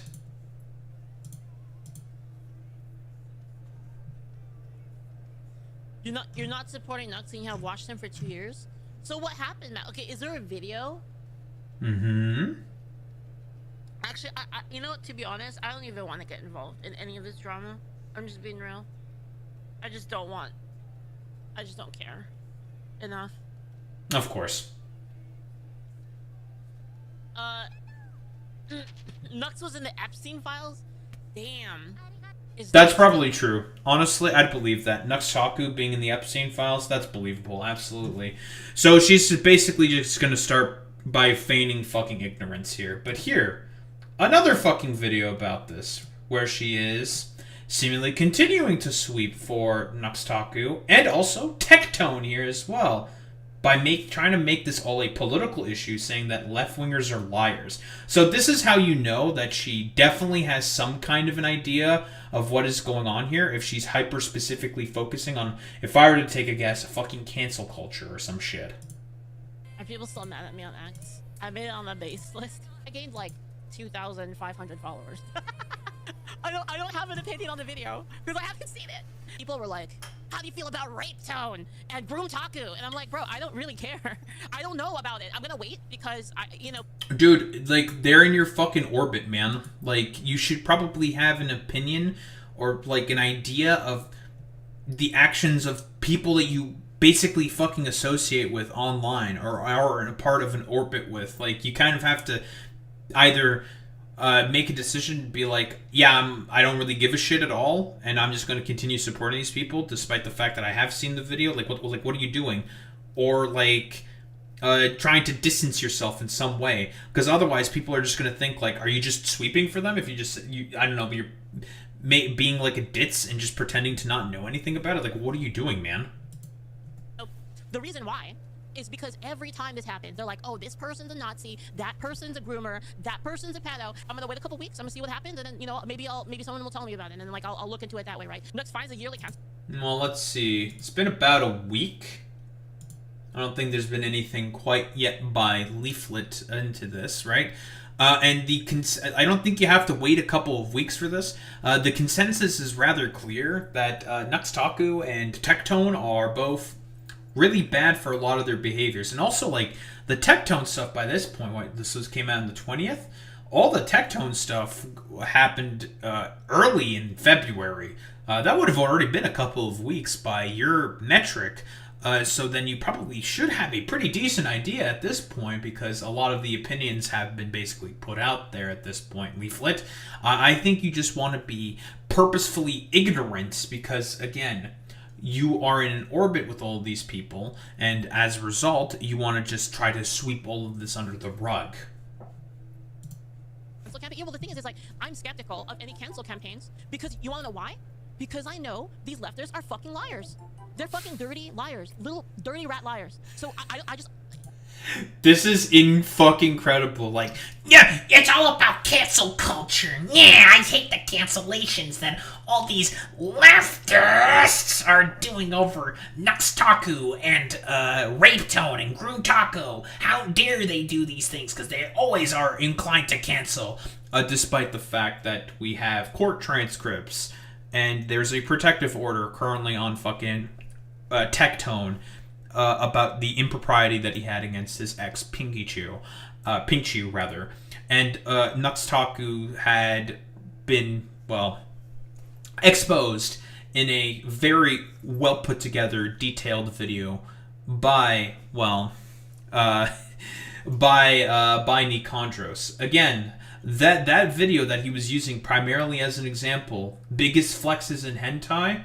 You can't fucking find that video anymore. And trust me, I checked myself. You were able to fucking find that video when Nicandros put it in the description in the first 24 hours when that video was released. It looks like Nicandros more than likely hit the fucking nail on the head. Like, they've cried wolf so much, I just don't even believe them anymore. I looked into the Tectone thing slightly.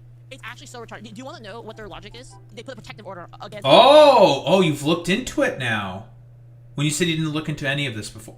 That's a little interesting there, Leaflet. Against him. In civil court. That's it. Okay. Civil court. It's not even a criminal charge. And people are saying, like, see, he raped her. Like, what? That's not even, that's not even proof. Guilty until proven innocent. Basically, that's what everyone's doing. Well, no, it's because Tectone has had history of doing this before, so that's why people are more likely inclined to believe that, yeah, more than likely, Tectone definitely fucking did that shit. Because, again, we have, first off, the shit that happened with Freem, his ex-wife of 10 years, where Freem was going to put out a Google document alleging all of the abuses that she went through while being the wife of fucking Tectone, but that got shut down because of an NDA. So guess what? That never went through. Shocker. Does Leaflet know about that? Probably not. And also, specifically with the secondary stuff that happened with Pinkchu, we have the court transcripts. We basically know what they talked about throughout the depositions of the court case there, right? We know exactly, and a lot of the stuff specifically that was said by Pinkchu was very, very much so in line with the allegations that she had, and the judge deemed it, because of a lot of counter arguments by Tectone, seemingly being incredibly fucking ineffective. Like, in that transcript, Tectone alleges that he was a diagnosed, unmedicated fucking schizophrenic, right? And that he has guns, and that he has stalked his fucking ex before. So it's just like, well, that's a little interesting. Well, like, why the fuck would you say that? Why would you say that stuff in the fucking court, in front of a judge? They're gonna be like, yeah, it's a little fucking weird. I think we may have to grant a protective order there for the prosecution because of the fact that you just literally said that shit about you being an unmedicated, diagnosed fucking schizophrenic with guns. Like, why the fuck would you say that? Genuinely insane. And I've said this before, but I think the reason why Tectone probably called himself a schizophrenic in court is because he probably uses the term schizo all the time and just thinks it means, well, like a crazy, ridiculous person, when in reality that's not. Schizophrenia is an actual disease, and it means it's going to actually mean something in the fucking court of law. So you just calling yourself an unmedicated, diagnosed schizophrenic with guns in the court of law, that's going to raise a ton of alarm bells in any fucking judge. It's stupid as fuck. Even if we were to ignore all of the suspicious stuff around it, like the judge being biased, in like a, you know, and this isn't Austin, by the way. Like, even if we were to just ignore all of that, right? Of course, we have to inherently try to discredit the judge, just like that fucking troglodyte, Think Before You Sleep did, saying like, no, the judge is clearly woke because she was Indian and is a Democrat, so therefore she's woke, and that means she's inherently biased. It's like, that's not how that works, man. Like, it's just, have you seen any of Tectone's testimony? He did a really fucking poor job and testimony to the fucking judge, and that's why the protective order was granted. Yeah, it's fucking stupid, man. And say, okay, the judge was totally legit. There's like, you know, there's no like ulterior motives from anybody. Even then, it's not even a criminal charge. You can sue people, get protective orders against people for anything. I used to work with court cases. Yeah. Like a lot. But I mean, you know how civil has a much less standard of evidence, basically. Yep. So like, it doesn't even mean anything. Well, basically, they have to. The defendant has to prove that Pinch used testimony and that she is an uncredible source, basically, right? And the defendant was unable to sort of, because they poked some holes in the argument, but it was not enough in the mind of the judge to say that she was, uncredible enough to not have the protective order granted. And he basically fucking lost because of that.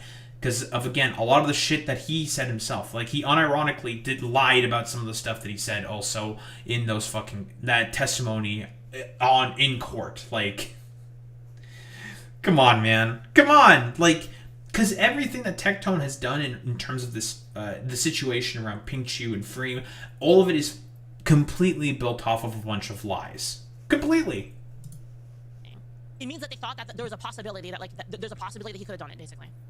So like they wanted to err on the side to protect the girl. Just something like that. All it means is that. I don't know how many times this has to be said, but he literally said that he is a unmedicated diagnosed schizophrenic. That he confirmed the allegations of using Pingchu as an auto blow machine, and that he basically has forced himself on her before. He confirmed that stuff. So, yeah, I think it makes sense why the fucking protective order was granted off of those grounds. When he fucking admitted that stuff. But okay, dude. There was a ruling deciding that keeping them separated was the safest for all parties. That's it. Yeah, I mean, but that means more than likely, because, again, the reason why, like, it wasn't a criminal charge, because there was a police investigation that was also going on into this for several months at a time. But a lot of those are very drawn out and take long on purpose and become a bureaucratic mess by the police. And they will very often let a lot of rape kits expire as well. There's a bunch of history of this consistently happening throughout police departments in history in the United States of America. But I don't think these two dipshits really know or care about any of that stuff. But continuing on with Leaflet, it appears that Leaflet has also been exposed for lying about not moderating her Patreon Discord. This pious Christian VTuber who has, and I've seen a post about this, both an NSFW channel and also a fucking Bible study channel. In my heckin' very, very based sort of Christian, I don't know, evangelical VTuber over here, very base Christians. Well, that's a little fucking interesting. I wonder why that's the case then, Leaflet.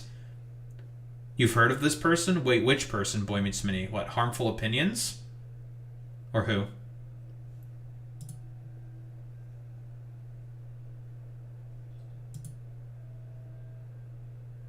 Oh, Leaflet.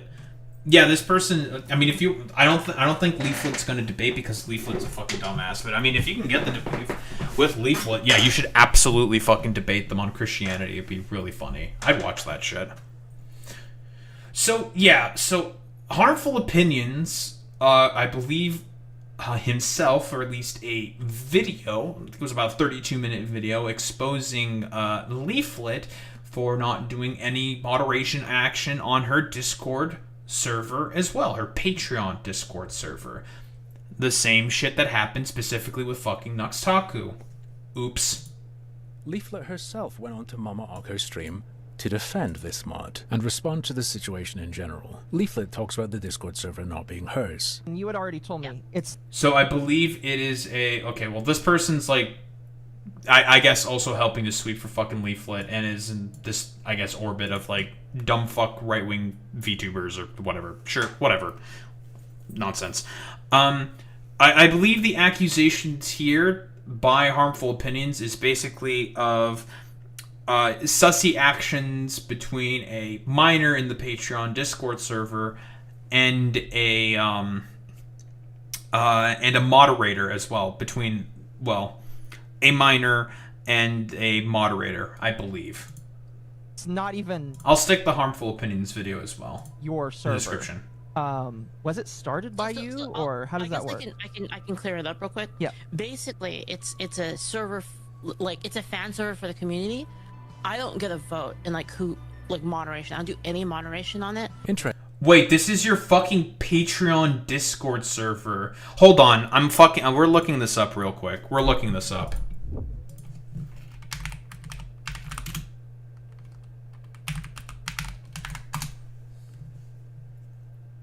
Who the fuck knows? These people are fucking dumbasses.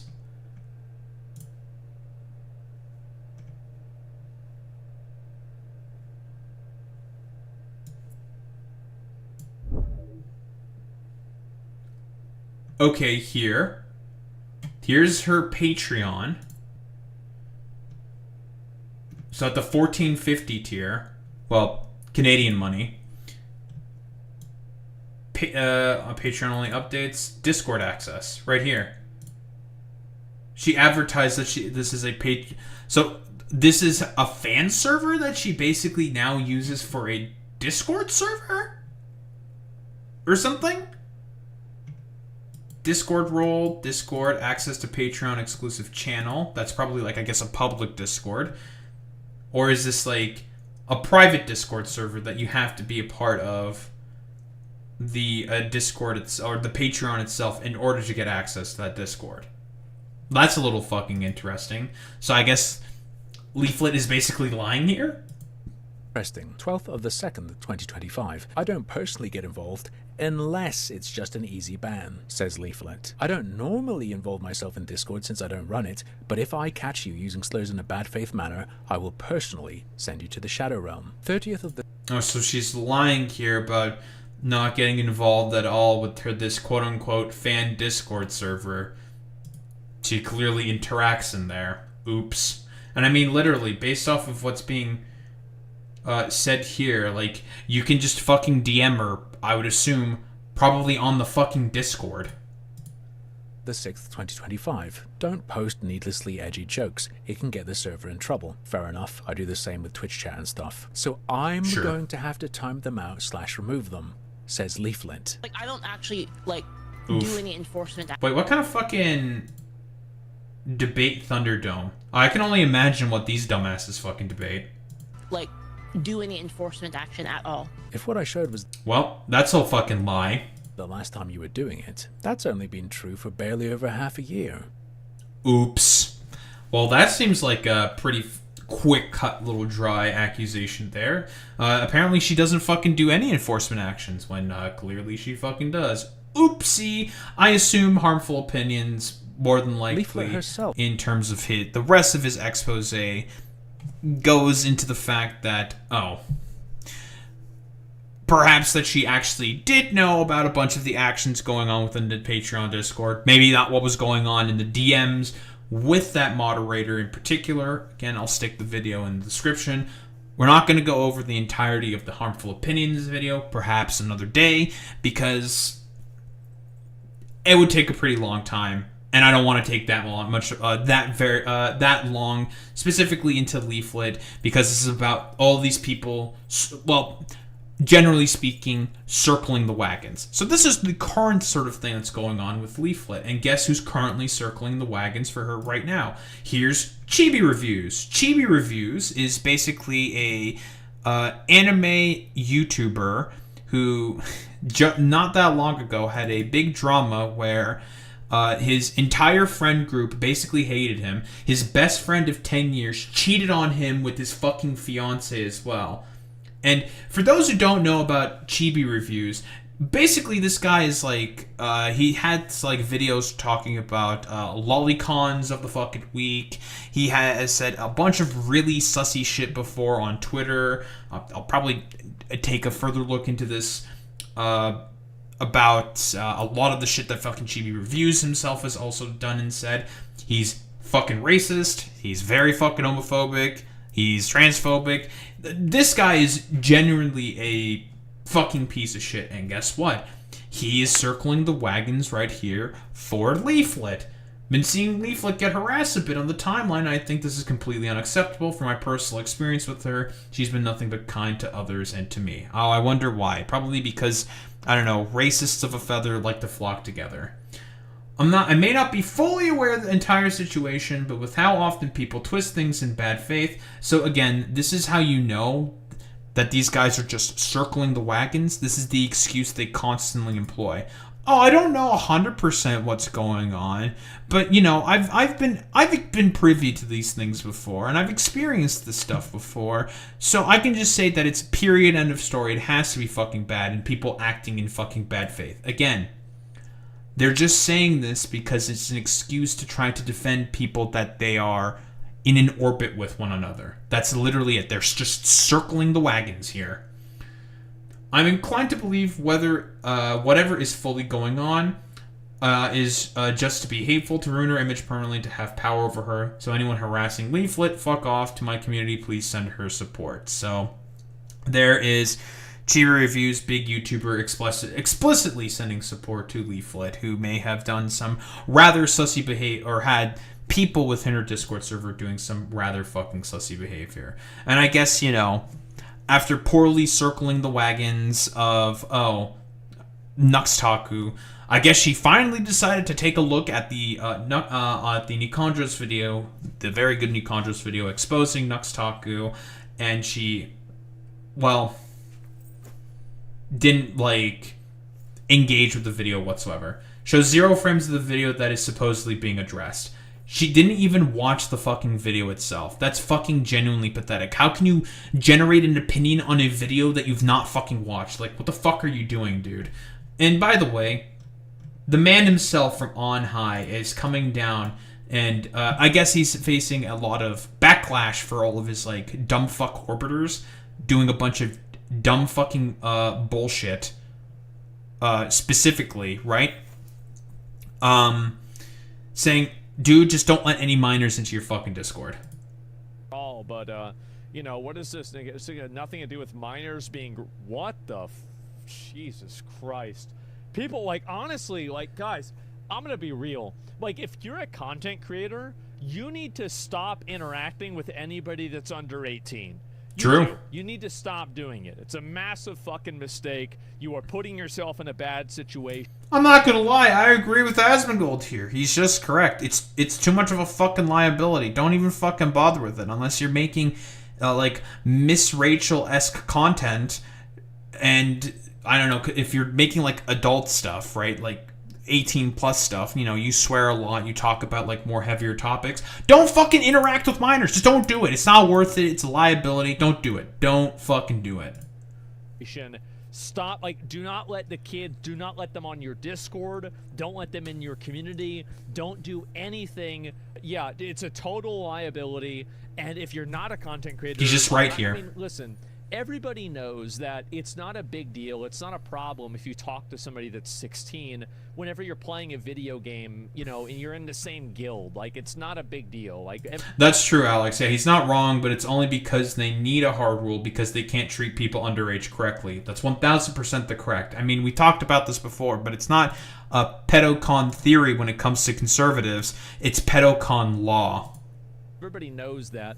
But the problem is that whenever you're a content creator and you have a community, it is just better for everybody that kids are not allowed in it. That's all I'm saying. I think that's very fair. I think that's also very fair. Wow, look at me, agreeing with fucking the Shaitan himself, Asmongold.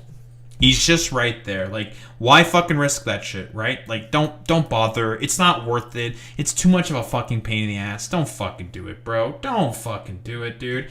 And listen, right here, as Nicandros himself says, Leaflet's own Discord server, for example, is not 18 plus. It allows minors, and yet it has like 5,400 matches for Lolly and about 31 matches for Cunny in it. They're trying to remove our spies from the server, but we got all that shit archived, honey. Yup. There it is. Lolly, Cunny, and there's the fucking Discord server itself. Oopsie. And for those who may not know, lolly, should be fairly obvious what is meant by lolly, and cunny, anyone who has the name cunny in it, Discord, you can automatically assume is a fucking pedophile. Period, end of story. Like, they are fucking psychos. Here, for example, is a person openly admitting to being 15. The adult users scream mods because they think it's an 18+ server. That's how they act on there. Moderator, green name, arrives, says it's no problem. Uh-oh, my dude, I'm 15, mods. Because, again, they're assuming, because given all of the degenerate shit that more than likely goes on in here, well... again, there's a fucking Bible study channel in this Discord and an NSFW fucking section in this Discord. Like, stupid, it's nonsense, whatever. And they're saying, like, I'm pretty sure this is an 18+ server, right? Given all the stuff that's going on here. Like, what the fuck is going on here? And, well, they're okay with it, because, again, not in a fucking 18+ server. And this is the exact same fucking problem that Nicandros exposed within his video as well. Leaflet's doing the exact same fucking behaviors. Very, very cool. They did eventually get banned, so I guess, good job, Leaflet. Your Discord server moderators are more responsible than, well, Nuxtaku's. 3 claps. Mentioned being 15 multiple times. Repeatedly talked about lusting after femboys. Oh, the dude might be a bit of a chaser. Interesting. And they were eventually banned, but instead of immediately removing them and clearing their messages, a moderator ran a fucking poll on whether this minor should be removed and offered not to ban them if someone PayPals him 20 fucking... Jesus Christ. So what? I believe what Harmful Opinions' videos goes into actions that the moderators were doing in private fucking DMs with minors of the Discord server. A bunch of sussy actions going on right there. And also, Leaflet's mods being very, very easily corruptible. Whoa, who would have thought? How did this incident not result in an 18+ rule being put in here? There are many other minors saying inappropriate things on here, but I'll send the archive to people with time to investigate things further. Oh yeah, and here. There's a fucking goddamn, like, NSFW section. The server also has an NSFW section that requires verifications, meaning that adult regulars are clearly labeled as adults. How do you think a predator would utilize this information to target minors? The staff members on Nuxtaku's public Discord, the one that launched the 16+ server with NSFW channels, knows that this is a bad idea. Oops. 13-year-olds on Leaflet server be looking at pictures of scantily clad lollies and going zam.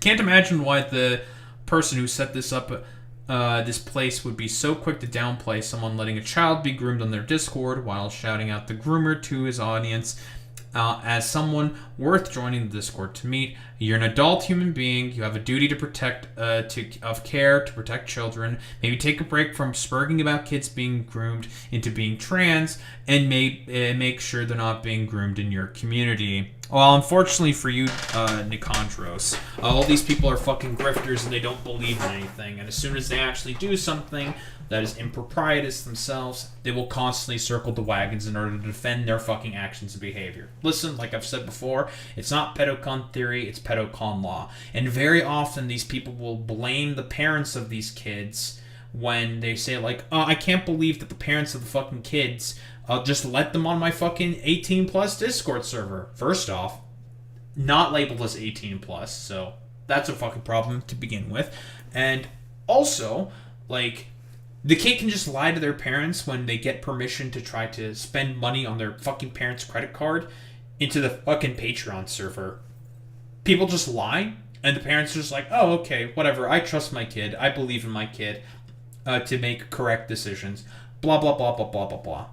And guess what? Oh, it turns out that's a fucking mistake. And that's just how it is sometimes. It's called trust, something which I know is anathema to people like this. Forgot to drop an example of the adults role for NSFW channel access. Oh, so there are people who get fucking listed as adults. Just for reference, there are rules of Nayara. Here are the rules, rather, of Nayara's Discord server. Asmongold and his orbiters, like Leaflet, constantly smear her as a child groomer. This is accurate. They do that all the time. So I'm sure their Discord is min-maxed for grooming children. Let's see. Oh, it's adults only and no NSFW media allowed. The gold standard. I thought the 15-year-olds lusting after femboys would be there, but they're in Leaflet's Discord server instead. If someone that all your friends allege to be a child groomer has grounds to lecture you about child safety, you know how that makes you look, right? Yeah, it makes them look really fucking bad. And again, gold fucking standard, 18 plus server, no NSFW media, Nyara making it rather fucking goddamn clear because, oh, it turns out she knows what environment she wants to cultivate. But conservatives, people like Leaflet, people like Nuxtaku, and all these dumbass motherfuckers, they don't give a shit, right? They just want to cultivate an audience, as large of an audience as possible in order to appeal to as many demographics as possible. If I look through my analytics right now on my YouTube channel, you want to know how many people that I have in the age range of 13 to 17? 0%, because I tailor my fucking goddamn content in a particular way to make it such that don't want to fucking advertise to kids. Now, could there be a bunch of them that are lying? Sure, whatever. But I have no way of fucking knowing that for certain, right? All I can do is just use tools that are available to me to say, hey, I don't want minors interacting with any of my fucking shit. You can fuck right off this bullshit. Doing a bit of further introspection, it seems like there was some form of, for lack of a better term, cunny bubble, Jesus Christ, that popped up in August of 2025. Does this coincide with something? A large chunk of the matches seen on a search of the archives seem to be from links to a Twitter embed bot that they, for some reason, decided to call Cunny X. There are also a lot of links to a now deleted Twitter account that was called Cunny News Network. Very cool. Yeah, on a 13 plus... Jesus fucking Christ, bro. Oh my god. Yeah, it literally goes to an outside fucking goddamn link. Jesus fucking Christ. I mean, I think that's a pretty fucking... very, very fucking clear at this point that, guys, maybe, just maybe... there may be a bunch of weirdo fucking goddamn groomers on Leaflet's fucking Discord server who may have some interesting proclivities, let's just say. But yeah, should be fairly fucking clear. All of these people just want to appeal to as large of a fucking audience as possible. And when any of their fucking dudes get exposed, they will constantly begin to circle the wagons and just defend themselves and their fucking orbit. For what purpose exactly? To not make themselves look as bad as possible. That's it. Yeah, 1000%. They just want control over an audience, and it's way easier to do that with kids. Exactly, Boy Meets Finny. That's a fantastic fucking point. But shouldn't be really surprised by this whatsoever. This is a consistent pattern of behavior with a lot of these conservative grifter types who basically just want to appeal to as many fucking audiences as possible and basically just project their own sort of, well, let's say, insecurities and problems onto others when they feel like they are getting correctly fucking called out for a lot of their fucking behaviors. So, again, when it comes to conservatives and, well, child grooming, it's not pedocon theory, it's pedocon fucking law. Don't think there's really much else to say besides that.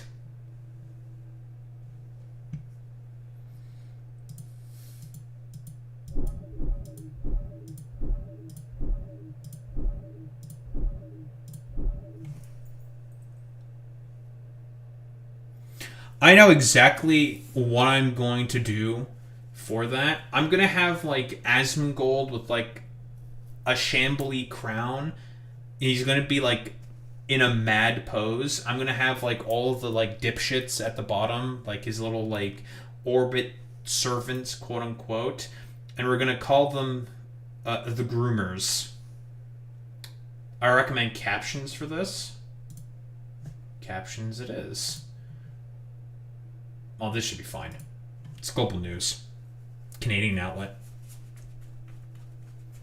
What, does she speak Hindi? Over the past few days, Balochistan has once again been... Are you saying this because I wouldn't understand her accent, Boy Meets Minnie? Are you saying that because of my own racism? No, it's because... And no, it's English, but it may be hard for people to understand. Well, see, here's the thing. I am racist to my own audience, okay? Yeah, I am the critical racist theorist. This is true, Boy Meets Minnie. This is fucking true. Very, very true.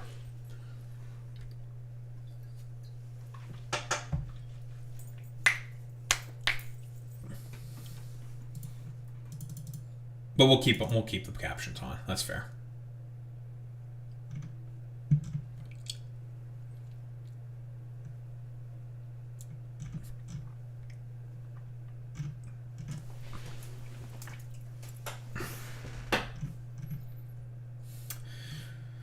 I'm just gonna take care of Flem Nation because I'm getting some attacks by Flem fucking goddamn Nation. I hate Flem Nation.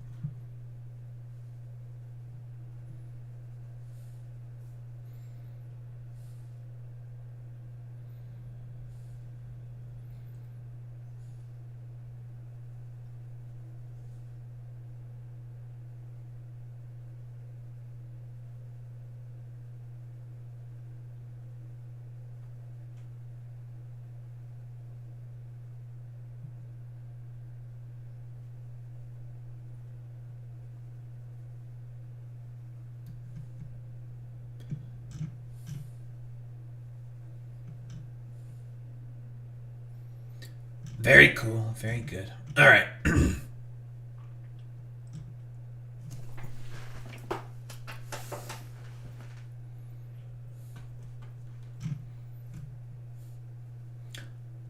Student calls Myron Gaines trans during gun control debate.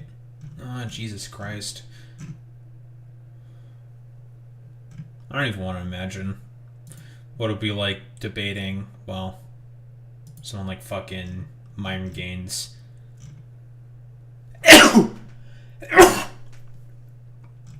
Oof.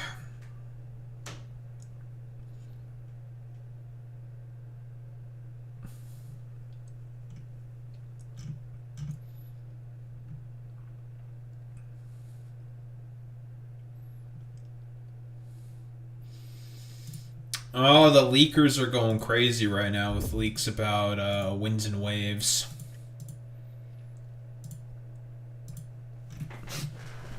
So there's a hoverboard you can use for transportation. Neat. Rotom hoverboard's the main transportation. Allows you to sync with the Pokemon, use its field ability. So that's to take functionality of the synchronizer thing from the DLC, taking that functionality. Sync to a flying Pokemon, you get the ability to fly. Sync to a Pokemon that can dive, you go underwater. You control the Pokemon directly instead of the protagonist who just follows behind. So that's exactly like the syncing functionality.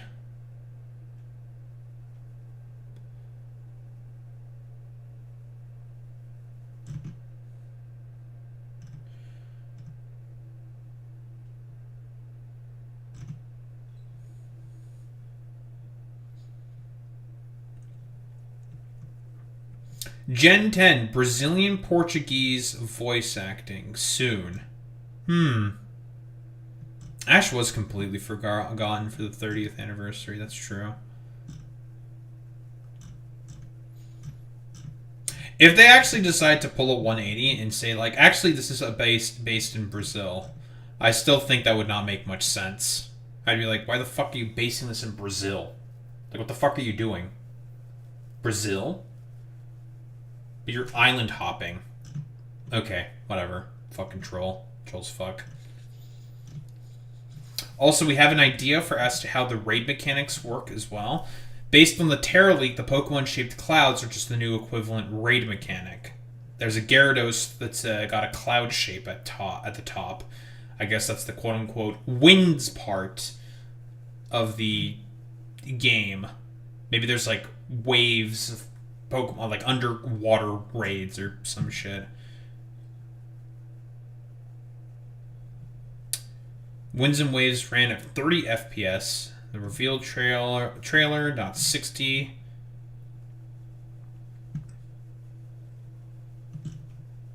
Is there anything else of interest? First teaser at the brand new battle mechanic. And we have the symbol for it. It's like an omega symbol with like a shit something in the middle, and it's like rainbowified. From what I understood, based off of another leaker as well, or someone who likes to talk about leaks, apparently the newest mechanic is called Rebirth, where if there is a Pokemon that is holding the appropriate item,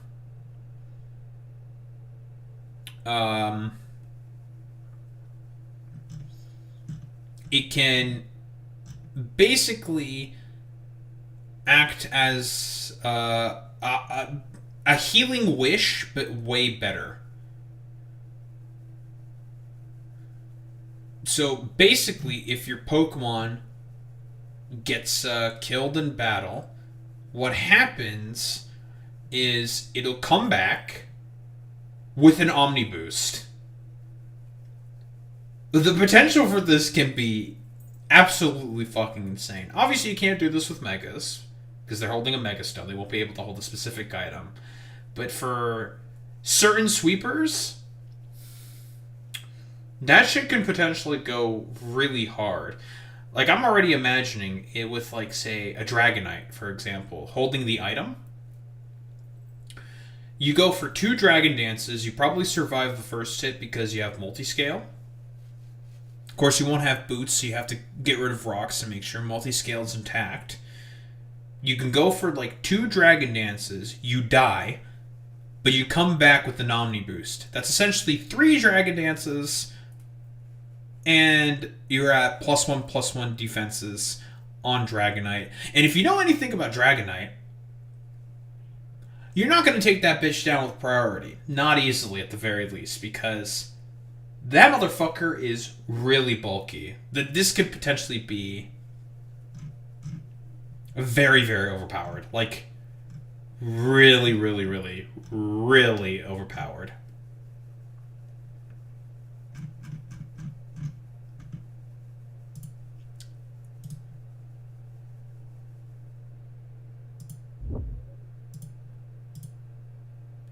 How overpowered could it be? You know. There'll be a bunch of motherfuckers that'll be made very, very broken by this. But we'll see. We'll see. We'll see what happens.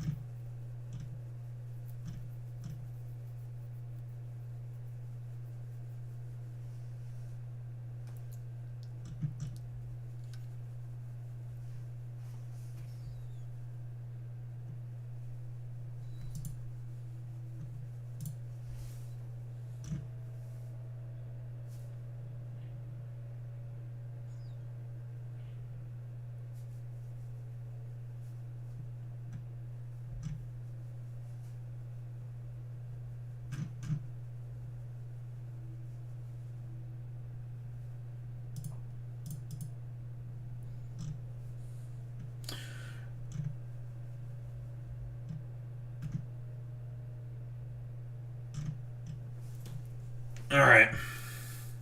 Let's get started with this shit. War in Pakistan and Afghanistan. It's crazy, I know.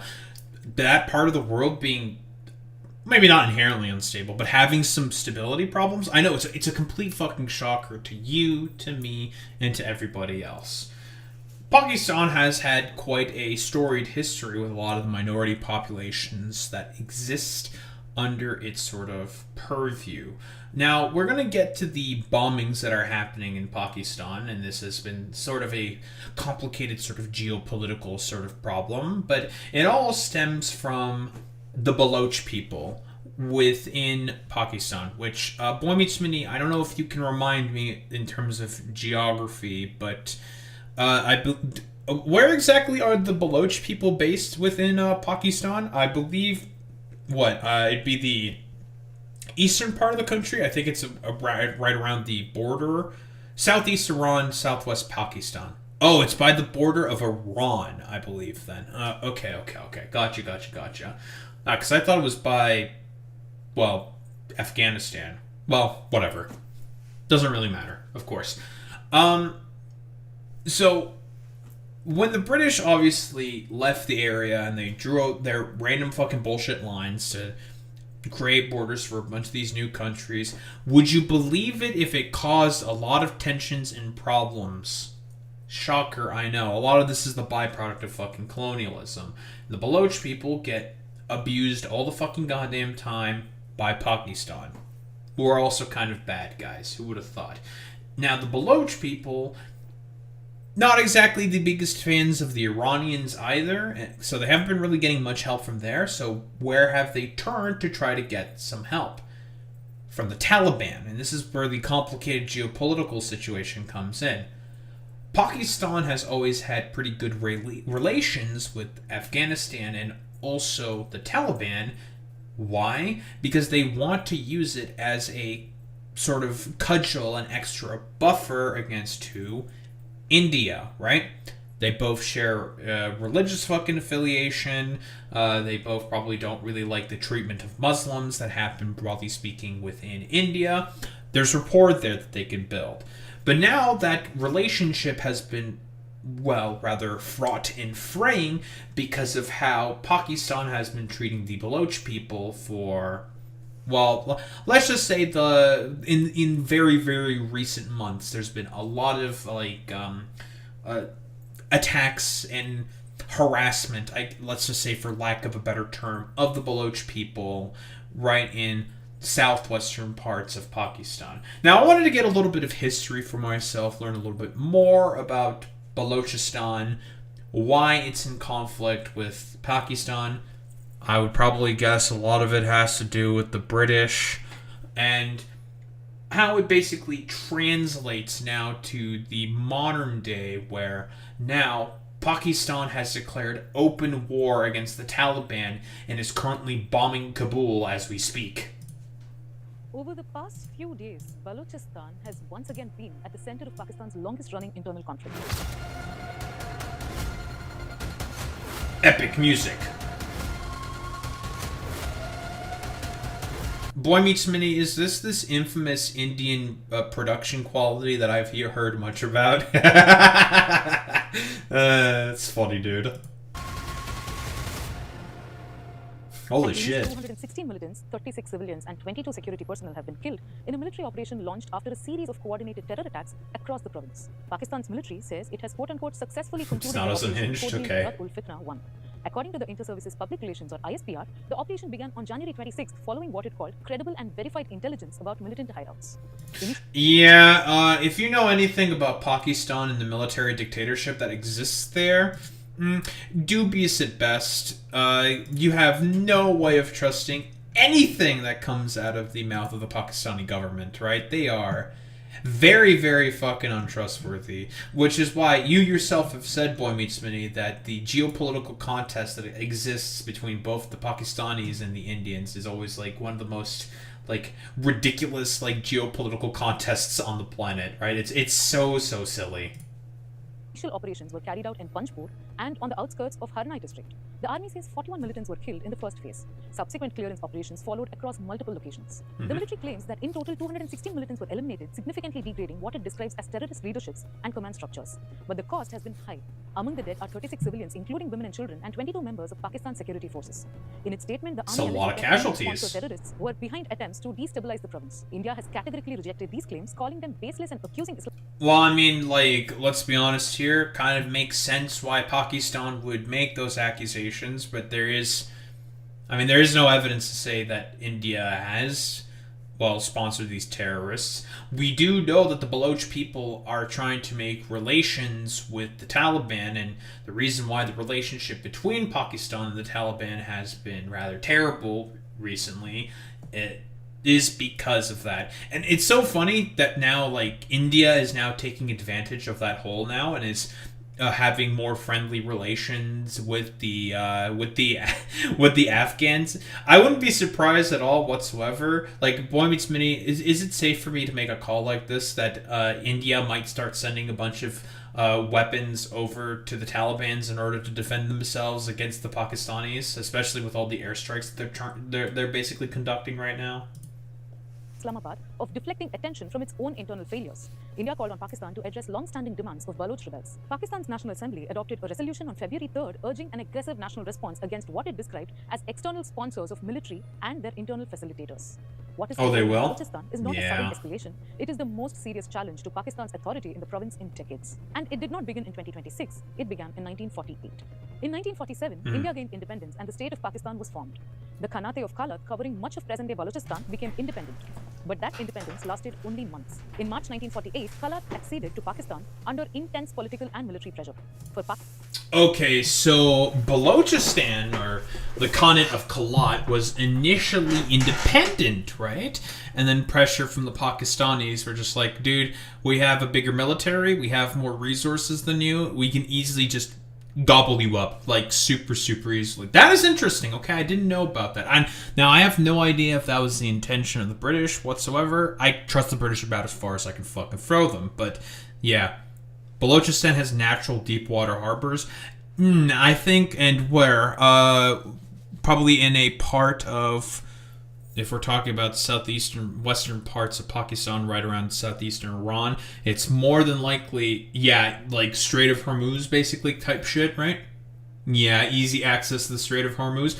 Kind of makes a lot of sense why, well, Pakistan would probably be interested in having a piece of that pie of the Strait of Hormuz, because easy oil access. I'm not exactly sure how, like, much oil it gets, like, exported from, probably not as much, right? I think they mostly import a bunch of oil, and there was a really interesting clip that I saw about, like, Pakistan has been importing in a ton of solar panels from China, and they've been going really heavy into rooftop solar because they've been importing a bunch of cheap panels from China in order to, well, not be as reliant on oil and gas imports. And as a result of that, I think, like, their oil and gas imports have gone down by, like, 40%, by, like, a huge margin, because of all of this rooftop solar that they keep constantly buying up. Because here's the funny thing about Pakistan: it's pretty bright and sunny very often. Just free, easy power? Like, I don't know. It seems pretty smart to me. Pakistan, this was nation building. For Baloch nationalists, it was forced annexation. That disagreement was never resolved, and it hardened into repeated cycles of rebellion in the 1950s, 60s, 70s, and again from the early 2000s. This is why Baloch militant groups use the word occupation. They are referencing a history they believe remains unsettled. Balochistan is Pakistan's most resource-rich province. It has vast copper and gold reserves, including the Rekod mine, a planned mining operation with some of the largest copper and gold reserves in the world. I wonder why Pakistan might be very interested in maintaining their occupation within Balochistan. Hey, what does this seem similar to, Boy Meets Mini? Tibet, perhaps? I'm getting a lot of Tibet vibes here, in particular. Well, I guess in terms of, like, resistance to occupation. Kashmir? Okay, yeah, I guess also Kashmir. Thank you, Boy Meets Mini. But yeah, also, yeah, Kashmir. But I'm getting a lot of vibes here and other sort of geopolitical situations that are happening throughout the world, and where a bunch of people are like, yeah, we don't really like our colonial occupiers, and we would prefer to be our own nation and just like make decisions for ourselves and not really get fucked with all that much. Pakistan has supplied natural gas to Pakistan for decades, and it hosts Gwadar, the port central to China's Belt and Road ambitions. Yet, nearly 70% of its population lives in multidimensional poverty. Unemployment is estimated at 30 to 35%. Yeah, we're and Java. indicators remain the lowest in the country. Large projects, especially under the China-Pakistan Economic Corridor or CPEC, come with heavy security deployments. This contradiction lies at the heart of the conflict. This gap has become... Wait, you're telling me that there's a continued, like, military occupation for the express purpose of, resource extraction and sort of like colonial sort of extraction? I, for one, am completely shocked. I'm so surprised that this is something that is happening. Fertile ground for militancy. Doesn't surprise me. Again, same shit happens in fucking Kashmir all the time. Same shit happens in Syria. Same shit happens in Tibet, although with, like, Tibet, it's definitely toned down a lot more, and the Chinese have significantly clamped down on any, like, Tibetan resistance movements. They still exist, but they are a, like, fraction in the comparison to as to what they once were during, well, Mao's time. What has changed is not just the violence, but its organization. Groups like the Balochistan Liberation Army or BLA now operate as coordinated media-savvy networks. Operations are announced, claims are released quickly, videos are curated. The objective is no longer just damage, it is visibility and control. The evolution was evident in Operation Herof, Baluchi for Blackstone. The first phase began in August 2024, the second, far more intense phase, unfolding in January 2026. Okay, that's definitely good to know. They've had major military operations of resistance against Pakistan, and more than likely they probably appealed to the Taliban, because by that point in time the Taliban is now the main government within Afghanistan. The relationship between the Afghanis and the Taliban and Pakistan has been basically established for quite a while, because again, shared religion, they have shared interests as well, they can express that, and what the Pakistanis want to use the Taliban for, specifically in the Afghans for, if basically things get too hot in Kashmir, they can use them as like an extra sort of auxiliary force in order to be able to help push the Indians out of Kashmir. Should it ever come to that, for example, right? I mean, it basically came to that like in 2025, like, where they had a bunch of fucking border skirmishes and stuff, but I digress. And Balochistan, which has been constantly getting abused and is being right now occupied by Pakistan, was effectively fucking annexed by the Pakistanis, appealed to the Taliban to get a bunch of help, and the Taliban decided to help the Baloch people. They conducted military operations, and more than likely, if I were to take a guess, Pakistan suspected or believed that it was a lot of the arms that and it was a lot of U.S. arms. If I were to take a guess, I'm taking a guess here, that the Taliban more than likely sent to the Baloch people in order for them to help with their armed resistance against who specifically? Oh, the Pakistanis rather, and are as a result rather, Pakistan is more than likely having a more tense relationship, a more fraught relationship now with the Taliban as a result. I'm making a lot of assumptions here, but this is... I don't know if you could corroborate the sort of like vibe that I'm assessing here, Boy Meets Mini, but I'm getting like a pretty solid sort of feeling here. For nearly 40 hours, coordinated attacks hit up to 14 districts, including Quetta, Gwadar, Kalat, and Panchpur. One of the most symbolic attacks involved a female suicide bomber targeting an intelligence facility in Noshki. When militants can disrupt multiple districts That's crazy. Female suicide bomber. And operate near billion-dollar projects, the message is unmistakable. Control is contested. Balochistan is not just Pakistan's internal problem. It sits at the crossroads of regional geopolitics, global supply chains, and energy corridors. For nearly 8 decades, Islamabad has treated the province primarily as a security challenge. That approach has contained uprisings before, but it has not resolved the conflict. Operation Head Off is not just an armed campaign. It is the result of unresolved history, economic exclusion, and political failure. And unless Well, yeah, because it's an attempt at subjugation, right? Of annexation rather than some form of a cooperation because of, I don't know, like perhaps cultural reasons. I'm taking some guesses here, okay? Like maybe there could be some cultural sort of tensions there. There could be like religious reasons. There could be a whole bunch of differing reasons for as to why this is the case. And well, Islamabad, or rather the Pakistanis, would prefer to try to annex the sort of region, perhaps similar to what China did with Tibet.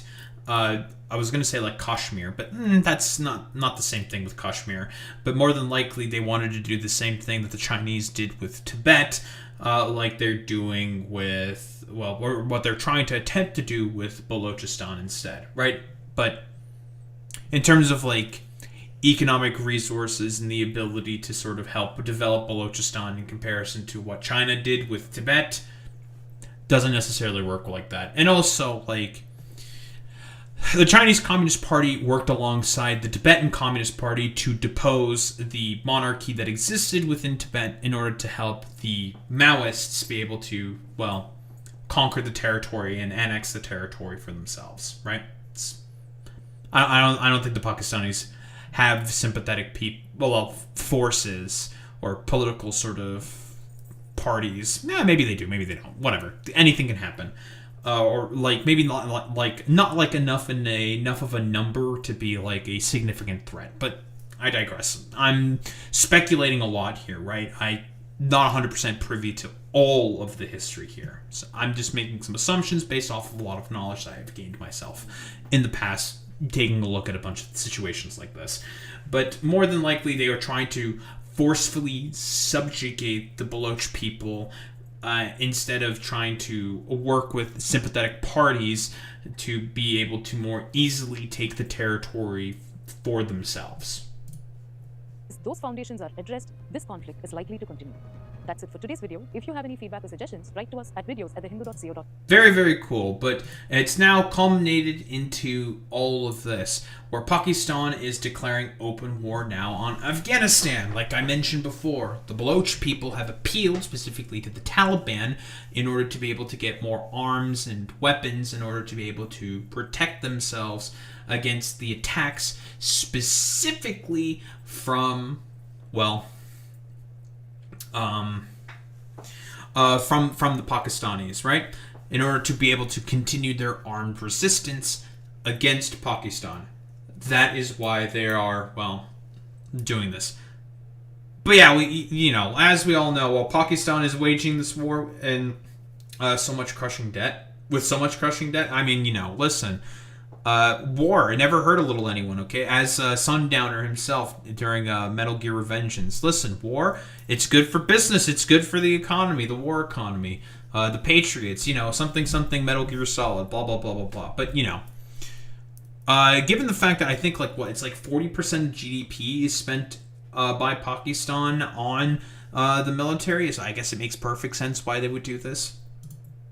But yeah, now, because of the tensions that I've been mentioning earlier that are now fraught as a result of the Taliban helping out the Baloch people with their military operations by giving them equipment to help protect themselves against the occupation that Pakistan is doing, now Pakistan is doing retaliatory strikes on specifically Kabul. Pakistan has declared open war on Afghanistan after carrying out a series of strikes in major Afghan cities this morning. The Pakistani defense minister releasing a statement saying the country has run out of patience following major border clashes. The strikes reportedly targeted the Taliban, marking a major rupture in ties between the Islamic neighbors. Both Russia... So, specifically here, now there are Taliban proxies within the borders of Pakistan, right? Because of those relations that, or positive relationships that the two countries used to have before, the two groups rather, I suppose, had before, a lot of Taliban fighters, and they had like basically cells operating within Pakistan. Because again, they wanted to use them as a buffer in case things got too hot with India. Use them as an auxiliary force to help them out in the case of like an open hot war with India. That was the purpose of the Pakistanis having the positive relationships that they had with the Taliban. And now, with them supplying armaments and weapons to the Baloch people who are conducting military operations of their own on Pakistan, now that relationship has essentially been destroyed. Russia and China have raised concerns with the attacks, with Moscow urging the two countries to resolve the dispute through diplomatic means. The Prime Minister of Pakistan is set to visit Russia next week. The oppressive Afghan Taliban regime has to make a clear choice. The choice is to choose between DTP, DLA, Daesh, Al-Qaeda, the terrorists and the terrorist organization, and between Pakistan. They have to make this choice. ये बात हुकूमत पाकिस्तान वाज़ेह कर चुकी है. It is not something new that I'm saying. जब अफगानिस्तान के लोग आपस में लड़ रहे थे, एक दूसरे के कत्ल गारत कर रहे थे, उस वक्त पाकिस्तान ने उनको पनाह दी और लाखों अफगानियों का बोझ उठाकर अपने. So when Afghans were fighting amongst themselves, they gave them a bunch of refuge, right? Again, they harbored a bunch of Taliban militants. Endured hardships by taking in millions of Afghani brothers. It's shameful that they're now joining hands. They'll probably get into that. Because, again, I think there's been, this is another news story as well, a bunch of Afghan migrants also were trying to, because a bunch of them left because of the U.S. pullout and the instabilities that were happening throughout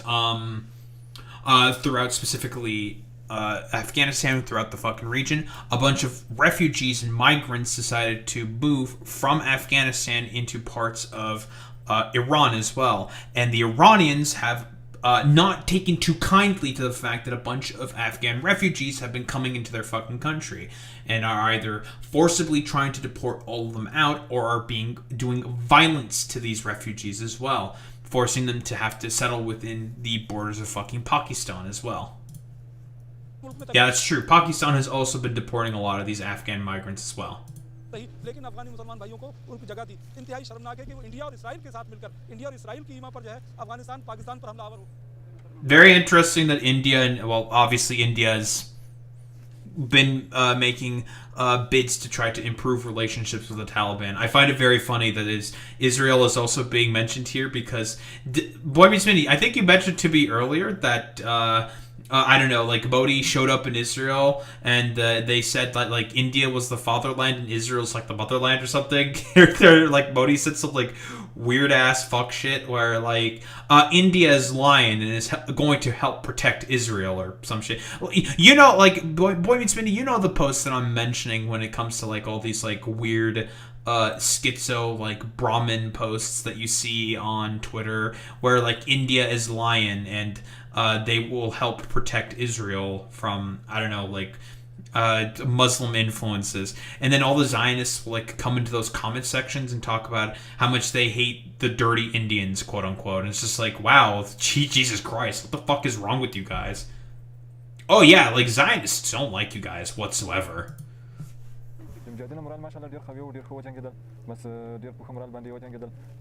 Heavy losses on the enemy.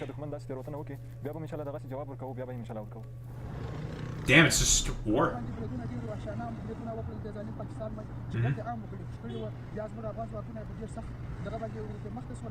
They do be fighting back, I guess.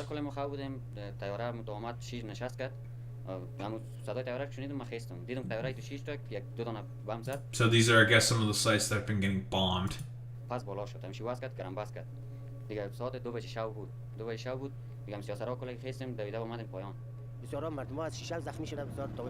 Injured by broken glass.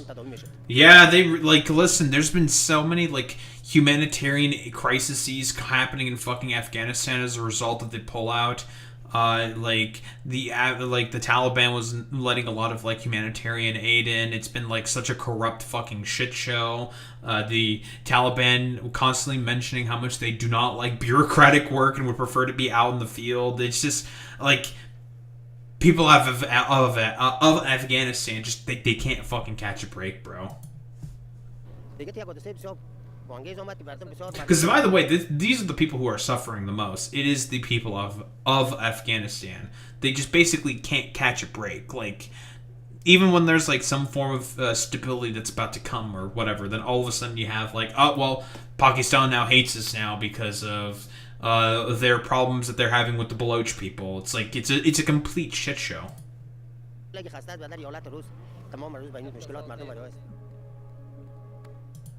It's crazy, dude.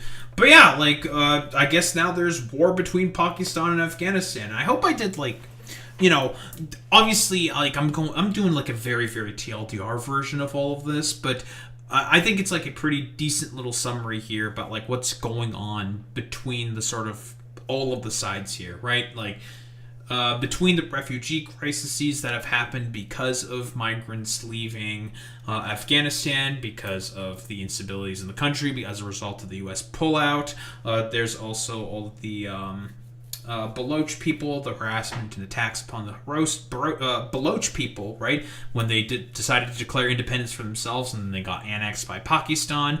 As well as all of the continued operations being done by the Pakistani security forces in order to basically like attempt to subjugate Balochistan for themselves in a similar manner as to what happened within Tibet as well. Yeah, all the post-colonial patchwork states and whatnot. And listen, if there's one person to blame for all of this, it's the fucking British. The only reason why this is the case is because the British decided to draw some lines on a map and they were just like, okay, fuck it, whatever, we're leaving, you guys deal with it for yourselves. That's like literally the main people that you blame for all of this. But yeah, I don't think there's really much else to say besides, free Balochistan. I feel bad for the Afghani people, and this situation could just very, very easily just completely and utterly spiral out of control.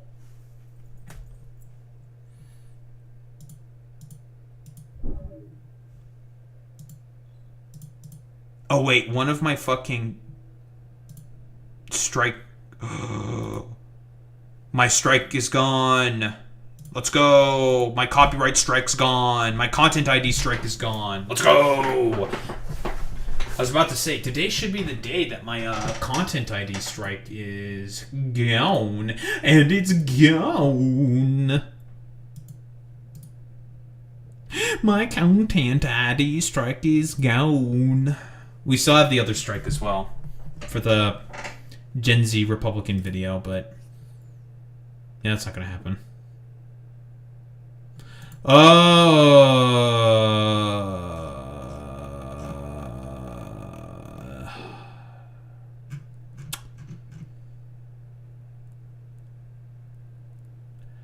Israel has just launched airstrikes on Iran. Iran state-affiliated Fars news agency reports 3 explosions in downtown Tehran. Israel Cat says Israel has launched a preemptive attack on Iran, according to the Times of Israel. Iran has reportedly said diplomacy is the answer, is not threatened to an attack on Israel. Well, looks like it's starting. Man, I just fucking... Okay. Nice meme. Oh boy, Israel.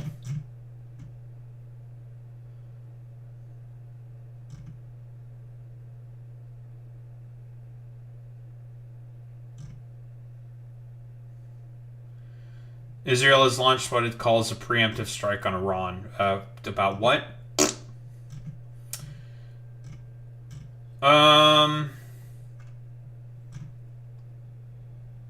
Flights go over Iran and Iraq usually, but this time they flew over Turkmenistan. They might have done that probably because of the fact that they knew of all the shit that's going on with that specifically.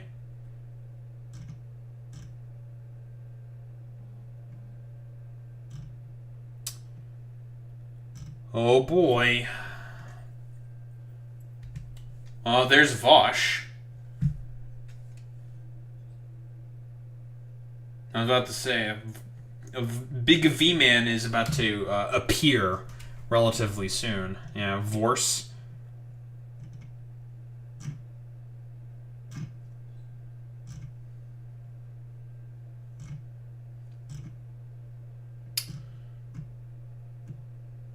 IDF Home Front Command has imposed nationwide restrictions.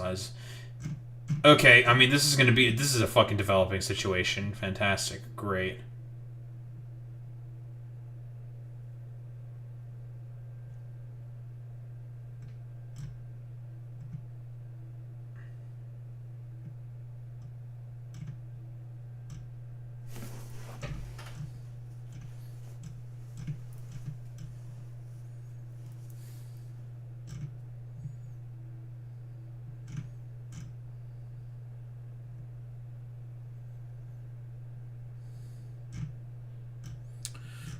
There's one thing that I'm looking for specifically now.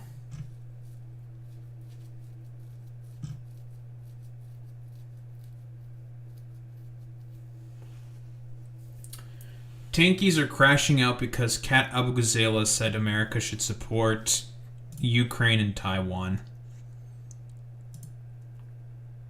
Do I need to go into this? Yeah, you should support the Ukrainians and Taiwan. Period. End of story. Like, imagine saying that, supporting Taiwan, that's fine. And by the way, they're basing this all off of what one guy says, based off of what one dude is saying about one other guy. Like, that's like literally it. It's very, very fucking silly, but you know, all these dumbasses are gonna be like, actually, this is the worst thing on the planet. But then again, like, tankies are not very intelligent. Oh, maybe we'll do this. Cat in tankies. I hope Kat Abu Ghazala learns that there's just like no point in appeasing these people and to just ignore the fucking tankies. Because they're stupid.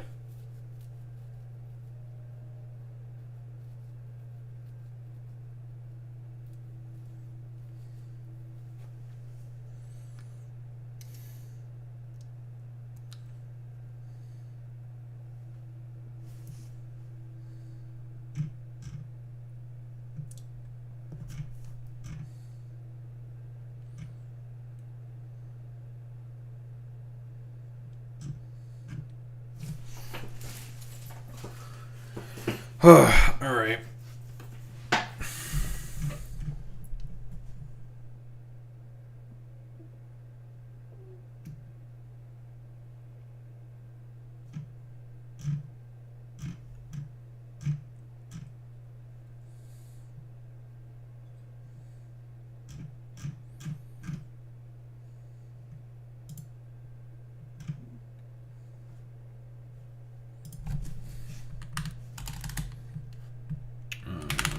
President Trump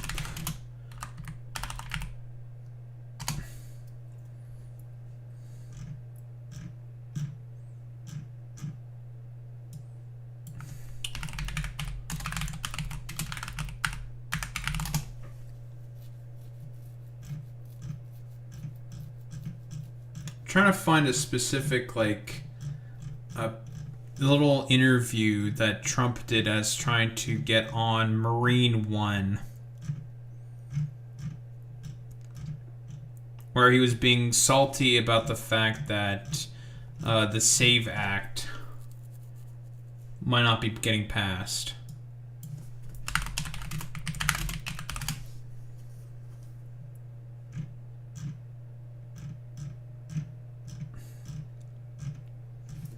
I'm probably not gonna fucking find that shit.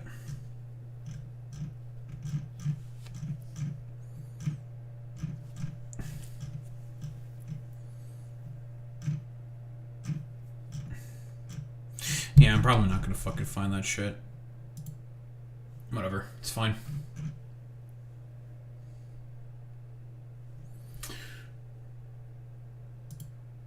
Think I might save this for tomorrow then. I'll save that for fucking tomorrow. I have to be up early tomorrow. What time does the fucking global event start? Should be 9.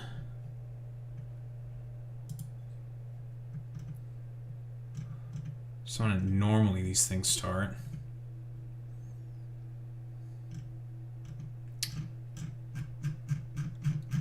Global event. I need to also decide which account I'm going to use as well for my shenanigans.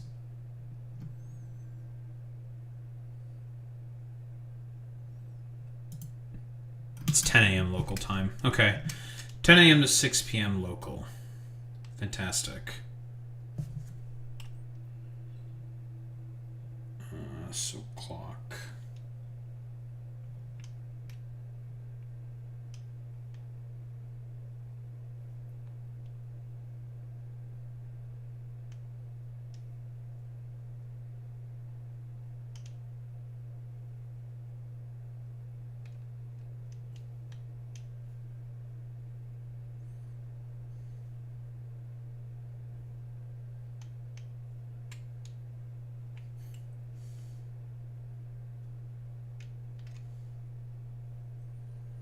Alright, let's get this shit done.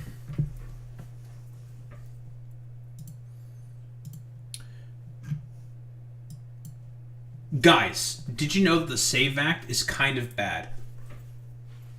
Shocker, I know. And Trump is basically trying to nuke the filibuster in order to try to get this, I guess, act passed.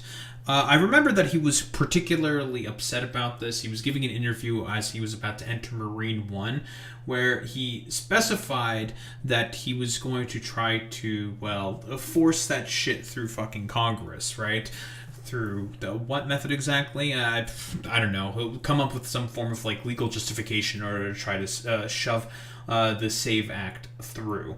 Because again, for whatever reason, Republicans, well, I shouldn't say for whatever reason, but I mean the Republicans, they are not interested in representing people. They are interested in one thing and one thing only, and that is ruling you. And this is a consistent pattern of behavior here by the fucking Republican Party.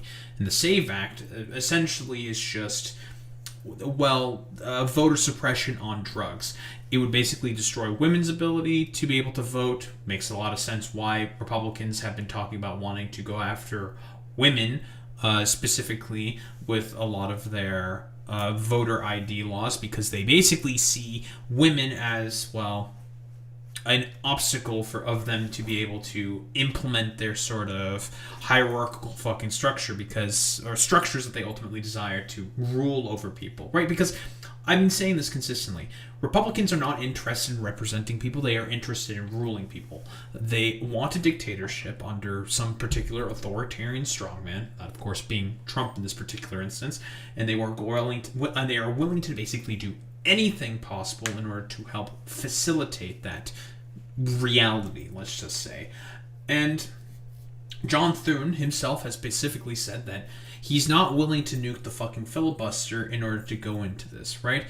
But just to go into some details here. Here's a quick Bell the Ranch video about this, and then we'll go into some more details about the SAVE Act. There's a very, very good Mehdi Hassan explainer going into why it is as bad as you may think it is. Like me just mentioning the specifically the birth certificate name only for women, right? Because they want you to basically go in with like a passport in order to be able to vote. The problem with that is, or like with a birth certificate also to vote, problem with that, a lot of women tend to take their spouses' names, because not everyone within America has a passport, right? Because it's expensive to get a passport. No one has any money to get a fucking passport. A lot of people within America don't have passports. Why? It's expensive to travel, so why bother having a fucking passport? In order to have to use that for ID, it's going to make it such that people are not going to be able to get a fucking vote, right? All the Republicans like to claim that it is a, like, supermajority position that people, broadly speaking, support. Problem with that, no one is exactly saying what are the tenets of the SAVE Act to make it so that people have to vote. I guarantee you, if you're more specific in how you talk about the SAVE Act, where you say like, oh, do you think that it is good to have ID to be able to vote? And all these people say yes. you're leaving out a lot of fucking details there for as to what is exactly meant by, oh, is it quote-unquote good to have ID in order to be able to vote? The SAVE Act basically would stipulate that you need to have proof of fucking citizenship, whether that be a passport or a fucking birth certificate, right? Not everyone's going to have those on hand. It's like essentially saying papers please in order to be able to fucking go vote. If people have those details, they'll understand like, oh, wait a minute, this is actually completely fucking dog shit, and I am totally not in fucking support of any of this stuff. But of course, Republicans only interested in ruling and, well, not representing. But anyway, getting into the Belle of the Ranch video, talking about John Thune basically saying no to the talking filibuster. And there's a very specific reason why the Republicans are not particularly interested for wanting to nuke the filibuster. Well, howdy there, Internet people. It's Belle again. Howdy. So today, we're going to talk about Thune saying no to Trump's talking filibuster. The cause du jour of a lot of the right-wing commentators, who have a very deep understanding of how the Senate works, have decided that it would be a great idea for Republicans to go back to the talking filibuster. The Senate seems unwilling to do so, and that has prompted some questions about why Republicans don't want to do something that could, in theory, give them more power. The talking filibuster is a mechanism that would require senators to actually speak to block a piece of legislation, instead of... So, by the way, and Belle is more than likely going to mention this herself, this was the exact same thing that, the Democrats during... their time in power, when Joe Biden was in office, they decided to get rid of the filibuster and implement a fucking talking filibuster. Now, the reason why it was effective in that particular instance and why people were okay with the fact that, and I was definitely okay with them to also getting rid of the filibuster to try to pass their legislation, specifically the Inflation Reduction Act and Build Back Better, but that all got interrupted. Why? Because of those two fucking stooges, Kyrsten Sinema and Joe Manchin. Great, fantastic. Those fucking pieces of shit. Complete corporate stooges, but I digress. The reason why I was fine for doing that is because they were passing a bunch of a policy that was popular in the eyes of the American people. Build Back Better was popular. The IRA was popular, right? Bunch of good, like, it's a big omnibus bill. There's going to be some stuff that's in there that's going to be bad. A lot of the stuff there was actually pretty good, though. And it was popular. But of course, gotta have your specific little carve-outs for people like Kyrsten Sinema and fucking Joe Manchin, because they just basically wanted to sink the entirety of the bill, and they made it significantly fucking worse. But Joe Biden decided to capitulate to those two dipshits for whatever reason, because he's a coward in and of himself. Despite the fact that there was so many good provisions within those particular bills. The reason why the Republicans don't want to fucking deal with that stuff is because everything that they support is actively unpopular.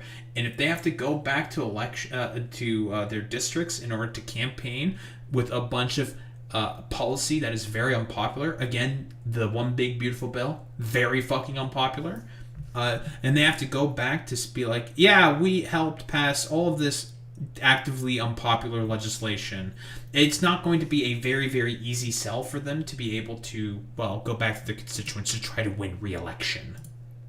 Just requiring the 60 votes by default. Here's a message. Belle. So Senate Republicans don't have the votes to move to a talking filibuster, and they made it sound like they aren't even close.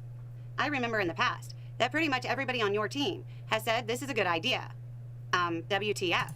Why won't they do something that will give them more power that even you think is a good idea? The reason most of us think it's a good idea is because it makes senators more accountable to the people they're supposed to represent, which is exactly why Republicans, and some Democrats for that matter, don't want it to happen. The Republicans in support of it think that it... Because again, a lot of these people in reality support a lot of very unpopular legislation, and they don't want to have that fucking, well, stink on their own shit, right? That's what they specifically want. They don't want to fucking deal with the consequences of having to support really, really actively unpopular legislation. Because if they have to go back in order to be able to campaign in their districts talking about like, yeah, I helped pass the SAVE Act. Yeah, I helped pass the One Big Beautiful Bill. A lot of people are going to look at them and be like, brother, ew, and not want to vote for them. It would mean that Democrats would get up and talk for a while, and then they'd get their vote. Okay. But then what? Every single amendment, every single piece of legislation gets the same treatment. When these giant bills that are an attack on the working class with a little window dressing, like the One Big Beautiful Bill, come through, Democrats could launch an amendment to protect rural health care. And then Republicans would have to go on the record with a vote about that specific issue. Or filibuster. That's a little interesting. Oh, so the Republicans would have to go on record blocking a bunch of amendments that would be actively very, very fucking popular for people. That's why they don't want to get rid of the fucking filibuster. They prefer to have, well, the Senate being complete deadlock so they don't have to take any responsibilities for any of the bad policies that they obviously support. Because I've mentioned this before.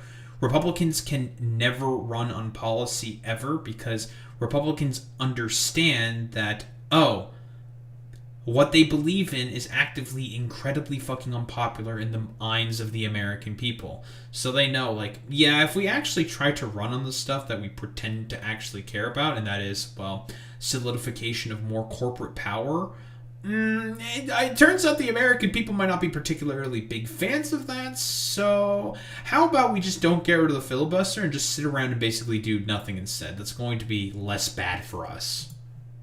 It themselves. The filibuster protects senators from uncomfortable or politically damaging votes. Without that protection, party line votes in the Senate will become more rare.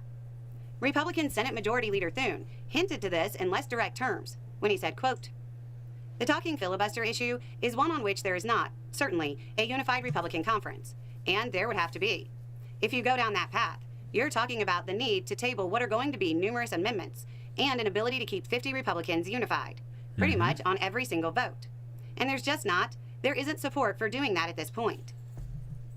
Because, like I've mentioned before, politicians are incredibly self-interested. All they fundamentally care about is keeping their fucking cushy jobs where they don't really accomplish much of anything every single day, and they will just prefer to just kind of like sit around and just be like, well, you know what? I've got my cushy little job. Sometimes I have to get on the floor and just like argue about some certain shit every now and again, but for the most part, we don't really have to do much of anything, and I get paid to basically just do a whole bunch of fucking nothing.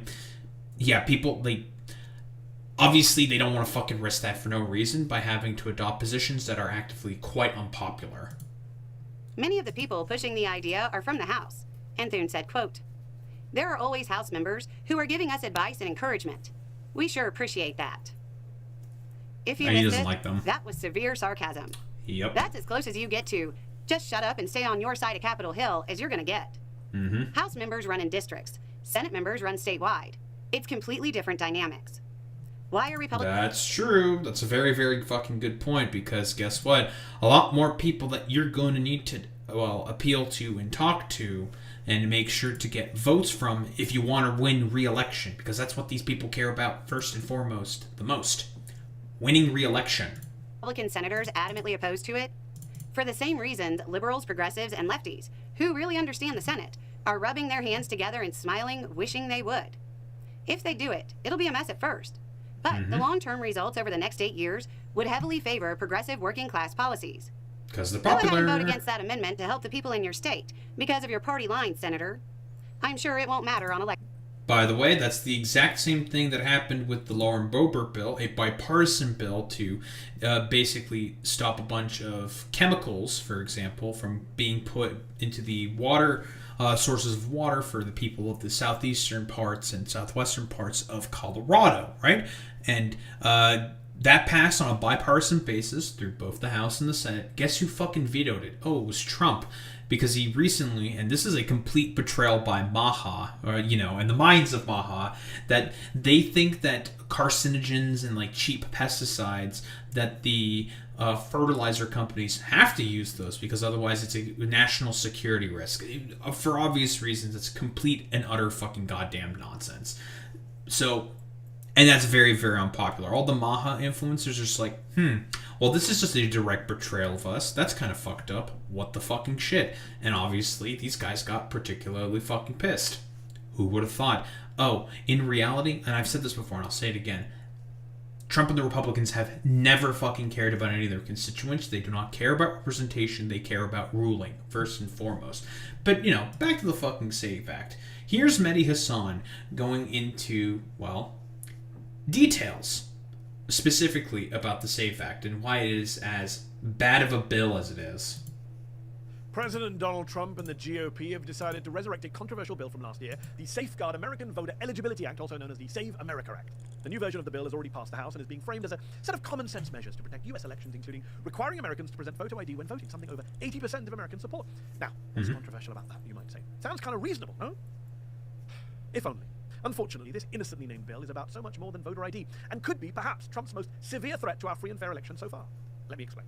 For starters, the bill would require Americans to provide proof of U.S. citizenship when registering to vote, meaning they would need to show documents like a U.S. passport or birth certificate with their full name on it, which millions of Americans cannot readily access.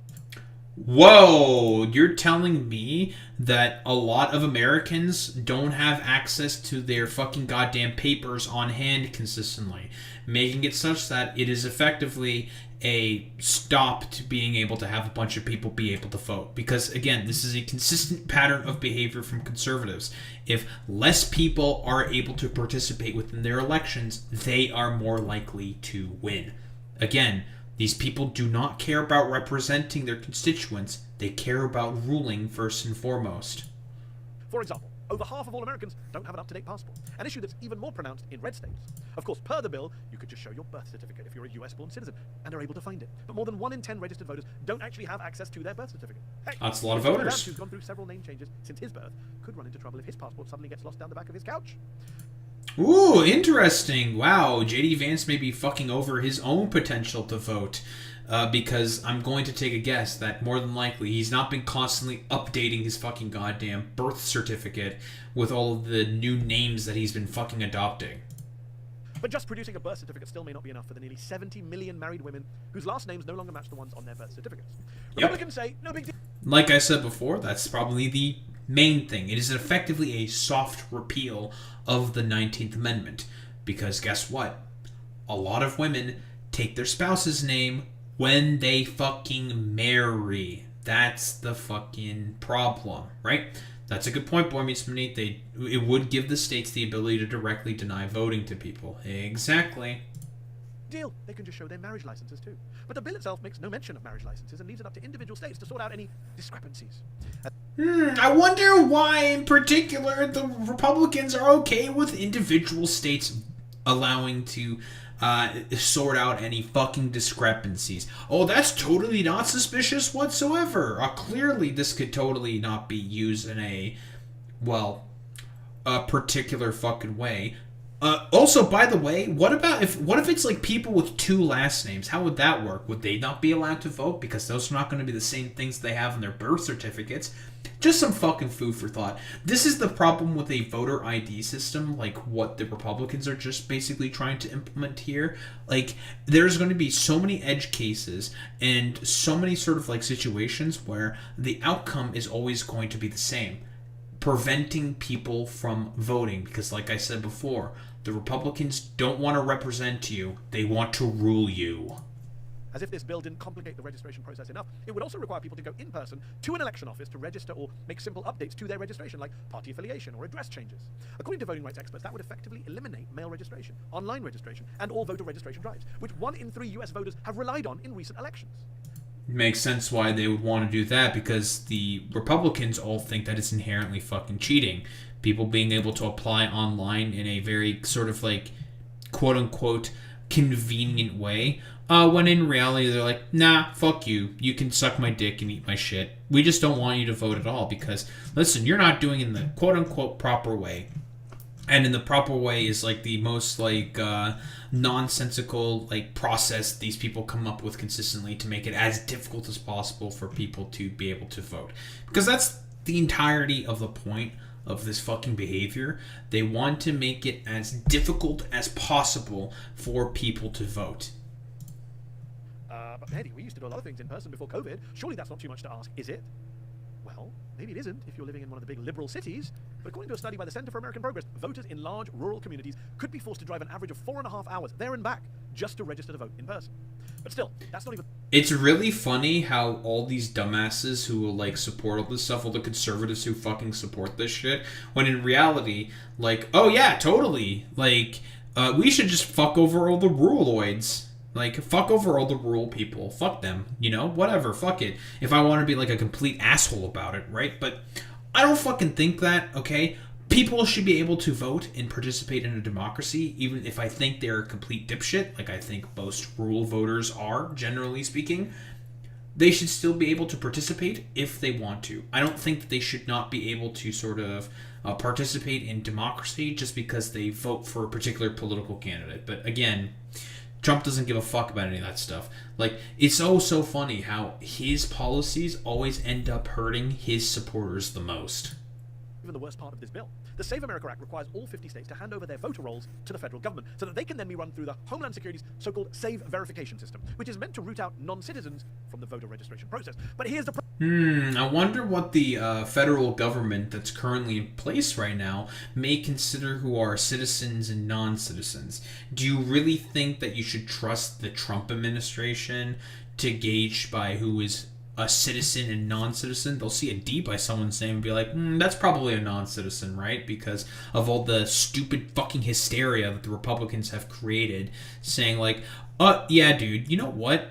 Clearly, all these people who are voting in this way, clearly they're not a citizen because they're not voting for us specifically. problem. Just take a look at what happened when the tool was used in Boone County, Missouri, where over 3 dozen voters, U.S. citizens, were falsely flagged as non-citizens. Oops. This is limited to Boone County. The Texas Tribune and ProPublica have identified at least 87 voters across 29 counties who were falsely flagged as non-citizens by this Save Data tool. Oh, oops. It's not just voters who should be worried about. And it's definitely being used by AI tools, if I were to take a guess. And we all know that AI makes mistakes like this all the fucking time. This bill, it's also election workers. The bill establishes increased criminal penalties for workers who may unintentionally, accidentally register voters without all the required documentation, even if those voters are indeed U.S. citizens. And to be clear, this bill doesn't set these workers up for success. As I mentioned earlier, the language in the bill is incredibly vague when it comes to accepting additional documentation from voters, meaning that election officials could face up to 5 years in prison. 5 years! All for a simple error, a misjudgment. At a time when election workers... That's actually genuinely fucking insane. Like, we all know about the Trump administration sending out people to basically harass a bunch of people who were simple fucking election workers. I wonder why a bunch of people may have some problems with the Trump administration's trying to do their like ridiculous sort of like takeover of the United States of America, when in reality like the ingraining of liberal sort of democracy has been put in the brains of the American people for the latter part of about 200 years at this point, 200 plus years at this point.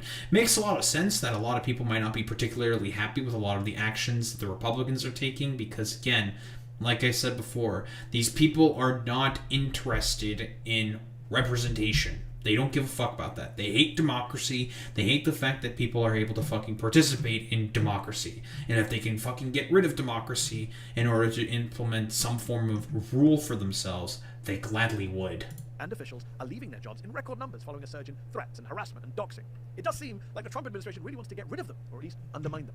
Perhaps the worst part of the bill, though, which is supposedly designed to stop non-citizens from voting, is that it's dressed up as a solution to a problem that does not exist. Mm-hmm. Despite Donald Trump's endless false claims, voter fraud, especially non-citizens voting, is not a thing in America. 2020 was judged to probably be the safest and most secure election in U.S. history. But of course, since all of this consent has been manufactured specifically by the President of the United States of America to inherently make his sycophantic troglodyte voters inherently believe that they are being cheated against, they're just going to be like, oh yeah, the Democrats are automatically cheating. They have to be cheating. They have to be, because how could our guy not win? He would never lie to us, of course, because we all know that these people are basically in a cult. It isn't. And don't take my word for it. Just take a look at the data from the states that have been using that faulty SAVE tool to identify non-citizens. Even under that error-prone tool, only 0.04% of cases turn out to be non-citizens. Even the pro-Trump Heritage Foundation, co-authored Project 2025, has reported that between 2003 and 2023, there were only 24 instances of non-citizens voting in U.S. elections. And if you... This seems like a very, very small problem. Very, very small problem. Do the math. Considering how many hundreds of millions of people voted during those 2 decades, that number is effectively 0.0% of all votes cast. Mm-hmm. Then again, In the interest of fairness and balance, I should mention that there was one very serious voter fraud case recently. Very serious. The mayor of Coldwater, Kansas, who turned out to be a green card holder, not a citizen. He somehow managed to vote in all of the last 3 presidential elections, and every time for Donald Trump. Oops. Oopsie daisy. Green card holders? Nah, those guys are not allowed to vote. They're not actual fucking citizens. Yikes. And it's a Republican every single fucking time. Hey, also, by the way, Donald Trump fans, there was one instance in 2020 where a guy voted using his dead grandmother's name. He effectively voted for Trump twice. And there was also an instance in California where a guy voted for a Republican under his fucking dog's name. Oops. It turns out every instance of fucking voter fraud, more recent instances of voter fraud, have been done by the Republicans. Stop the steal. True, stop the steal. I agree with Mehdi Hassan. But yeah, listen, we all know specifically what the Republicans want. They just want to fucking cheat. They want to rule and not represent.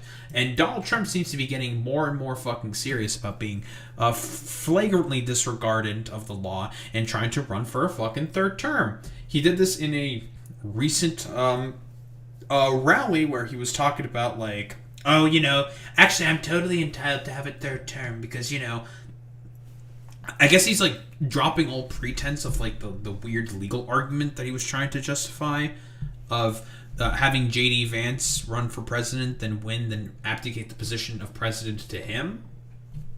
Legally dubious at best, but now he's just saying like, oh, I should just run for president for a 3rd term. It's like, sorry, the 22nd Amendment, raising my hand here. You can't do that. It's called the Supremacy Clause of the fucking goddamn Constitution.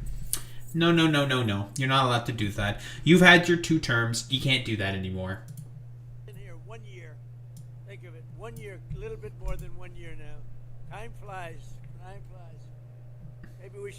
Maybe we do 1 more term. Should we do 1 more? Do 1 more term. Going to be kind of difficult to argue in court that this is the sort of like, well, 2 terms means back-to-back terms. So technically, I have not had 2 terms. Stupid for like 17 trillion different fucking reasons, but, you know, as expected from Donald Trump. Words? They mean things, but like, who really cares? Oh yeah, 1000% Boy Meets Vinny. He's going to spend the rest of the presidency constantly manufacturing consent to be like, actually, I can totally run for the 3rd term, right, guys? I can run for one. I can totally do that. When, like, the Constitution makes it rather clear that just, you can't do that.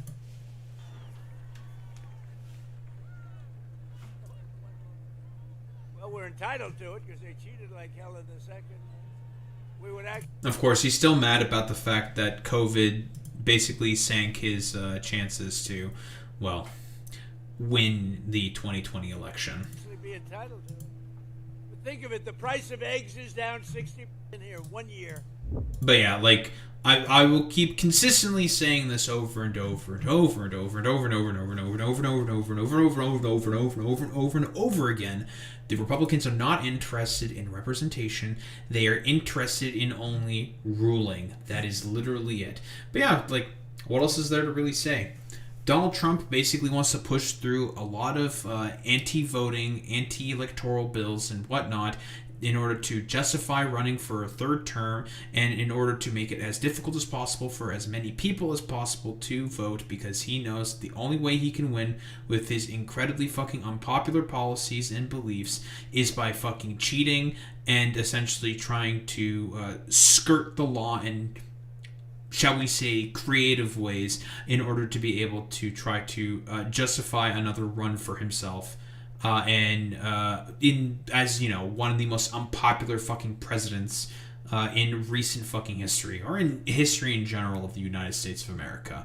And he will basically do anything possible to manufacture consent to basically be like, oh yeah, I can definitely steal an election for myself and actually run for the, well, a 3rd time, when multiple, like, the 22nd Amendment makes it rather clear that you can't fucking do that. But is this dumbass gonna try to stop doing that? No, he's gonna still try and come up with some fucking stupid bullshit. And guess what? All the Republicans, they're gonna go along with this because, like I've said before, they are a clear post-liberal fascist party who only cares about one thing and one thing only, and that is not representation, and that is ruling you. Don't think there's really much else to say besides that.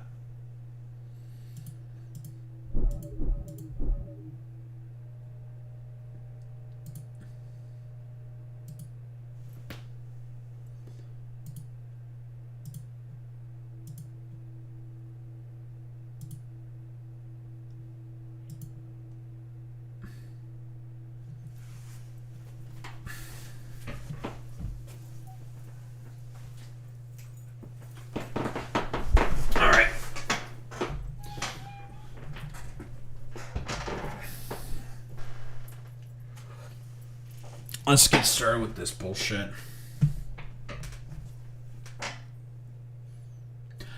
Anthropic AI, the exact same AI model that was allegedly used in order to go ahead with the plot to kidnap Nicolas Maduro. And I guess the CEO of Anthropic, I believe, has decided to put his foot down to a certain extent and basically say, like, yeah, we really don't want to have our AI basically be used in order to, well, fund a bunch of, like, killer robots. And they basically were just like, yeah, we don't want to use our AI to fund killer robots and all of the mass surveillance fucking bullshit. Might have wanted to think about that more before signing a fucking contract with the Pentagon and using that for integration with the fucking Pentagon before going ahead with that. I know that they tried to use Grok to do that initially, but obviously that was not going to go through because Elon's a dumbass and Grok is extremely fucking compromised, but whatever. But here, the Trump administration, this has been like a complete shit show. But so basically the CEO said, like, yeah, we don't want to have our AI because we've had a change in our sort of like company's constitution saying like, yeah, we don't want to use our AI in order to be able to use it as a mass surveillance tool for like ICE, for the federal government or the security state as well. Like, no, we don't want to do that because again, like for some of these companies, given the fact that the AI bubble is more than likely going to pop and eventually Trump and Trumpism is going to go away, they're going to want to have some kind of an off-ramp to make sure that they can still survive as a company. The United States of America will never allow a radical left woke company to dictate how great our great military fights and wins wars. Yeah, dude. Known radical left company, Anthropic AI. Known radical leftists, AI. Fucking, like, Jesus Christ, man. It's so stupid, yeah. The radical left, totally known for liking generative AI and all that bullshit. It's completely fucking stupid.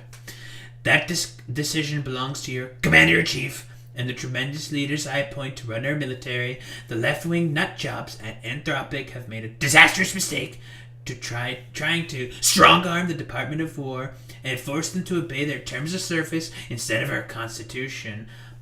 They're a private fucking corporation trying to sell a product to you. There are some bounds and limits within the Constitution, but that's not like exactly how that works. Again, corporations are not citizens. The rules of the Constitution do not apply to fucking corporations. Because if that were the case, that would be extremely dangerous. I mean, there's already some cases and instances, thanks to the Supreme Court, where it is the case. Looking at you, Citizens United. And one of the other things that also made it such that quote-unquote corporations are treated as people. I forget the other one. But it's Citizens United and something else. It doesn't really matter all that much.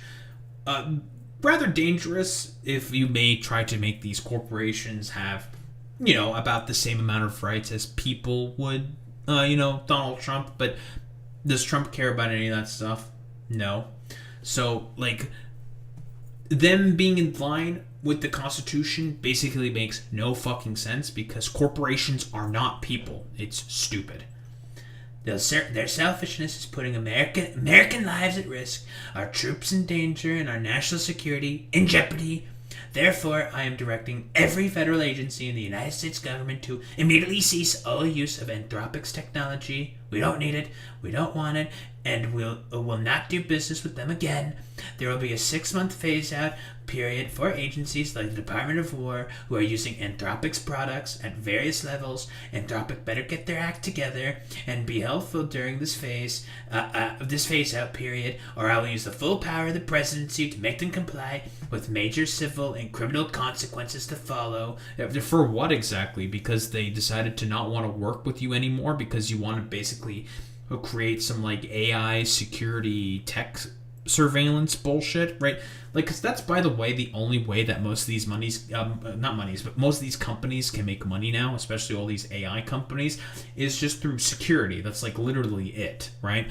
Every other avenue just does not produce enough profits in the ridiculously hyper commodified system that we find ourselves in, and all the like speculative like AI tech security bullshit is like pretty much the only way that they can move forward. But a lot of these companies also recognize in the back of their mind that we may not want to be too associated with Trump all that much, because I don't like, he's kind of on his way out. He's a bit of a lame duck already, and it's just not like we really don't want anything to do with this shit. Fuck that. Absolutely the fuck not. We will decide the fate of our country, not some out-of-control radical left AI company run by people who have no idea what the real world is about. And yeah, you have a very good idea of what the real world is about. Yeah, totally, dude. Might want to take a look at those fucking polling numbers. He unironically does believe that the economy is still doing well and that gas prices are as low as like $1.90, which is genuinely insane. Thank you for your attention to this matter. Make America great again.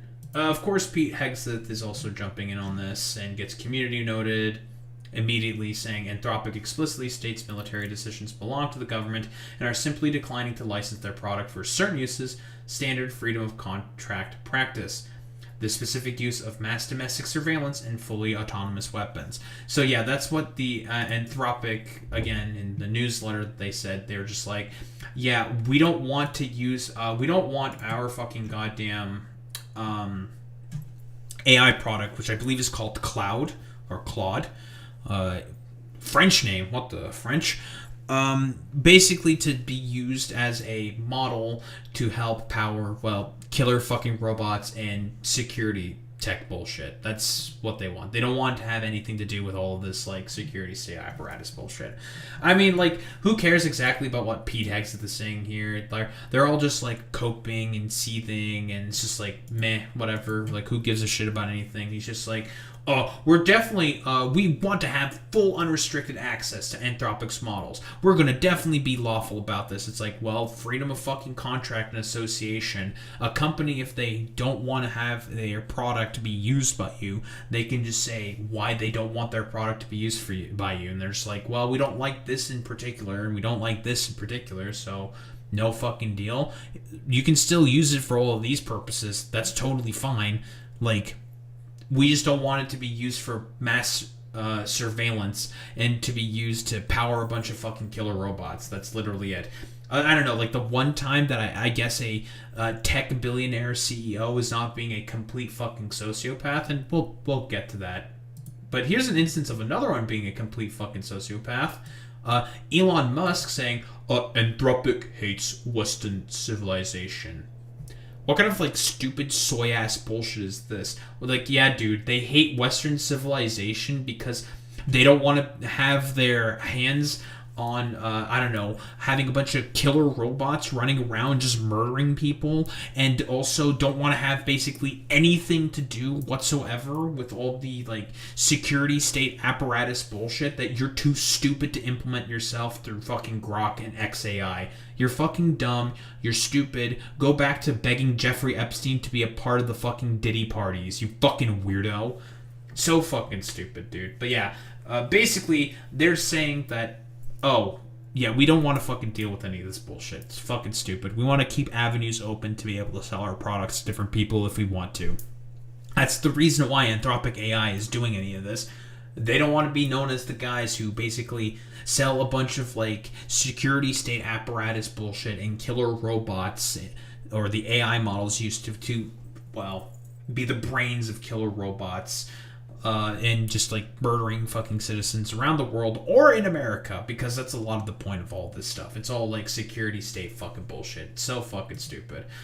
Here's another fucking dumbass, right? This is the statement itself from the CEO saying like, yeah, we don't want our AI model to be used for these specific things. If you want to use it for a bunch of other stuff, like anthropic AI was already used in order to help capture Nicolas Maduro, but these guys are like such crazed freaks that they basically just want to like do literally anything possible in order to just like, oh yeah, dude, we're just going to fucking use your AI model in order to just murder whoever the fuck we want, because that's might makes right, baby. We're the United States. We can just do whatever we want.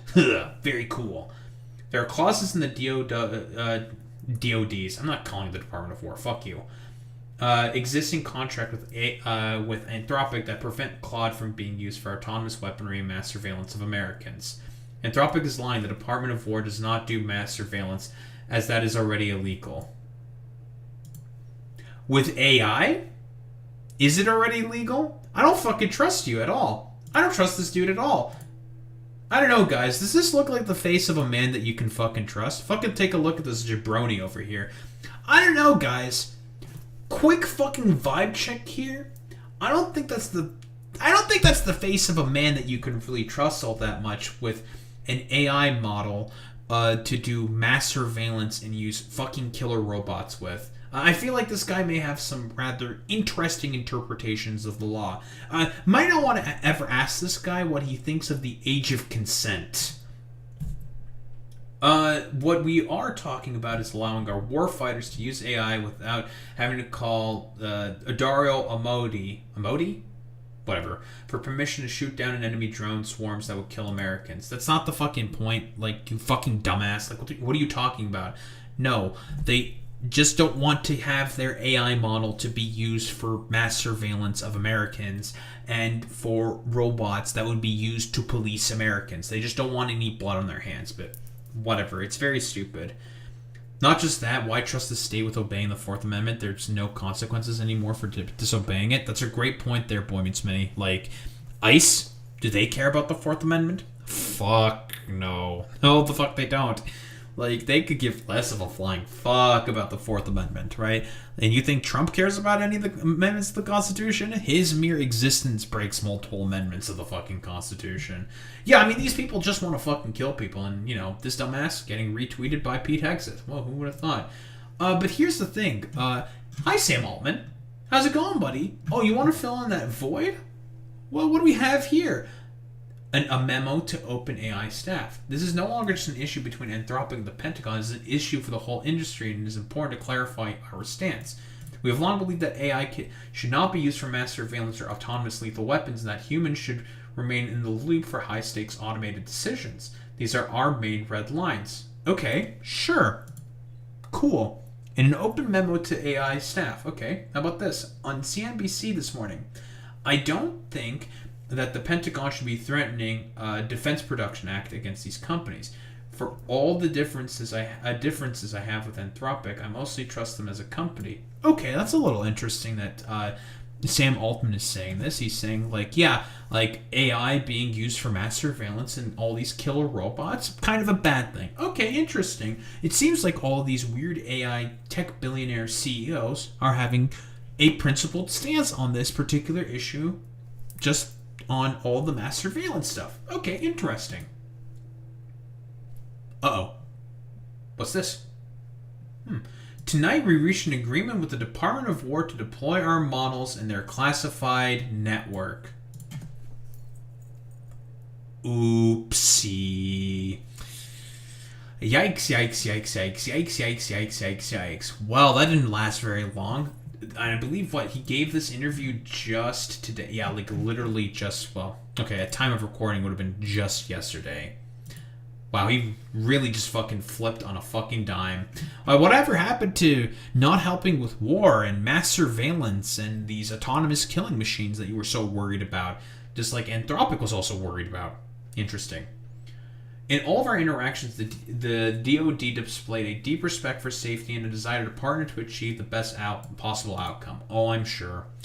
AI safety and wide distribution of benefits are the core of our mission. Two of our most important safety principles are prohibitions on domestic mass surveillance and human responsibility for the use of force, including for autonomous weapon systems. And they agree with those principles, reflect them in the law and policy, and we put them into our agreement. I don't fucking believe these guys for even one fucking second. This is Pete Hegseth that we're talking about, who's raped multiple women and can't be fucking trusted within the range of like 10 meters of fucking alcoholic drink. And you want to trust that guy? You want to trust that dude? Okay, bro. Nice meme. Also, we'll build technical safeguards to ensure our models behave as they should, which the DOW also wanted. We're going to deploy FDEs to help with our models to ensure their safety. We'll deploy on cloud networks only. Asking the DOW, yeah, Signalgate. Yeah, you want to trust the guy with Signalgate as well? Yeah, you want to trust that dude? Okay, Sam. DOW to offer the same terms to all companies, or to all AI companies, which is our opinion. We think everyone should be willing to accept. We have expressed our strong desire to see things de-escalate away from legal and governmental actions and towards reasonable agreements. Really, reasonable fucking agreements? Or are you sure it's really a reasonable agreement? Or if I think it might be this that's specifically talking to you, Sam. The fact that you may be projected to lose $14 billion this year alone. If you don't get more funding, you could run out of money. Because that's the point of all of this, by the way. Same with Anthropic, same with all, like, OpenAI, same with ChatGPT, same with all these fucking goddamn AI fucking companies. All they do is basically exist to be leeches on the economy in order to get as much funding from dumb fuck 3IQ VC firms, to be a bunch of hype men and marketing people in order to get all this money for what exactly? To produce a bunch of fucking drag. That's literally it. That is the fucking point. So, as expected from all these like AI fucking tech CEO, oligarch dipshits, they're all a bunch of liars. They all just want more money. They just want to keep fleecing the American people of their hard-earned dollars in order to be used to build a bunch of like fucking security surveillance bullshit and a bunch of autonomous fucking killing robots. Shouldn't be really surprising whatsoever that these people are all full of shit. Fucking Sam Altman, full of shit, and all of the dumbasses under the Trump administration are also all full of shit.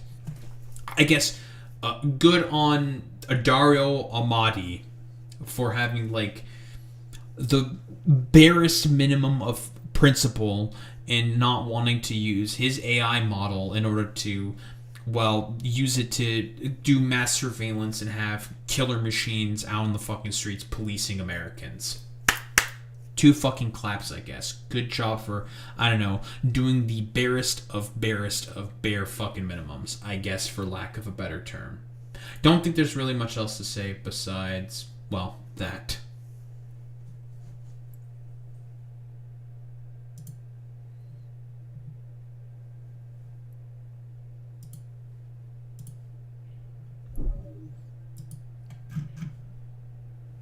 It's late. I have to wake up early tomorrow.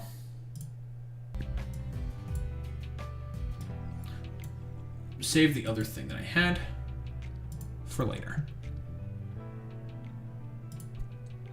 Yeah, we're woke. It's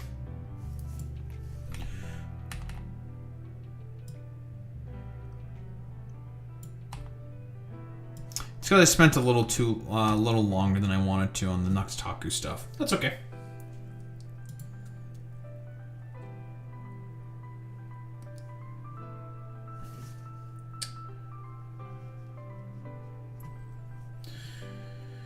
Trump announces 13 minutes ago that the U.S. has begun a massive campaign against Iran. Says the U.S. intends to destroy Iran's missile forces, industry, navy, nuclear program, and proxies. Good luck with that. This will totally work out. Like it did last time. Totally. Totally will work out, guys.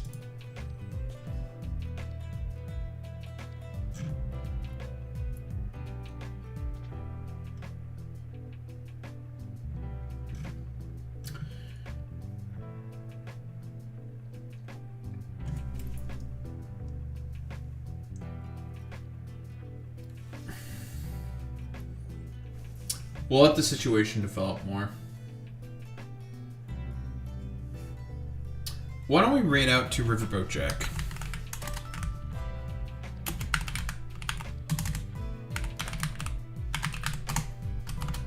Alright, dorks. Raid messages, you know what to do, you know what to say. Try and start at the Daho Raid button. If you're a sub, if you're a non-sub, you do the WoW with the Daho Raid butts. I wish you appreciation of those reading to Case Gamers. I will be back tomorrow. Quick reminder, no stream this Sunday. No stream Sunday because I will be touching grass.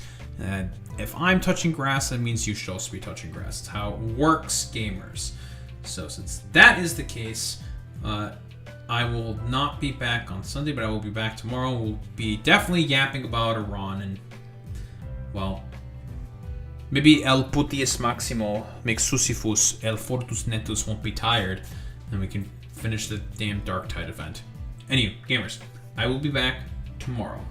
Same time, same place, same face. Peace out, gamers.